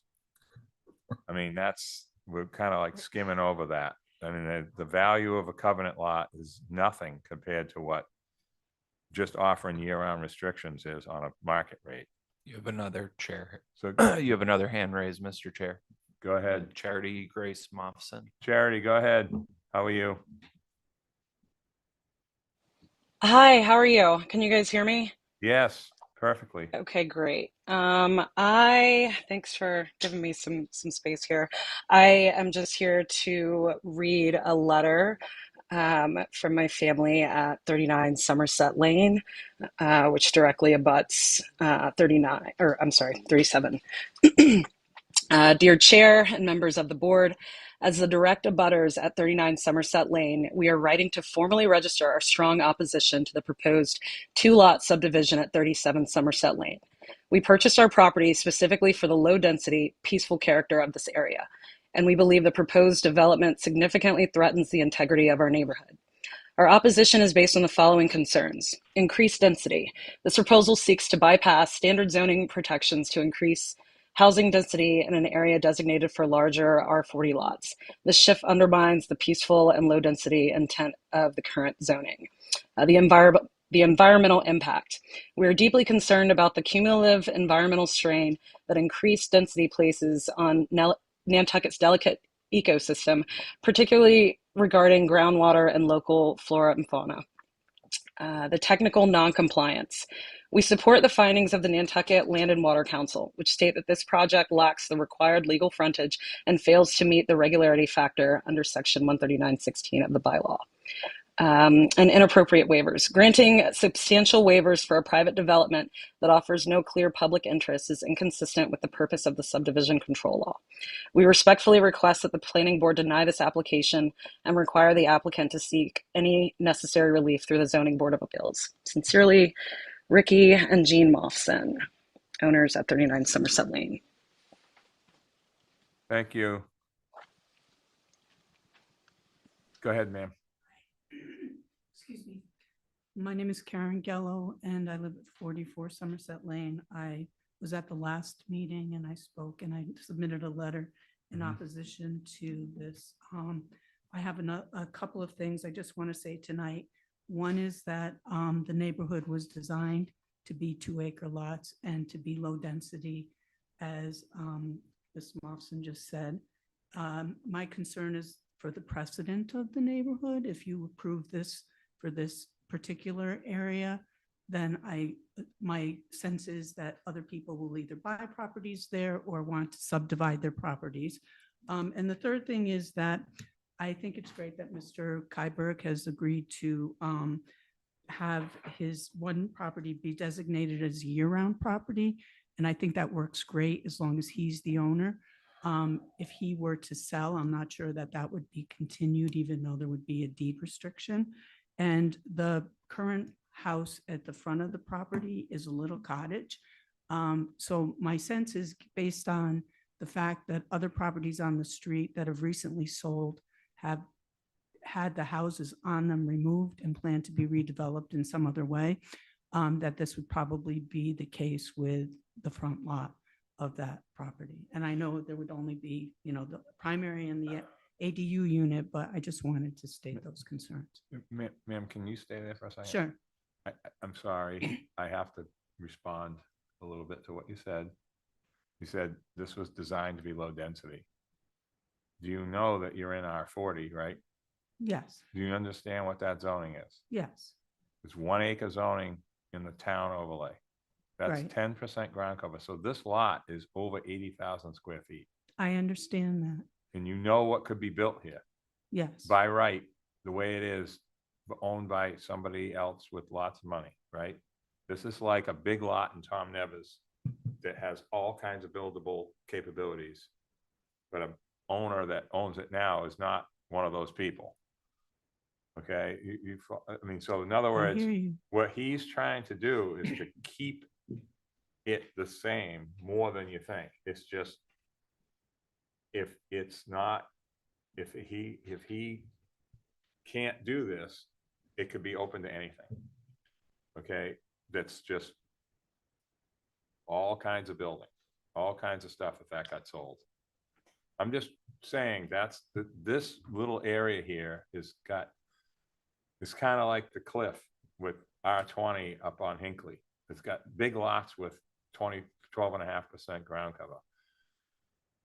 But those people that live over there, we don't think about them. But this is local still, and trying to keep it local in the 21st century. That's what we're trying to And I accomplish. understand that, Mr. Lowell. Okay. I think it works as long as it is local, but I'm not sure in the future, anyone who lives here year round could afford to buy that property who's a local person. Those lots will go for probably That's what $3 I just million. said. If by keeping it. But he might sell it at some point. All right. I don't want to argue Yeah, with you. I'm no, just doesn't telling, I'm matter what I sharing my think. concerns. Fine. Thank you. I can maybe try to put some of the concerns, and I really want to appreciate what my colleagues on the board are advocating for, because you're wanting to use the land efficiently and you're recognizing that we have a real need for year-round housing. And this is an opportunity to create that one year-round house in an area where, from the passerby, it's not going to have a lot of effect. But we also have to recognize that hearing from people who live in the neighborhood for whom it does have a very big effect. Secondly, there will be 2 lots. They're not they're restricted for year round, but they're not restricted for affordability. Christy Ferrantella, our housing director, mentioned the covenant program. And I just like by way of an analogy, I mean, Nat, you have a very fuel efficient house, right? Like that's what I've heard. And I haven't been in your house, but I've heard like it's very fuel efficient. You have a low energy bill because you have a really fuel efficient house. And, I don't know if you've taken advantage of them, but we have a lot of incentives in Massachusetts to encourage people to build fuel efficient houses. But imagine if, like, on the one hand, our government was saying, here's an incentive to build a fuel efficient house. And on the other hand, they were saying, and here's an incentive to give you like a much lower gas bill. So you don't have to worry about fuel efficiency. It just seems that what Christy is saying is that we can't force people to do a covenant, but we will guarantee that they will not do a covenant if we go out of our way to create opportunities to divide lots that under normal rules are not subdividable. So I think we have programs to create affordable housing. This application isn't, it's problematic. I feel like we don't have to do this. And we're hearing from the neighbors that they're going to be much less happy in their neighborhood. And we have an obligation to protect those things for the neighbors. Can I? Go ahead, Joe. So, well, something you brought up earlier, Hillary, is that they could go to town meeting. That all the people that are here that have that issue, do they have a covenant restriction already on the lot? Are they now seeing this and saying, I should do this? They're telling their neighbor what to do, but have they done it? Have they done it? Have they said, I got to come to staff? I see the next 5 lots on either side of this property that could be done this way. Do they want to change it? But it can't be done this way. I mean, It can be done this way. The law says that. But the point is no, we have people coming, telling us to do things that we can't do legally, but yet they're not willing to do it. Or are they? If they're going to do it, great. By all means, go to talk to your attorney tomorrow. Let's get those things. We're asking people out here to put on restrictions and they have to do a covenant house. Yet, do you have restrictions in your house? I don't, because I'm just like, I can't do anything. But at the same time, we're asking people to do things that aren't legal and you can't force them to do this. I understand what Chrissy's saying, but we can't deny something that is by right that this person has that's within our laws. And I know that Steve Cohen might have said something, but that's not truly what he says. To me, when I read the bylaw of real lot subdivision, that's what I come up with, not what someone intended or whatever. It's what is written in the law. And to this point, if I vote against that and town council said, oh, well, we think this should happen, it should have a covenant house. Well, that's not legal. He's going to come back to us in the year and say, we lost that case. Everyone on the street is now viable to do whatever they want. So you can't go, I want. It's what the bylaw and the law says. That's what we're restricted by. It's not a feeling. It's not a personal thing. There are times, yes, to Bear Grounds Road. Yes, there is that in that place. I feel like this is, no offense, but this to the HCC, it's what my personal feelings are to this aesthetic. But to this is a legal aspect that we're sitting like, no one wants to challenge us, but here we are again and again and again talking about real lot subdivision, and Nantucket Land and Water saying that's not right. But yet it is by town council, by the town meeting and everything. Yet it becomes nauseating to 9 o'clock almost at night that we're talking about this again at every single meeting. That's my point. I hear what you're saying, but I am a little confused. So I would like staff to maybe clarify if you Go don't ahead. mind, because I thought what we were talking about was granting an approval required subdivision based on an easement. Do we have any obligation to follow our bylaw and grant that? I mean, is what Joe said. The one on Daffodil. I mean, the one on I know Evergreen. it's happened, but We got Georgia, well, whoever did it. Under your subdivision rules and regulations, under section 1.05, you have the authority to waive any of those regulations. right. And when we find it to be in the public interest, right? It says, we didn't close that. We had town council give us a report on that one Right. on I- Evergreen. Yeah. Like but- 3 years ago.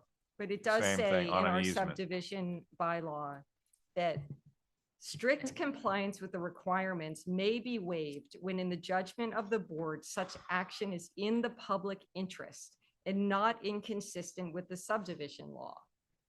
And the application for approval of a definitive plan must be accompanied by a written request. So we have to find that it's in the public interest. And we've had members in the neighborhood come and tell us that we have to find that it's in the public interest. We've had members in the neighborhood come and tell us that they don't want it. We've had the housing director come and tell us she thinks there's a better way. So I don't think we can find that it's in the public interest in this instance. Well, they're creating Don't- year-round don't- housing. Don't spin, So don't spin what it Christie may said. not be. I'm not spinning what Chrissy said. Yeah, I'm you are. repeating what she said. All right. Mr. Chair, Okay. Dave Iverson's had his Somebody hand was up writing for a checks while. for covenant lots for 800 grand a piece, then people be doing it. Who's gonna write that check? I'm just 'Cause repeating they're what, only worth I'm like just 300 repeating grand. what Christy said. Yeah, She said but- she'd prefer to see a covenant house in this lot, in this instance. Or two. I think we should So, vote to continue. this Mr. Chair, Go on That- too long. Dave's got to see it. Dave, go. okay, yeah, listen, with all due respect to Christie, because I think she is extremely smart and does a great job. I think offering up a covenant lot or 2 covenant lots is almost insulting, to be honest. Until that program gets fixed in some way, shape, or form, it's really unfair to pull that out of the hat and say, well, you can do a covenant lot when they're maxed at what, 790 now. So you tell me how you buy a lot and you build a house for that amount of money. It's not viable at all. And Dad, are you saying that every house is like 1.4 million now? No, well, I'm telling you that if you basically, if you go to build a house, you're hard pressed to build a 800 or 900 square foot house for less than $1 million. Yeah, you're giving the lots away. And then you've got 300, 350 invested in the land. I think that it's not at this point a viable option for most people. And I understand where the neighbors are. The neighbors are worried about what could happen. There's no plans to show that he's going to blow up this lot with 3 houses and so on and so forth. And again, everyone should be educated to the zoning district they're buying in. If you bought in an R40 zoning district where all the lots were 2 acres, I think you're being a little naive if you think that something isn't going to happen there. Now, if you buy a 2 acre lot in lug 2, then you have a ground to stand on. But you're buying oversized lots in a smaller zoning district, and the way it works on Nantucket is, unfortunately, those lots sooner or later will get split up. Now, in this opportunity, we have an opportunity to secure a year-round permanent deed restriction on one of these lots. And I think that serves a community interest. Thank you. Thank you, Dave. All right. I have a question for Dan, if you don't mind. No. If the So we're approving a subdivision. We're being asked to approve a subdivision and then you'll come back for the rear lot special permit. Is that correct? That's correct. Okay, so will these conditions that you're requesting be attached to the subdivision? So, so we've offered the condition of restricting one lot to year-round housing. We've also offered the restriction so that both properties will have a maximum of 2 dwellings, meaning 1 dwelling plus the ADU. And I'm stating for the record now, and I did put the email in the record as well about the year-round housing, that if the board acts favorably on this, that this would be a condition of this approval. If the board acts favorably on this, the decision would typically be written in a way that the decision is really only useful if we pursue a real lot subdivision, and that those conditions would also carry forward in that application. So I'm stating it for the record now, you have it in writing, that is the applicant's intent, and that is what we plan to do, is restrict it, as I've said. Could I invite Emily or RJ? You had, when there was the discussion about the covenant lot, I'm truly like looking for clarification about this, because I think there's a lot of chatter about how useless the covenant program is. But then we also have like this big push for people to use the covenant program. Thank you, Emily Molden. I think if Christy's still online, she can probably speak much better than I can to the actual covenant program matter. I think I would just say that, as the comment that was made before, if we continue to grant waivers to allow people to subdivide their lots in alternative ways, then nobody will create a covenant lot. I think that is the concern that I'm trying to raise there. And I also just don't, I don't agree that this subdivision is by right because of the waivers that are required. And I understand the board's discussion, but I don't feel like it's the job of the planning board to come up with the most financially viable option for somebody to create a new lot. And I just think it's really important to start with your standards and the waivers that are being asked for. But as far as the covenant program itself, I think it's more of just a concern that it's being undermined because people are never going to choose that when they're continued to be given other options. Thank you. Is Christy still on the line? I think I can answer part of that question briefly. So really what's before the board is an option to preserve something for year-round housing. There is no situation where a covenant lot would be created here. There's zero incentive. The property owner, if we can do the subdivision and do the year-round housing covenant on one of his lots, he can afford to keep that lot and sell one. If he can't get the subdivision, he's going to be forced to sell the whole thing as whole as one lot. Now there will be no more restrictions on anything, won't be any year-round anything, period. There'll be a market rate lot that I will absolutely guarantee you will be a seasonal dwelling, maxed out with all the ground cover. That's just reality. The property is worth X. He can afford to stay there, do the restriction with the subdivision. Without the subdivision, he's gone and the property's gone. It's really, there is no covenant discussion here. In other places there may be, but on this property, it's financially infeasible to do it.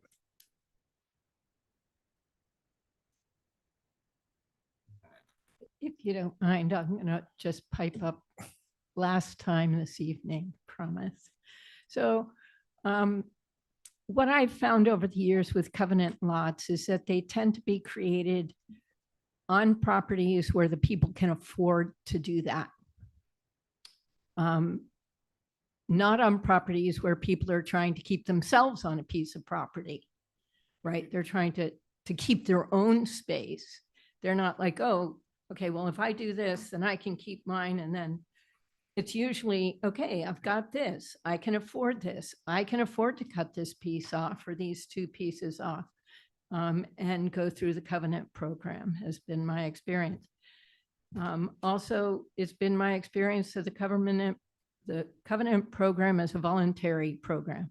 It's not a mandatory program. The other piece that keeps coming to my mind as I'm listening to discussion, and I appreciate everybody's input and I can see everyone's argument. And this will probably be lost on people, but I come to Surfside Crossing. That had come to town meeting for, well, I guess down zoning Yeah, isn't the right lug thing, one, but to 5 go to times. lug one, and everybody was like, no, we can't do that. We got to keep everything big and da, da, da. So what did we end up with? A 40B. So I sort of feel that here, right, is that we're having this big discussion over this property and trying to keep it in a size that is larger than the underlying zoning, right? And by trying to restrict it, we're going to end up with something that's, that's going to influence all the neighborhood to then become like estate size zones. I don't know, maybe someone can, in this long lot, they could put in, a bowling alley, with a pool on top of it. And if you think I'm nuts, I'm not. We've got them. No, you're right. what you're Right. saying. So I just like to try and keep it in perspective and try to keep someone who is here year round already. And, I guess what I'm saying is what I've already said. So good luck, everyone. Thank you. You know what? You made me think of something, and we're really going. But to get back to this covenant thing, if this was lug 2, the covenant would be perfect for him to keep his house and sell the front, or vice versa. But it's not, because it's in R40. And I guarantee if we came in with a zoning article to change this to lug 2, the people that are upset would never, ever go to lug 2. And you know that, Emily. I'm just saying, this is where we are. And I know you said that already, Joe. I know you did a different way, but you said the same thing. So, okay, that was good, Campbell, and I appreciate you saying that. What you said is 100% true. Mr. Chair, Christie's hand is Christie. up. Oh, well, no, she asked for her before she didn't get Okay. on. Christie, go ahead. Sorry. I have to give her permission to talk. Hang on. Permission? Hi, thank you, Christy Ferrantella. I just want to add one last comment to the discussion, and really it's for public awareness that the covenant program has the ability to stay in your own house. So what this owner could do is covenant his existing house that he lives in and then sell the market rate for the market amount. So it would reduce his living expenses for living in his own house, but then allows him to sell a market rate unit. So it's just another way of utilizing this tool. And it sounds like doing exactly what he's trying to do, but without going through this A&R subdivision. So I just wanted to point that out again, just more for the community and for the planning board to understand. Thank you. Christie, but it's in R40. Yeah, but he 81,000 square can feet. treat the new lot like a market. But he could still do it. And that would they would end up with a huge buildable trophy. This would be a smaller building plan if it was done the way it's being produced now. I mean, go ahead. I know. So you mentioned a continuance. Yeah, I think we should think this continue. is the third meeting where we've it's Oh. at least the second where we've talked about this. What other information do you need? yeah. Because I'm not clear on that We at need all. education in this one. I mean, there's not a perfect answer to this. I mean, I know how I feel about it because I understand it, but not everyone wants to go down that road. The neighborhood's not going to change their zoning to 2 acre. That is never going to happen. That's number one. Number two, this lot is not, it does have frontage. It's not the same as 25 Fairgrounds Road at all. I mean, we got to stop saying things like that aren't accurate. So this reminds me again of some of the evergreen stuff we ran into with those lots were just about this size, a hair over 80,000. And we got the town council report on the easement. You can have frontage off an easement. That to me is And then when we talk about waivers, I mean, we're talking about street lights and things that no one wants. And we're going back to the mid 2000s now. So that isn't fair to just say waivers and just say it. Look at what they are. We don't want those things here, okay? We would be in trouble if we were requiring people to put in the stuff that's in that list. It's from like this big city. So I just feel that this is a real good use of the real art because of the existing buildings that are there now. And you could have a covenant. He could do a covenant and keep it market rate for the year-round market rate for the other part in the future. Peter could. So, I mean, there are options for covenants here, but not in the way that's being presented. So, Mr. Chair. yes. Just, do you want to? No, go. No, I think, Dan Malloy's statement was objective recognition of the reality. Yeah. And I think, many of the board members are acknowledging, and in a way doing the right thing in a way that is perceived as for the wrong reasons and in the wrong way. But, Dan basically, stated there's a financial disincentive under the current market conditions that's prejudicial to covenant lot creation. It doesn't make financial sense to try and go that route. So what the board seems to be wrestling with is, well, not by right, but by law, we can waive these, we can grant the waivers necessary in order to allow a year-round restriction to be created and thereby prevent this from becoming a large compound type development. So I wanted to make sure I understood it correctly. I think I do. It's, we're back to it's a kind of an unenviable position for the board to be in. And I appreciate the fact that you all have been wrestling with it, but it seems like the facts are here and it's time to maybe make a decision. Yeah, I agree. I'm glad I'm not voting on I this. mean, I normally wouldn't do this, but I'm the only one who said I'm against it. You all have consistently been for it, but so somebody should make a motion. But I will say that what I heard about the covenant program is that the owner could put the covenant on their own house, which does not require them to build anything new, create a new lot through the covenant program, which would be a market rate lot, which they could sell. They would have one house, their own, which is permanently restricted through the covenant program, a new lot, which is not restricted that they created, that they could sell.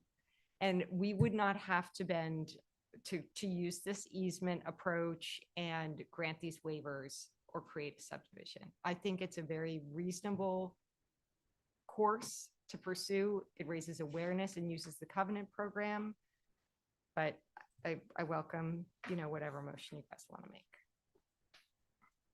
Dave Iverson's hand is raised. Dave, go ahead.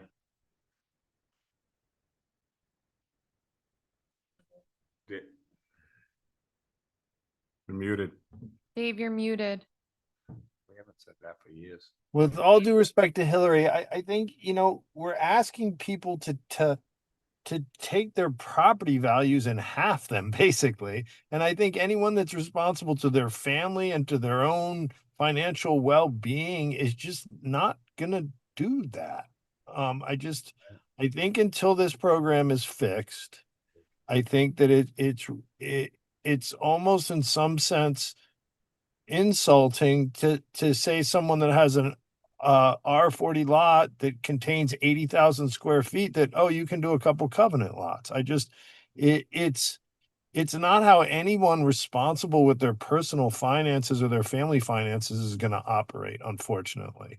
And I just I don't think it's a realistic option right now. I mean, listen, if they had an R40 lot and wanted to cut off they had 40,000 square feet, they'd have the ability to create a secondary lot and do it then. But this is kind of a different game.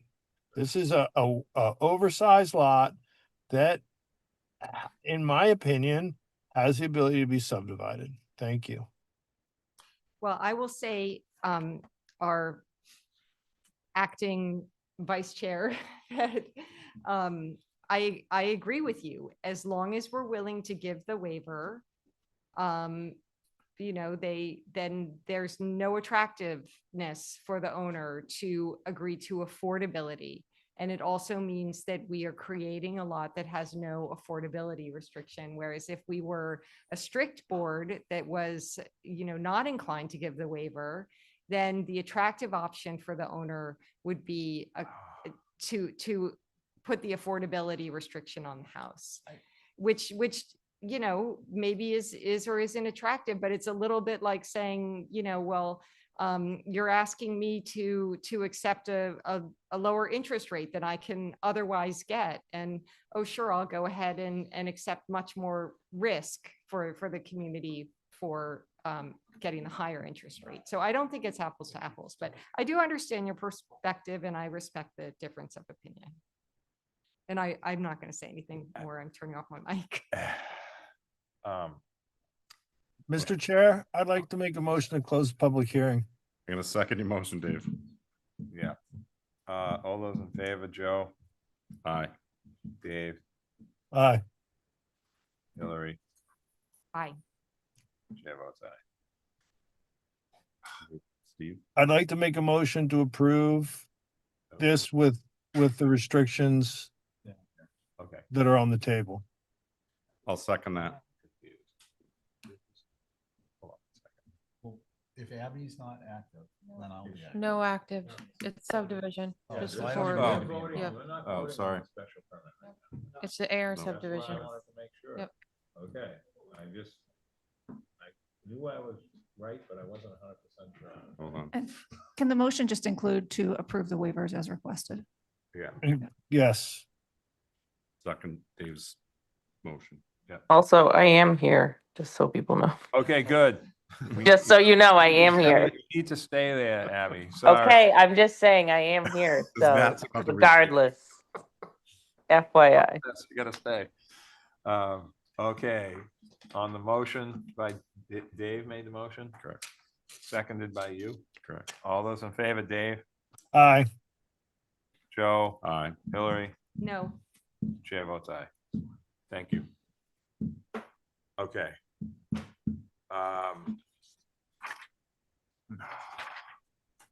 Okay.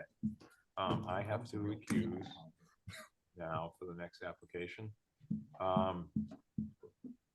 We had, I texted Howard earlier. I don't think he's here. I think he's gone now. Maybe Okay. he's gone. Abby's Alright. here though. No, Abby is. So we got enough. With you here, yes. we Yeah, do. Yeah. I'm just saying, I didn't. Okay. I get you. Dave, are you all set now? You just Sure. appeared in the van. I'm here. Okay. All right. You got it, Dave? Yes, sir. Let me just, I gotta pull up the application real quick.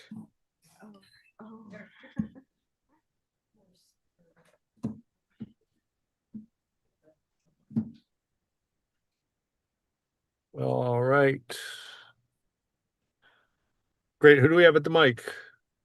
Dave Fredericks with Island Energy Services. Hi, Mr. Fredericks. The floor is yours. I just thought I would take a minute. I'll have Dan go through the details of the project, but I thought about this for a few minutes because I think the newspaper articles trigger, conversation in your head. I thought they asked a lot of good questions. I thought maybe just a tiny bit of backdrop. It will not be 2 minutes. Island Energy Services, as most people know, we provide propane, we provide heating oil, we provide gasoline, we have convenience stores. We now own hatches, and we got into that really because of the gasoline and the second component, which was employee housing. We've continued over the last few years and have spent a lot of money on the island to make sure that we have bulk storage. We've been on the island for 50, almost 60 years in one form or another. Over the last 5 years, we've put a real effort into dealing with employee housing. We went down the path of what we're doing when we fell across an opportunity to invest in Roasted, and the property that they sat on came up for sale. it fit what we're trying to do, figuring out how to bring mixed use into a discussion to help soften the impact of providing housing for our employees. What most people don't realize, and we're very proud of, is we have over 80 employees, and all of them except 4 work and live on Nantucket. Only 4 of our employees commute. We have in summer, we have another 30 that we find housing for. We have over 35 houses or units under our control today in either ownership or long-term agreements. And the idea behind this is to find some more year-round employee housing that supplements our staff while providing a service to the island and offsetting some of the costs with the commercial property. And finding that balance requires a little flexibility. And we think we've worked hard on a plan that Dan will take you through. But it all started with our belief that the best employee is one that we can help live on the island. And so we work really hard at that. And that's part of what this overall picture is trying to bring to the table.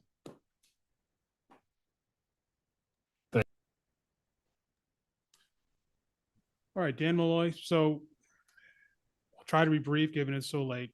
So we're here for a special permit for a site plan review. We're in the MyPod district.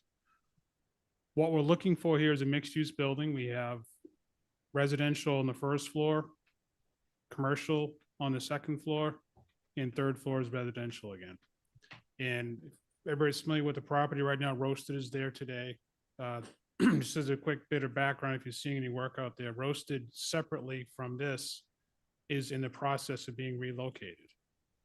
If anybody's driven by recently, the foundation for that relocation is already underway. It's shown on these plans now, but that work is commencing as we speak.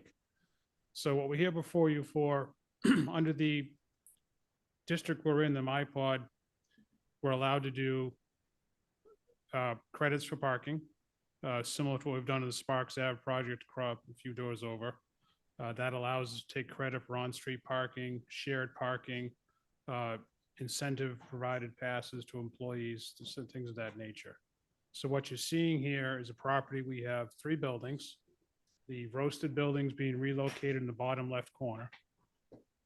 Behind the Roasted building in the top left corner is a small office building, which is currently Nantucket Architectural Group. There are no plans to touch that building. That is staying intact. So the Roasted building gets relocated to the bottom left.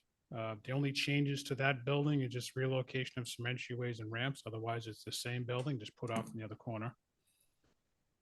After that work is done, we've then got in the big to the right, on the bottom, we've got the mixed-use building. So the long-term intent is once that building is done is for Roasted to go back in that building with Roasted facing Orange Street and a commercial office space in the back left side of that same building. So what you have is an entrance off Orange Street, 2-way entrance. We've got a parking lot with 21 parking spaces in it. That street parking lot will then exit off to West Creek. As part of the project, we're also proposing a 5-foot sidewalk along West Creek Road. That's something we've been in discussion with the DPW as well as town planner in terms of what they'd like to see us do for improvements in the area. There's already a sidewalk on Orange Street, so we don't have to build one over there. In terms of infrastructure, obviously the sidewalk improvements, all the usual on-site utilities, stormwater systems will be put in place. We're looking at some type of impervious parking lot. I suspect most likely will be paved just due to the traffic intensity. We're not looking to do a gravel parking lot here. The waivers we're looking for this project, we've asked for a height allowance to go up to 34 feet. In this district, with a special permit from the board, you're allowed to go to 38. The reason for that waiver request, we do have some groundwater concerns in the property, which is pushing us up a little bit out of the ground. That's the only reason for the height variance we're asking for. The waivers on parking credits, again, we're in the MyPod. Those are all things that the board essentially are allowed to give the credits for and have historically done in the past. But it is part of the special permit request that the board acknowledged that we're entitled to ask for those credits.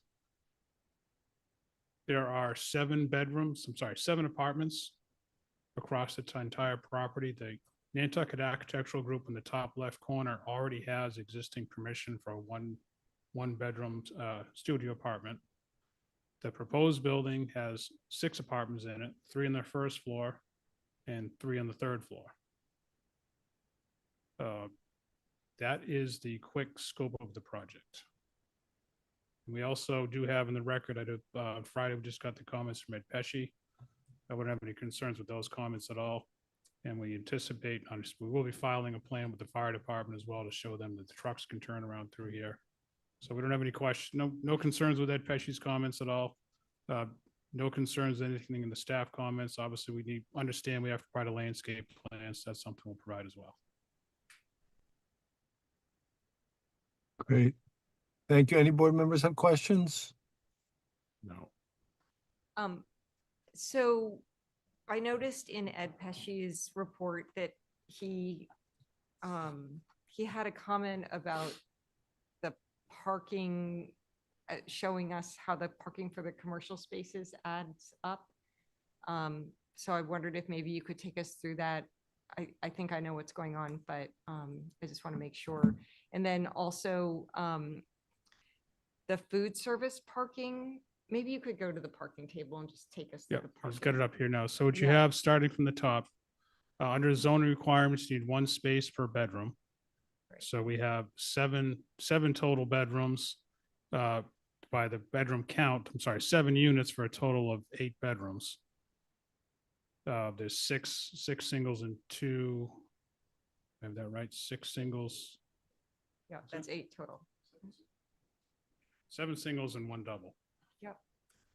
So then you go down, what you have is a takeout food establishment. And so that number 4, is that the recent revision bill? That was revised. Yeah, that's what I was a little. it That was a looked like it should typographical be error, 'cause that 4 was incorrect. A higher number. Yes, it should. Okay. And I I had reached believe- out to Dan about that and he sent me a revised and I thought I put it in. I So that number apologize. should be 8. That's correct. Yep. So that number is actually higher. So that put us at, I believe, the required parking, if I have it with me, would have been 31 instead of 27. Okay, so that 27 changes to 31. Right. The only change you're seeing in there is the parking for the restaurant instead of 4 should have been 8. Yes. And then if you go down through all of then you have employee parking, which is required by zoning for the above commercial use in the restaurant. And then you have the total square footage for the commercial office space is the 2005, is it 2006-19? Now, so you don't have the boxes filled in for the roasted building and the architecture So we office. just Is put a that total at the included in bottom. the total? That's the total at the Okay. bottom. That's correct. So it comes up to 31 spaces required. We're providing 21. And under the parking credit allowance, we're allowed to ask for credits of up to 18 spaces. So with that allowance, we actually only need to provide 13 spaces and providing 21.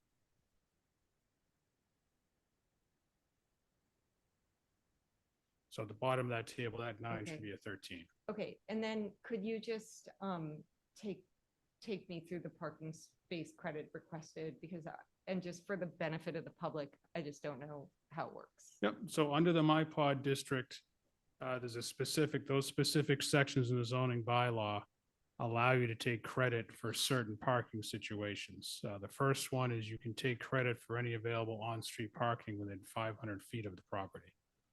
So when you go out and measure out 500 feet of the property, you end up getting parking on Pleasant Street and you get parking on Dave Street behind us. And that's conservatively 13. Some of the areas aren't clearly marked, so there could actually be 14 or 15, but conservatively only using 13 of those spaces. So it says Sparks Ave and Dave Street, but you also said Pleasant Street. Is that within 500? I'm sorry, that should be Pleasant Street, yes. Pleasant Street and Dave Street, Not Sparks Ave. not Sparks Ave. And then you have waiving, so we have shared parking situation across multiple properties, and the bylaw allows our credit for shared parking. In this case, we didn't take it, but there is an allowance under that section to do that as well.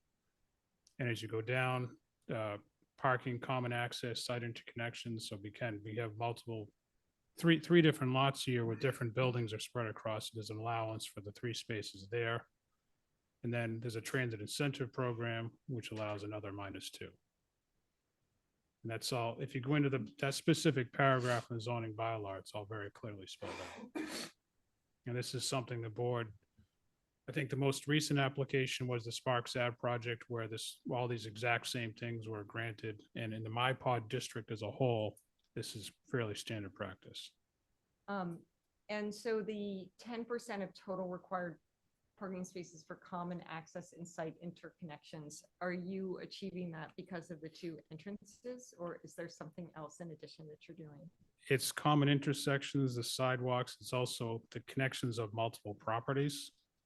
So the roasted relocation is actually a separate lot and a separate property from this, with the only benefit of the shared parking and the interconnection of the 2. So because you have 3 lots and you're using them as one, Correct. and because you're building a sidewalk and you have this kind of flow through, you're getting the credit. That's right. And you have a credit of 2 spots because you have a transit incentive program. So all the employees will give them the NERDA passes. Which are or free. The incentive. They'll also have the bike racks and everything else, but they have to be incentivized to use it. How do you incentivize them? Well, because it's free. You still need a pass to get on? No, the NERD is I haven't free. used it in a while. You don't need a pass anymore? Well, so it's gonna have to be an employee and a housing incentive built into the program for the property.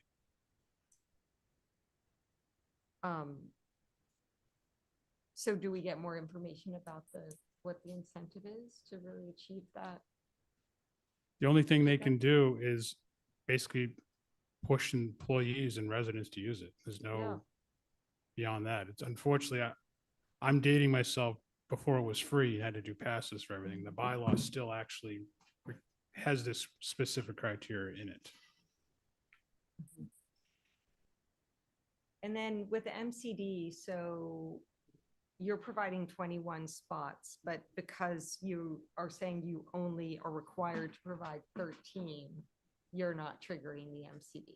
So we don't trigger an MCD because we're under this, couple of criteria. So an MCD, you have to have more than 4,000 square feet of commercial space or commercial activity that requires 20 or more parking spaces. Oh, I see. It's an or. It's an or. Right. So if you. We don't if you- trigger those.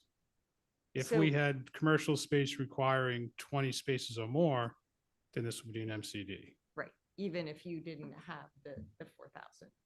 Correct. Because it's an or. Okay. So in this case, it's really only a special permit for the apartments. And that's only because they're spread across the lots the way they are. And for the board to acknowledge the parking credits. Mhm. And And this is, what is the total? Oh, I see. The office space total is 2,619 across all 3 buildings. across all 3. Mhm.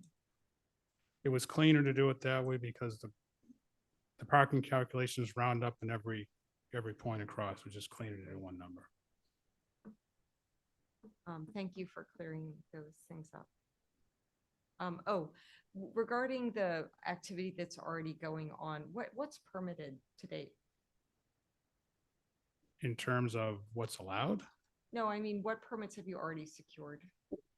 they have HTC approvals and building permits to relocate roasted. Okay, And so there's the an roast- application pending before HTC for the new building. Are you doing any foundation work on the new building at this point? Yes, Okay, but you didn't need a permit for that. they need a building permit. They don't need a permit from planning board to relocate the building. We need a plan, the planning board doesn't have to issue a permit to relocate roasted. Planning board permit is for the Right. parking in the apartments essentially. Yeah, so my question was for the new building, the big building. Are you doing foundation work for it at this point? No. Oh, okay. I heard No, yes. So no, that's, sorry. you're talking about. The only roasting. construction work right now undergoing is the relocation of the Yeah. roasted building. Okay, Nothing thank else is you. happening. Thank you. Great. You good, Hillary? I have some more comments on the plan, but those were my questions. Okay. Joe, are you good? I'm good.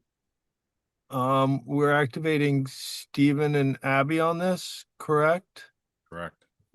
Okay, Stephen and Abby, anything? Abby, if you got any questions, go for it and then I'll go. I'm good. I mean, you know, I always, I always kind of resist the shared parking thing, but it is what it is, and the applicant has the ability to ask for it, and other than that, any talk about having a one way in and one way out into this, and how it affects how it'll affect the traffic flow? We've talked to Mike Burns about that and the traffic planning. If we'll have further conversations with him about that, but right now it's been left as two-way in and out. Okay, if on anything were both to sides. change, it would- On both sides. If anything were to change, it might be a one-way out on West Creek. Okay, and then your apartments are in the basement and the third floor, is that correct? Right, there's 3 in the basement and 3 in the 3rd floor. Okay, great. That's all I have. Thank you. A couple quick questions, through you, Mr. Chair. So just to confirm, Dan, the roasted building is going to be the front left entry to the front left of the entry from West Creek, correct? Yes. Okay. The question I was going to ask is about a one-way, given that a one-way, regardless of coming in or out of West Creek, if the traffic flow were to work, would create 2 parallel parking spaces, perhaps 2, along the larger structure. The other concept I wanted to bring up, and it seems like the horse is out of the barn on the roasted building, is not unlike the buildings adjacent to where the Stop and Shop, not the Stop and Shop, the Sparks Ave complex is going in. Some of the buildings that were removed from there were residences on the 2nd story, and the 1st story were garage buildings, residential, quaint looking, in keeping with whatever the design elements and vocabulary of the new building would be. That would have represented under roasted perhaps a parking space, and under the other building in the rear left corner is residential, or is it going to be a That's office space. That's an office? Okay. architectural. So parking under those structures on a 1st floor level, ground level, is out of the question in any event, because ADA access, ramps, so on and so forth, would make that not non-plausible. Water table will prevent parking underneath. The only concern I have with this whole plan, and it's offset by largely offset by the number of residents that are created, which I have a question on in a moment, is the parking. Is that it decreases parking by, it looks like a net of maybe 12 spaces. But at the same time, how many bedrooms are actually being created in the 7 apartments? 8. 8. So at an offset, you're creating parking in an area, living space in an area that is not typically by necessity vehicular dependent. What I mean by that is you can pretty much get everything you need to get by living in this location, by walking, even with the snowstorms we had. So that to me is an offset on the loss of parking. The net loss of what currently exists versus what is proposed, in my mind, is offset in a beneficial way by the number of residents that are created. Now, this is all, of course, subject to HDC approval. But I'm just saying that otherwise, I think it's a good plan. Architecturally, it's a different animal, but in terms of 2 dimensions, it seems like a good use of the space. And my only wish is that, unfortunately, it's not practical, is like neighboring lots could be drawn into it. And, all the timing was perfect so that everybody wanted to redevelop at the same time. And it could be a little more comprehensive and probably more beneficial, but it's not life and it's not how it is. Thank you. Thank you, Stephen. Anyone else before I go to the public? I had, Stephen reminded me of a question I had. Yep. Dan, just regarding the height, we don't have an elevation, which isn't required, but could you just explain, so you said it was a groundwater issue. What are the heights of this? Like, is the 1st floor going to be above grade then? So you have the headroom underneath, like how's So the height? the flowing through basement building? level, instead of being your typical 90% below grade is going to be up a few feet. Okay, so it's So like the a first floor- garden apartments kind of. Right, it's not gonna, it's gonna have a window well still to have this, all the correct access, but it's gonna be a little bit further out of the ground because of groundwater. So the building height by zoning typically allowed is 30 feet.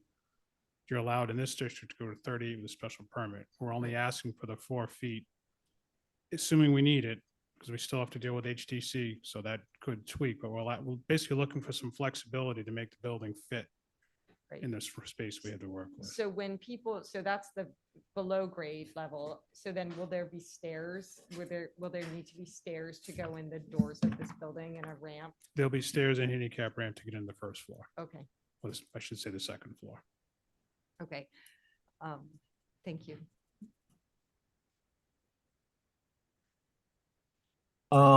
Great. Anyone in the public, Billy? Yes, Emily Molden's at a microphone here. All right. Welcome, Emily. Welcome back. Thank you, Mr. Chair. I appreciate it. Emily Molden, Nantucket Land and Water Council. Just a couple of things I wanted to bring up and raise. I appreciated seeing the town engineer's comments on stormwater. As was recognized, this is in the Wellhead Recharge District and also is obviously in very close proximity to the harbor. I know there were a couple of outstanding items there that, as has said, would be addressed. One of those, I think, had to do with sufficient pretreatment. But another item that I just wanted to raise for the board to consider and through the board to the applicant and hopes that they will also consider it is a standard that is in your regulations under the Wellhead Recharge District, which is specifically meant to be applicable for non-residential uses and properties, that really speaks to recharge options for stormwater that are focused more on open above ground basins and the use of natural vegetation. So something a little bit more akin to vegetated swales and rain gardens. And I think that in this instance, I'm bringing this to you for this particular property. I know it's a very small property. I think that in the context of where it is on the island and thinking about some other properties that could be redeveloped in the future, this is really important for the board to keep in mind because like in this instance, in my reviewing it, it seems as though we're kind of moving from a present situation of about 10% impervious surface on the site as far as existing structures and the pervious parking that's there to closer to 80% impervious surface at the end of the redevelopment. And I think this is actually something that I brought up and talked with the board during the Sparks Ave redevelopment project. And I know Mr. Malloy was representing that one as well. At the time, I didn't even know that this standard existed in your bylaw, but there was an opportunity to incorporate some element of vegetated swales and above ground pretreatment. And the reason that I think that's important to be considering in these locations with this type of redevelopment is because we're really facilitating the movement of things like nitrogen from the atmosphere, from the rainwater, or from what's coming off of our cars when we're creating the impervious surfaces, instead of infiltrating into the ground and through the ground, that typically just gets washed off into the infiltration basins. And it's a much faster route into the groundwater and then to the surrounding sensitive water resources. So I think I'm per this standard that is in your bylaw. I'm just kind of asking for the board to consider and think about for this project and others in this area. And also to sort of through you ask if the applicants can consider if there's a way to incorporate this type of additional pretreatment, which would really help to take out some of the nitrogen that typical stormwater practices are not going to be sufficient to do. And when we're increasing the impervious surfaces to this extent, I think it's really important to think about how we can find some space on the site to try and do that. And I think it's a perfect example of the intersection that came up earlier at the beginning of the meeting, from drinking water and water quality to sort of zoning and land use and the regulatory framework, and some things that can be put in place on the front end to kind of protect our drinking water on the back end through these redevelopments. So I wanted to raise that. And then changing hats, and I'm on the tree advisory committee, and I remembered I promised that I would just let the board know that there has been a request to prune or remove the honey locusts that are on site here, which are town trees. And I think our last meeting was about February 18th. And Dave Shampoo and Dale were going to meet with the applicants on site to look at some pruning opportunities and how to address that. But I just wanted to make the board aware of it and of their review. Thank you. Thank you. I'll take the second. Anyone else in the Dave public? Sorry, let me just answer Emily's question about the trees. I did meet with Dave Shampoo. He was comfortable with our plan. We were keeping 10 feet from the root ball of the tree and avoiding the concerns about the roots. And he didn't feel that the limited trimming that might be needed, and we wouldn't know really until we began construction for sure, that we wouldn't be hurting the canopy. So he had said he was going to send a note saying he fully supported what we were proposing. So we had eliminated that concern. As for the second question about the water, I'll let Dan answer that. So we'll go back and look. I'm going to tell you now, I'm not optimistic that we'll have the space given the constraints, but if there's something we can incorporate, whether it's an island or something, we'll certainly see if we can accommodate it somewhere. Thanks, Dan. What'd you say? Sorry. Well, I said we'll go back and take a look at the stormwater, see if there's any ways if there's any space we can incorporate something open. I'm not optimistic that we will be able to, or if we can, it'll be very meaningful. But we'll certainly take a look and see if there's space for it. So, Dave, do you mind? Not at all. Thank you. So, at Hatches, if I remember correctly, being on the Concom, I felt like that parking lot surface, allowed drainage to literally go right through it. And I don't know if that was something to kind of look into. And portions of Hatches as a pervious pavement. Yeah. I think there's even some out here. Yeah. There's mixed reviews on how well that works. Honestly, it's holding up much better than I would have expected it to. I would agree. But there's mixed reviews on that, so we can look. To explore that option. Yeah. Thank you. Sorry, Dave. No. I'd like to jump in. I would love to find a product that allowed for that, so that the through traffic was on traditional asphalt because of the volume, and that the parking spaces could be that product. We have struggled to find those in a way that we're comfortable will hold up, but we'd be more than happy to talk to staff about different opportunities. And again, if the board supported it, I wouldn't be opposed to trying it. And if it didn't work, come back with the ability to do more traditional paving. Yeah, Nantucket Ice has like a mixture. It's like it's asphalt through the middle and then it's concrete and stuff like that. So yeah, I don't know if there's some system to kind of look at, but I think there's something. My son-in-law and I own a building at 133 Old South Road, and they're going to pave Rupert's Way. When they do, we are going to do the middle and do it with that product just to see if it would hold up with the traffic. Yeah. Okay. Great. Thanks, guys. You good now, Joe? Or yes, sir. all right. So what are our next steps here, staff? I'm not really hearing a request for additional information other than for Dan to go back and look at the drainage. And the landscape plan. And landscape plan. And a landscape plan.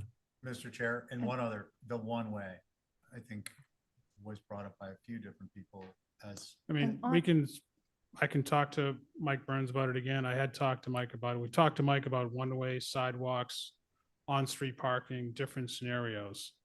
And he came back as of right now with only the sidewalk. So my interest as a planning board member would be to understand clearly the rationale for what his determination is. I'm not questioning his determination by any stretch, but I want to understand why, because I think that illustration, that information benefits us all as a board going forward when we're talking about potential solutions on projects.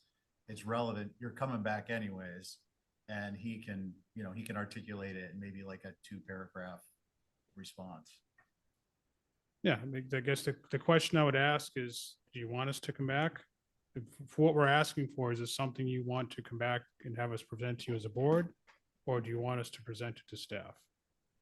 You've gone both ways historically in the past. Is what I'm As a asking. voting member, if I may, Mr. Chair, I have no concern with doing this through staff.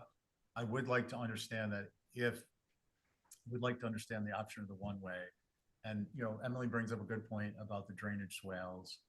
Frankly, I wish, this was a more comprehensive, life was such that we could get the land bank to join in and we could create a space where all this is going across the street into a swale park system. But we don't have that opportunity.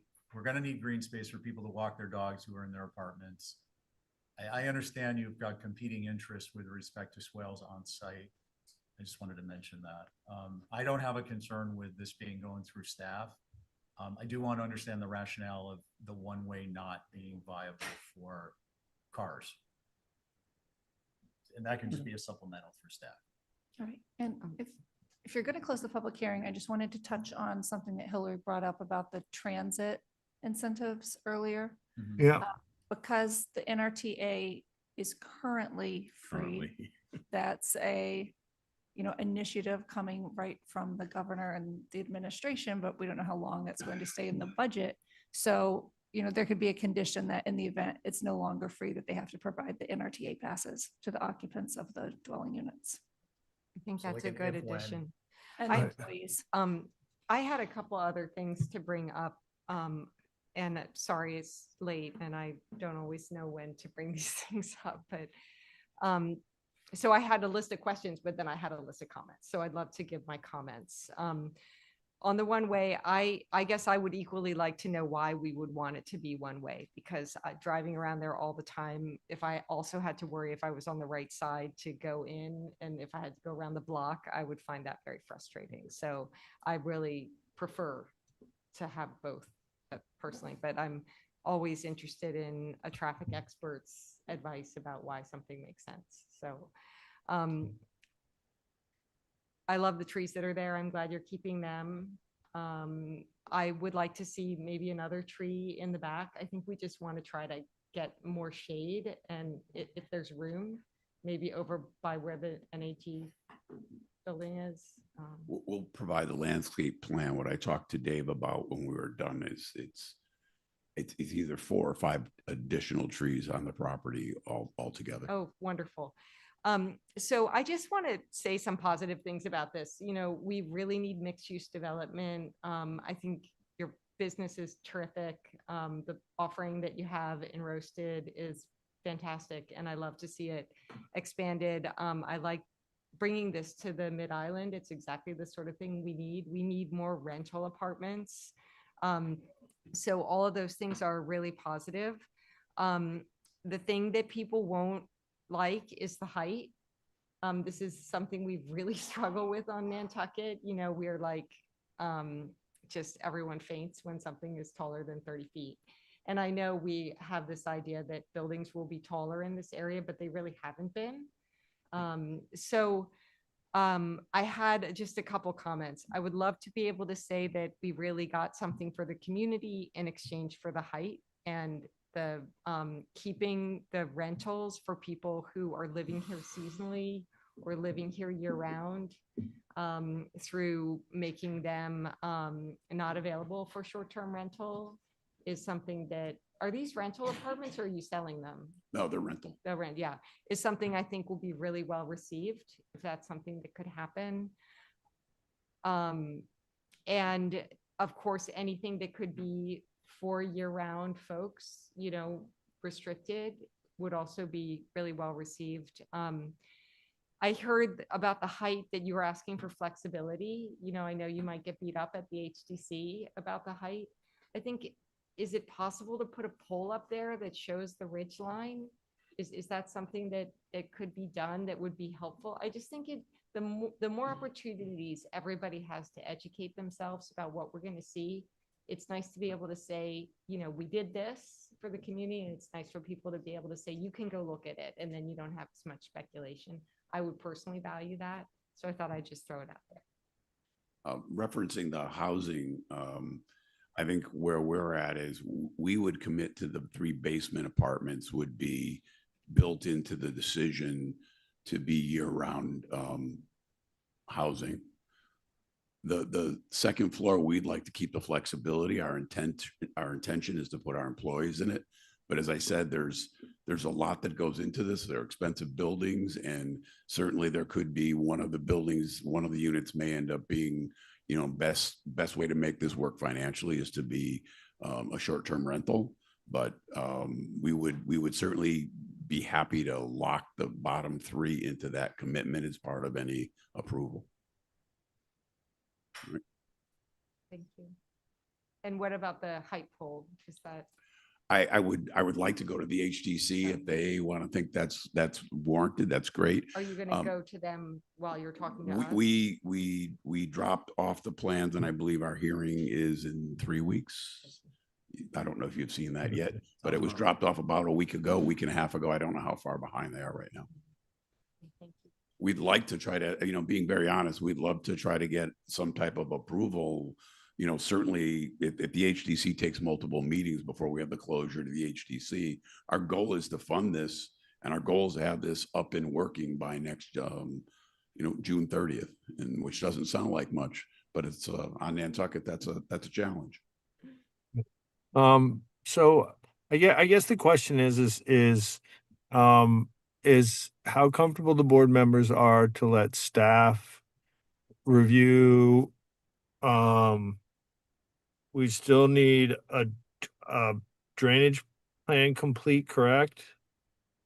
Well, actually, no, we don't. That the town engineers, Pesci's taking care of that, right?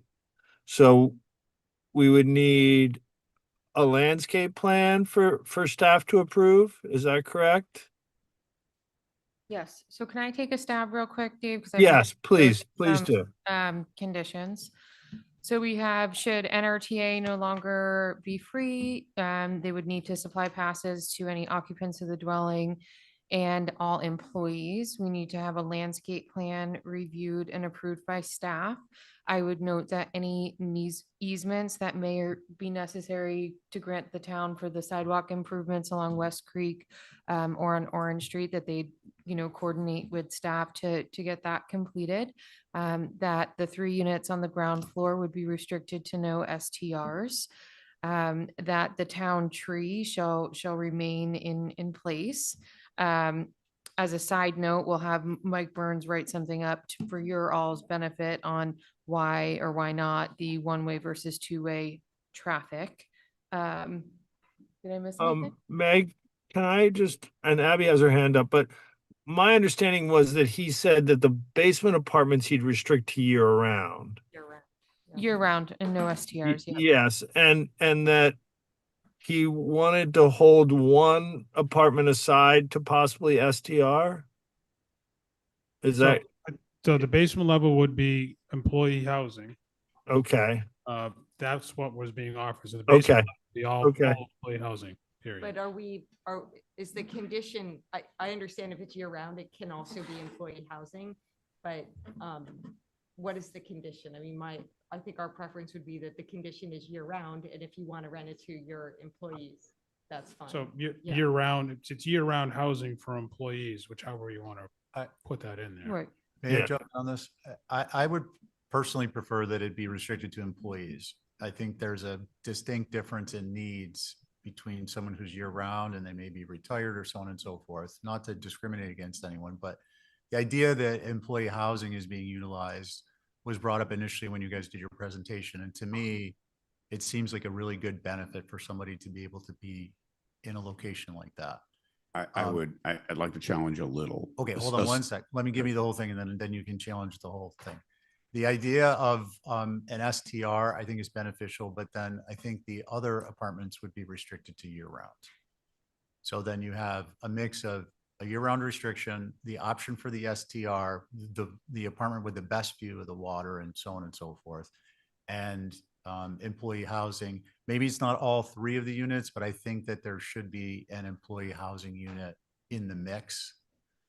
Year-round being everything else except for one of the one being an STR. That's just my personal thought on it. Thank you. I agree with you, Stephen. David, you want to push back on that? Because Abby's had her hand up for a little bit. You go for it. I'll push back a little.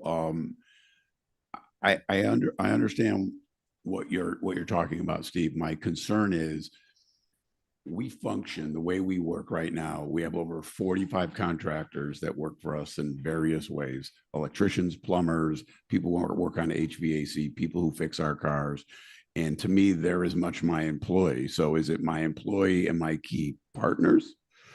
I'm not thinking I'm putting this out to a retiree. I think I'm putting this out to working class people that can afford those rents. But you know, it's so, and we have over 30 units now under control. So if my employees do well, and some reason 10 years from now they all can afford a house, what am I supposed to do with a restriction if I can't rent it to someone else who works with me on a regular basis? So my pushback is it's a little too narrow. I think the idea of who you want to rent it to are the same people we want to. But I would at least, if we're going to get that detailed, which I hope we don't, it at least says and my key business partners, because candidly, I can't operate without them either. Understood. Mr. Chair, may I just respond? Yes, please, quickly though. It's been a long night. Oh, you can't tell me that. The concept of the employee is, to me, it's frankly, I think you have more potential to accomplish what you're hoping to accomplish, David, by having it read employee with the understanding that the employee it's not restricted to somebody who's a 9 to 5 or a 8 to 4, 365. It's somebody who's involved with the company, because then if it's a year-round restriction, then it's year-round, but you lose the opportunity of having somebody, say it's an apartment that you use for spillover. You on a regular basis, due to the volume of your business and your operations, you almost always have a need for a spot for an associate, an employee, in effect, to have housing. If there's a year-round restriction, you don't have that opportunity to use that apartment, which I might add is in a great location for somebody who's stuck on island for 3-4 days or a week, in their mind, stuck on the island, because everything is right there. So I'm not suggesting the employee housing option be utilized as a restriction. I think it could actually be beneficial to you guys based on the description you just provided. Thank you. All right, thank you. I'm going to go to Abby. She's had her hand up for a while. Abby? Hi, I was just gonna say, I understood it as the basement would be year-round and then the second floor would be for the employees and one of them STR. So I just wanted to make sure that Megan clarifies it when she puts it in the condition. So I guess I feel, again, like everybody, I'm tired, a little bit late. I'm just getting over pneumonia, so I'm a little off. I feel like we showed up and we were very willing very quickly to say we're committed to year-round housing. And I feel like I'm being put in a little bit of a box, being honest. I thought putting half of them in this, and I think early on when my son-in-law and I did 133, we offered year-round commitments to all of our apartments before anyone else was doing it. So I think we're trying to do the right thing. I guess I just asked the board to be thoughtful that I think we know our business, and we'd like the flexibility to agree on how best we think we can use this to meet our year-round obligation and fight the urge to over wordsmith it. I think that's my knee-jerk reaction. So again, if you feel strongly in one way, I'll support it. But at the same time, I think we have the same goal. I have no idea, none of us do what this looks like in 10 years. I don't want to go down the whole issue of coveted housing. I did the first 3 houses. I built 7 houses when it first became the law, all of them for friends, 1 for family. My youngest daughter, is screwed compared to my other sisters because of what's happened to the price of those units. She got caught in the trap that they have no future value. So she's not being treated the same as my other kids. I can go, I've been good to the island and caring about these things. And all I know is none of us know where this is going. And so I fight the urge to over wordsmith what is a honest attempt to do the right thing. That's all. Can I respond, Mr. Chair? I think Yes. the concept of wordsmithing is, it's a convenient tool. There is a distinct difference between employee housing and year-round housing. And if the board, and I'm not suggesting the board has to agree with me on what the end result is, but to suggest, and I think this is a forward-looking comment that I'm making, that requiring employee housing is over wordsmithing is, it just doesn't sit well with me. Okay. What's the precedent for that when we discuss another application in the future? All right, Stephen, I'm not going to die on the hill of an employee housing apartment there, but I do want to make that point. okay. David, if I could just ask you, what is it you want, Mr. Fredericks? Well, we're trying to make sure that What are you offering? Yeah. the majority of these units can be rented year round to people that we think are either our employees or people that are critical to our company. Okay, so you're all right with the year-round restriction on a number of the units? I am okay with the year-round restriction on a number of the units. Okay. How many? We have 7. in that main building. There's 3 and 3 so there would be 5 that would be restricted and 1 that would be allowed to be used for SDRs. All right, I can live with that. How does the rest of the board feel? Fine with that. Okay. So, sorry, so there's 7 apartments total. The other one is in the standalone building that is not part of this discussion. Okay. So we're just talking about the new building. Yes. So we'll get 3. I think that's fair enough. Yeah, With only one available for short-term rental. yes, I think Yeah. that's very generous. Yep. That's the critical distinction, I think, of the whole discussion is the one short-term rental. Yeah. All right. So Meg, where are we at with conditions and what staff needs to review? I think we're good. Can you just list them all for us real quick, just to make sure? Please, I'm sorry. No, that's okay. So we have the 5 of the 7 units shall be restricted to year-round occupancy with just 1 available as an STR. We have that the town tree shall remain.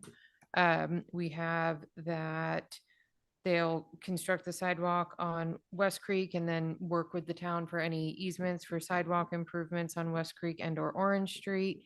That the landscaping plan will be submitted to staff and reviewed by staff prior to the issuance of any additional building permits. And then the condition about the NRTA passes. So should that no longer be a free service, they agree to supply passes to the occupants of the dwellings and all employees. Is every board member sitting comfortable with this? Yeah, I would just add something not at all material, but important in case we are judged by the Attorney General in a different way, that one of these units satisfies the requirement for a protected use ADU. Because we might find that, we have to offer a protected use ADU in this zone. We don't think we will. And then we would not have the control of that. So it would just be, and I'll leave that with staff, but I think it's the right thing to do to, make sure that what we want to have happen ultimately does happen. And if I'm wrong, it doesn't mean anything. Can I make a suggestion on that? Because it's a cleaner solution and it's late, I get it. But a protected use ADU, if it's available, depending on the result of town meeting, would actually be the solution because it can always be an STR. You can do anything you want with it, subject to its size, and it's going to meet the size requirement, I presume. Actually, I'm going to back up. Now that we're talking about this, the principal dwelling on the lot is what? What's the biggest dwelling you're going to have? Is the apartment in the single building? It's a No. principal building.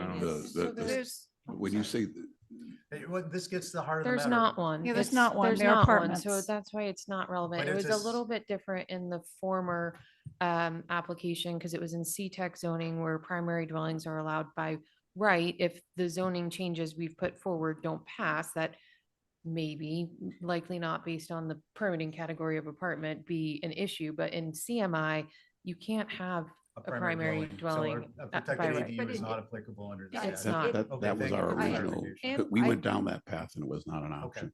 so And- that's not on the table. And the dwelling units being requested are apartments. They're not single family Gotcha. dwellings. Can I make a motion to close the public hearing? Yes, you can. Do I have a second? Second. Motion made by Steven, seconded by Joe. Steven, Aye. Joe, Aye. Abby, Aye. Hillary, Aye. and I'm an aye as well. And I'd like to make another motion. It's all you. I don't feel like I actually got heard on the topic of the ADU. There's Um, zero downside. And I would like the staff to consider it. Dave and I are having a meeting on Friday with Megan and I will explain the case, but I do think that it might be an issue that we do want to flag so that we don't have, something come up in the future that is unexpected. So. Thank you. Thank Before I make my motion, I just want to comment.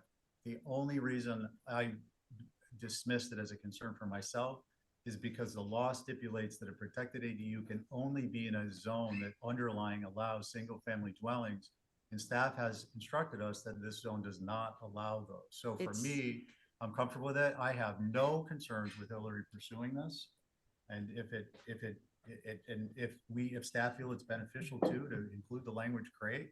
So I will include that in my motion. And my motion will be to approve subject to staff recommendations, the list of actions and conditions that were read off by the assistant planning director, and to add to it, if a protection can be afforded to the town or the planning board, that the protected ADU language to be resolved between planning board member Hillary Hedges Rayport and It the can leave staff it be can just be resolved. staff. I'm good with it.